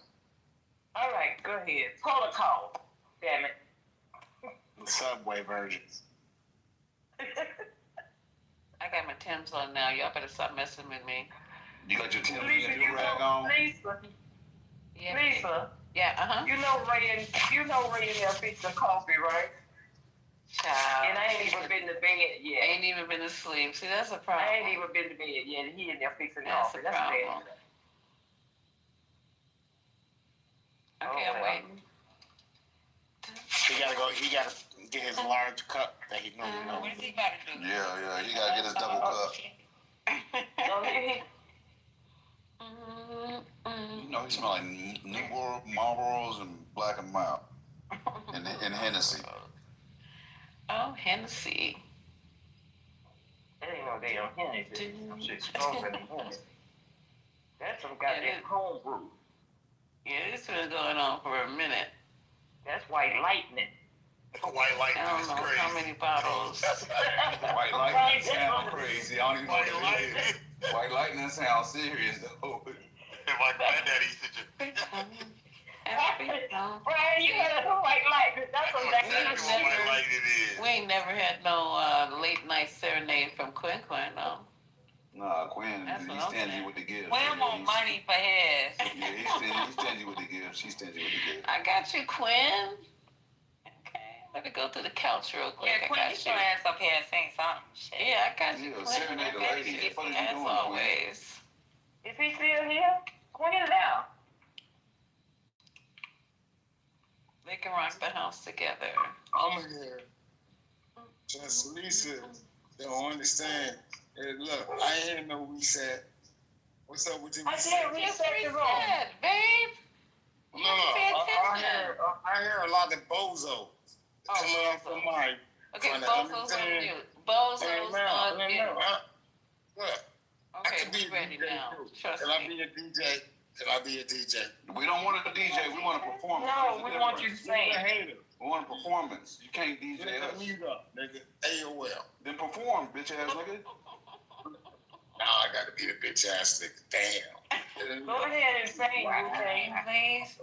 This shit right here. Come on, just right off the top. Look. Come on, Tony Kane. All this negative energy. Tony Kane? I'm in the glove. No, hold up. Let me tell you this thing. Look, my location is real. Literally. I'm trying to enjoy the conversation. Okay, don't disrespect. All right. We know you. I ain't done. No, I ain't done. You upset. Okay, We know, we but gonna go ahead let and you go back perform. then. Look, I could be The audience waiting for you. The audience waiting for you. You ain't seen that skit when they in the elevator dance. I can't even get the chance. This nigga gonna hate me. Okay, all right, Jimmy, don't hate. Jimmy, it's fine. He doing too much. He doing too Tell much. this nigga to shut the fuck up. You up. Okay, no, you can't talk to our minds like that. Damn. It's okay. It's okay. He drunk. Yeah, damn. He ain't really. If I'm respecting you, everything. Nigga, is you gonna perform or not, nigga? That's it. Like, Man, I guarantee my social media. I'm gonna That's solo. Come on. You got 10 seconds to start performing. I'm trying to, man. Damn, can a nigga? Okay, We said 8 seconds to perform. 10 minutes. We set the room. 5 seconds to perform. Okay, once again, welcome. Listen, throw milk. Everybody shut up. I'm ready. I've been. You want me to reset the stage? I'm real ready too. Okay, so let's do this. Nigga, I feel like a Richard Pryor comedy smoking the cigarette. Yeah, okay. Welcome to the stage. Pootie Kane, 1, 2, 3 Warriors. Wow. Is it Pootie Kane? Oh, it's Wu-Tang. Oh, it's Cool Game. What the hell did I can't see? I got my. If you been in the goo, let Cecily. Cool Game. Man, you right, man. And man, I'm all Let me sorts see. of I'm enlarging. Wu-Tang Clan. Okay, Wu-Tang Clan. Welcome to the stage. The one and only. The one and only Wu-Tang Clan. Audience member, you get a free show to put you to sleep tonight. You'll never see this in another room. He got 300 followers on Instagram. Damn, my nigga, nigga. We ready. Y'all stepped in the party and shot the party up. We ready. Y'all niggas are worried about the DJ. We ready. Literally. Nah, you hope so. You better look that one. Who shot you though? Who shot y'all niggas? When you Wu-Tang Clan, you better understand this remix. You better understand this part. Are you gonna perform? She just reset for you. Okay, nigga. If you shot.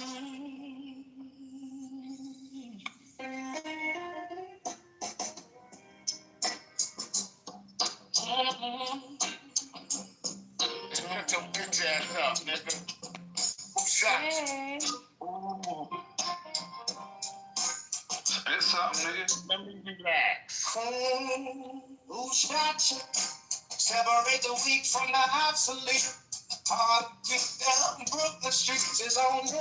The audio good. Can I get it 100? All the people that got the mic.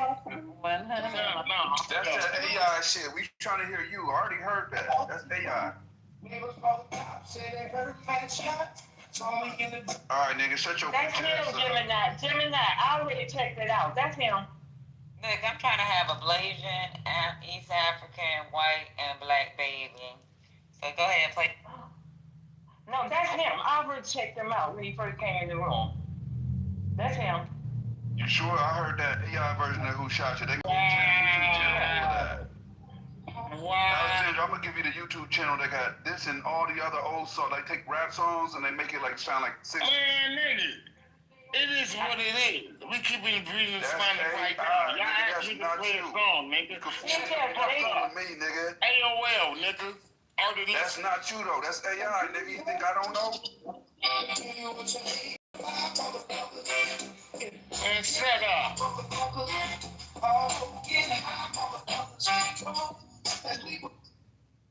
I don't want to hear no fucking AI, nigga. That sounds pretty good. I'm telling you, that's him. It is him. I heard him. I saw him. I heard him. Yeah, that is him. But we have enough for the goddamn Pootie Tang. Well, I don't know. Lisa might not have had enough. That's what I'm thinking.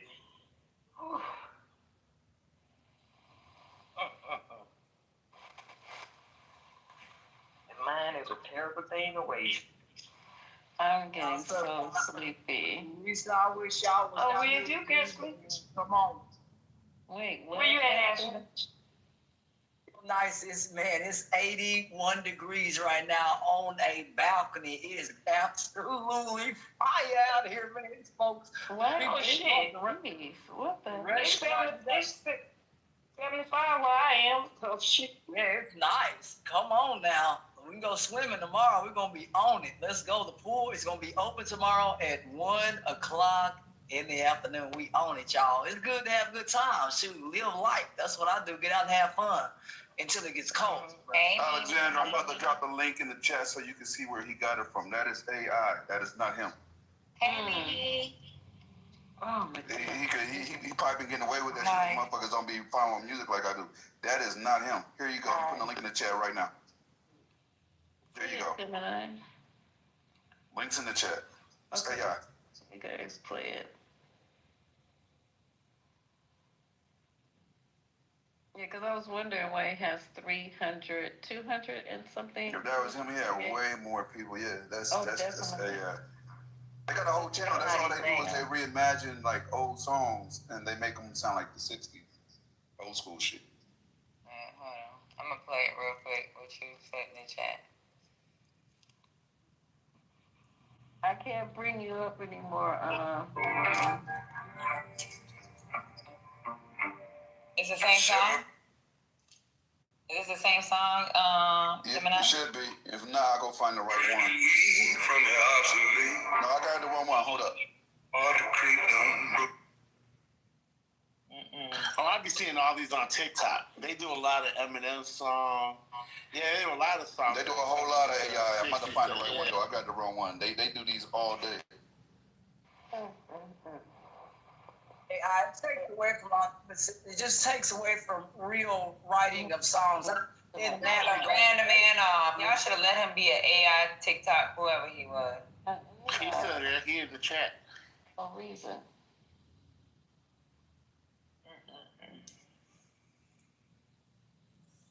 AI fucking everything up. I was about to fry some chicken over here, y'all. You can't be frying chicken this late. And I was doing a music room one night, and a freaking Rundown came in. Oh, you was in there? You was in there, ain't it, Gemini? Yeah. Rundown came in there and played some of the music that he about to release. One of the songs he's gonna get Joe to sing on, but he's doing it like what is he? Them NFTs. Yeah, he doing it under NFTs and all that. Oh my, that man still with NFTs. I'm not even gonna Look, comment I mean, on the that. idea made sense. Like each person that, like, so I guess he got Joe singing on one. It's like he has a fake. The album's like, I don't know. It's a AI album, but as he gets each celebrity that he knows to sing on, it brings up the value of it because each one of them are putting something about one person buys it and the next person buys on it to sing on it, and it just brings up the value of the NFT. He explained it to us, but I was like, this shit taken away from artists. But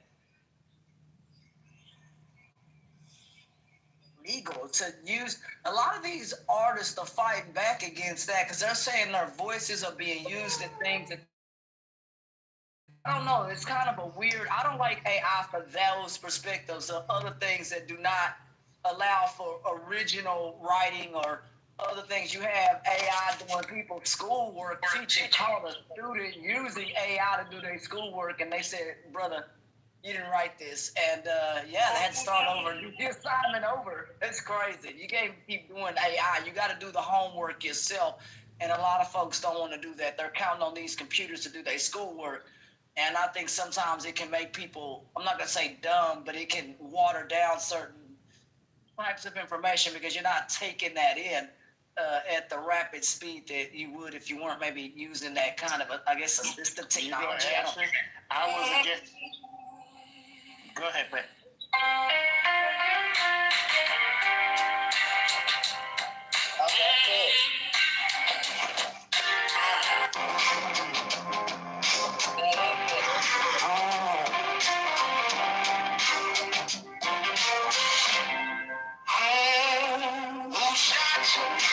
Separate the weak from the obsolete. Hard to beat down. Changes on him. Fuck all that bickering beef. I can hear sweat trickling down your cheek. Your heartbeat sound like Sasquatch feet. Thundering, shaking the concrete. Then the shit stop when I fall apart. People on top say they hurt. turn that shit off.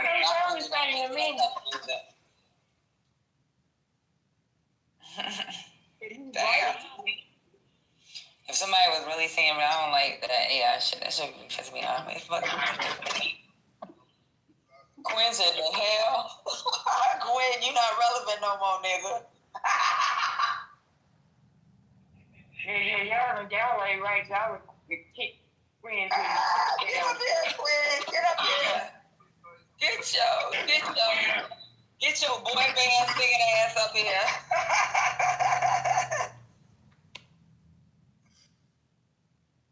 You ain't relevant no more, Quinn. What the fuck was that? That was AI, nigga. Oh, yeah, I know about it. Don't that shit fuck with you when you actually got a real talent? It does, but I mean, it won't fly with our generation, but the generation to come. Yeah, it is. You heard what happened at the Monica and Brandy concert? Nah, what happened? They'll be here on Friday. Child, I think it was actually in Chicago too. Yeah, she had like a seizure or something, right? Look. Oh, hey, go on mute. Go on mute so I put you back downstairs. Go on mute. Somebody should we talking about something else right now. Go on mute. I'm being nice. Just hold on. Please. No, they said that JD was saying it. Was it a seizure? Because they said that because they were like playing the music. I don't know. Oh yes. Yeah, that boy is mine. When they were playing that they were like fighting over it. They were trying to say like she really is, the boy really was hurt. I don't know what the hell they're talking about with that. But people in the I was reading some comments and people said no, she was really I guess she suffers through seizures and stuff, and she actually had a medical emergency because they said she never ever, like her professionalism, she never would take off on the stage like that. So they say she actually left because of a medical emergency. They said that they actually played the last piece when she said we're having technical difficulties with the music, and then it just cut off and she left. Oh shit! Well, I ain't gonna lie, I don't know. I was just reading comments on. They're showing it. Man, that shit crazy. And then people was like, they were lip singing some of the songs. I said, what Maybe they were playing the music in the background and singing. You know how they do that. Well, I was going to ask y'all, have y'all heard about Timbaland having this? He got an artist, an AI artist that got a record deal, and they dropped their first video about 5 days ago. Have y'all heard that shit? Yeah. That shit is fucking trash. Like Timbaland, I can't believe he put his name on it. He co-starred in the video, all that shit. But it's just whack. He was some kind of AI company that, like, he does something with AI. I think that's why. What company does he just acquire? Or he's heavily invested in? I gotta look into it. It's something like that. I think that's the reason he might have done that, Jim. But you know, there was one AI artist that actually went #1 in her whatever genre she was. Oh, she got a multi-million-dollar deal too. I know what you're talking about. She got like a soulful voice. Real soulful voice. Like, she actually sound good. Like out of all the AI I heard, she actually sound dope. Like I ain't gonna hold you. Like she sound dope. Timbaland's our artist is a rapper. She a female rapper, an Asian female rapper. She sound like Missy Elliott without a soul. Like it's whack. It's crazy. Y'all talking about this motherfucker like they real artists. Unfortunately, they are. They getting multi-million-dollar deals. No, I mean, so this is not an actual person. Okay, your turn, Quinn. No, I'm not doing that crazy shit. Man, what you doing, gang? Like, go ahead and bless us with the talent God gave you, bro. What you doing?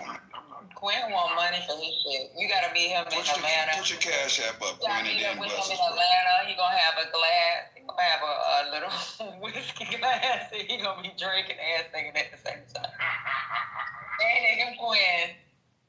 Hey, Quinn, go ahead and grace us one time for the one time on the late night, bro. Go ahead, bro. Quinn be like, doo. Hold on, y'all. Let me clear the throat.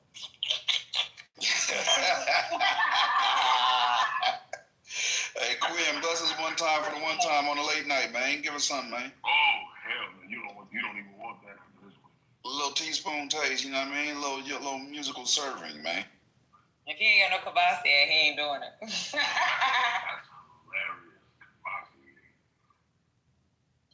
I don't think I can drink kibasi. What y'all think about Diddy being out this week, y'all? What y'all think about that shit? Out this week. There's a high-ranking White House official that said Trump is considering commuting his sentence this week. I knew it was going to happen. It was definitely. They're paying for it. Then he can use his music, since nobody else will give him music to use.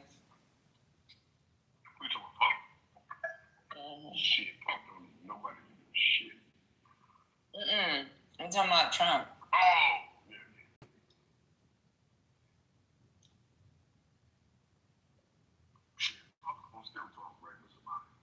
They paying him to do it. He ain't doing it out of time.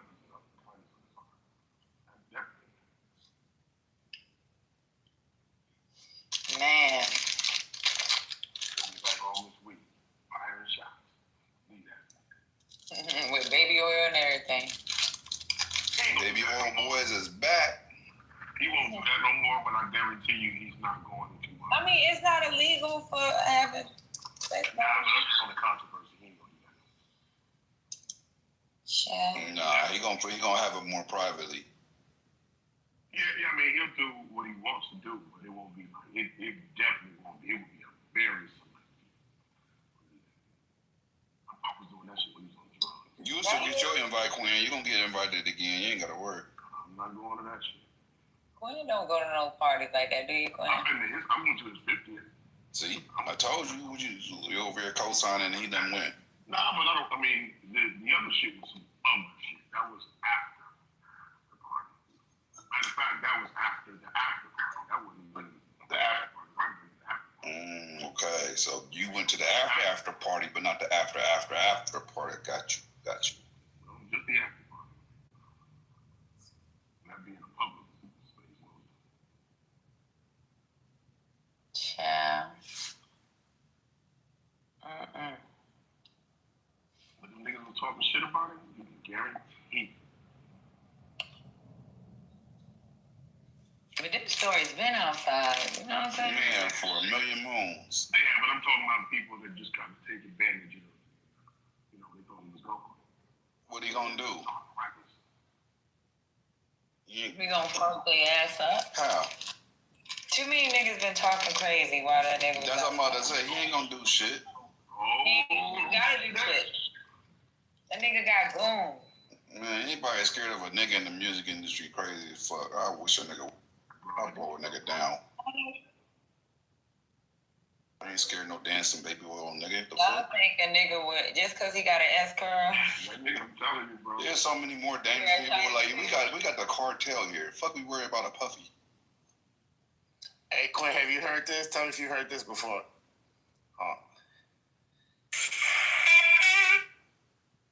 Let me know. Can y'all hear it? We can hear it.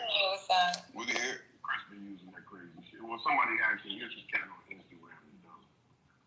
And Chris reposted what he did with his song. Are you playing it right now, JD?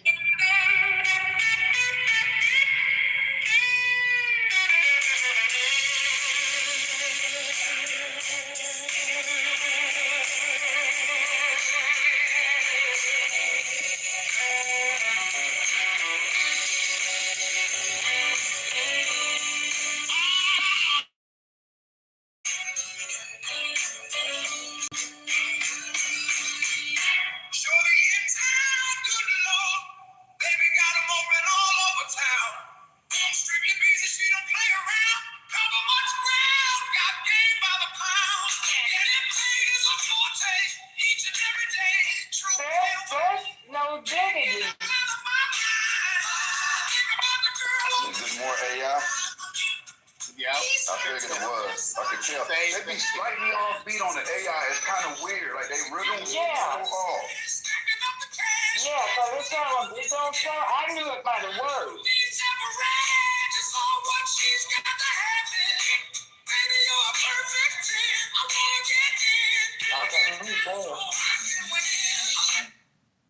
That AI be a little bit off. You don't be peeping that? Like it literally be I don't know how to describe it. How you fuck up AI like that? Well, they just put the song into whatever the service is. They just put the lyrics in there and then describe how you want it to sound. Yeah. And that's all it is. They don't have control over the way it is. Yeah, they just butchering their son.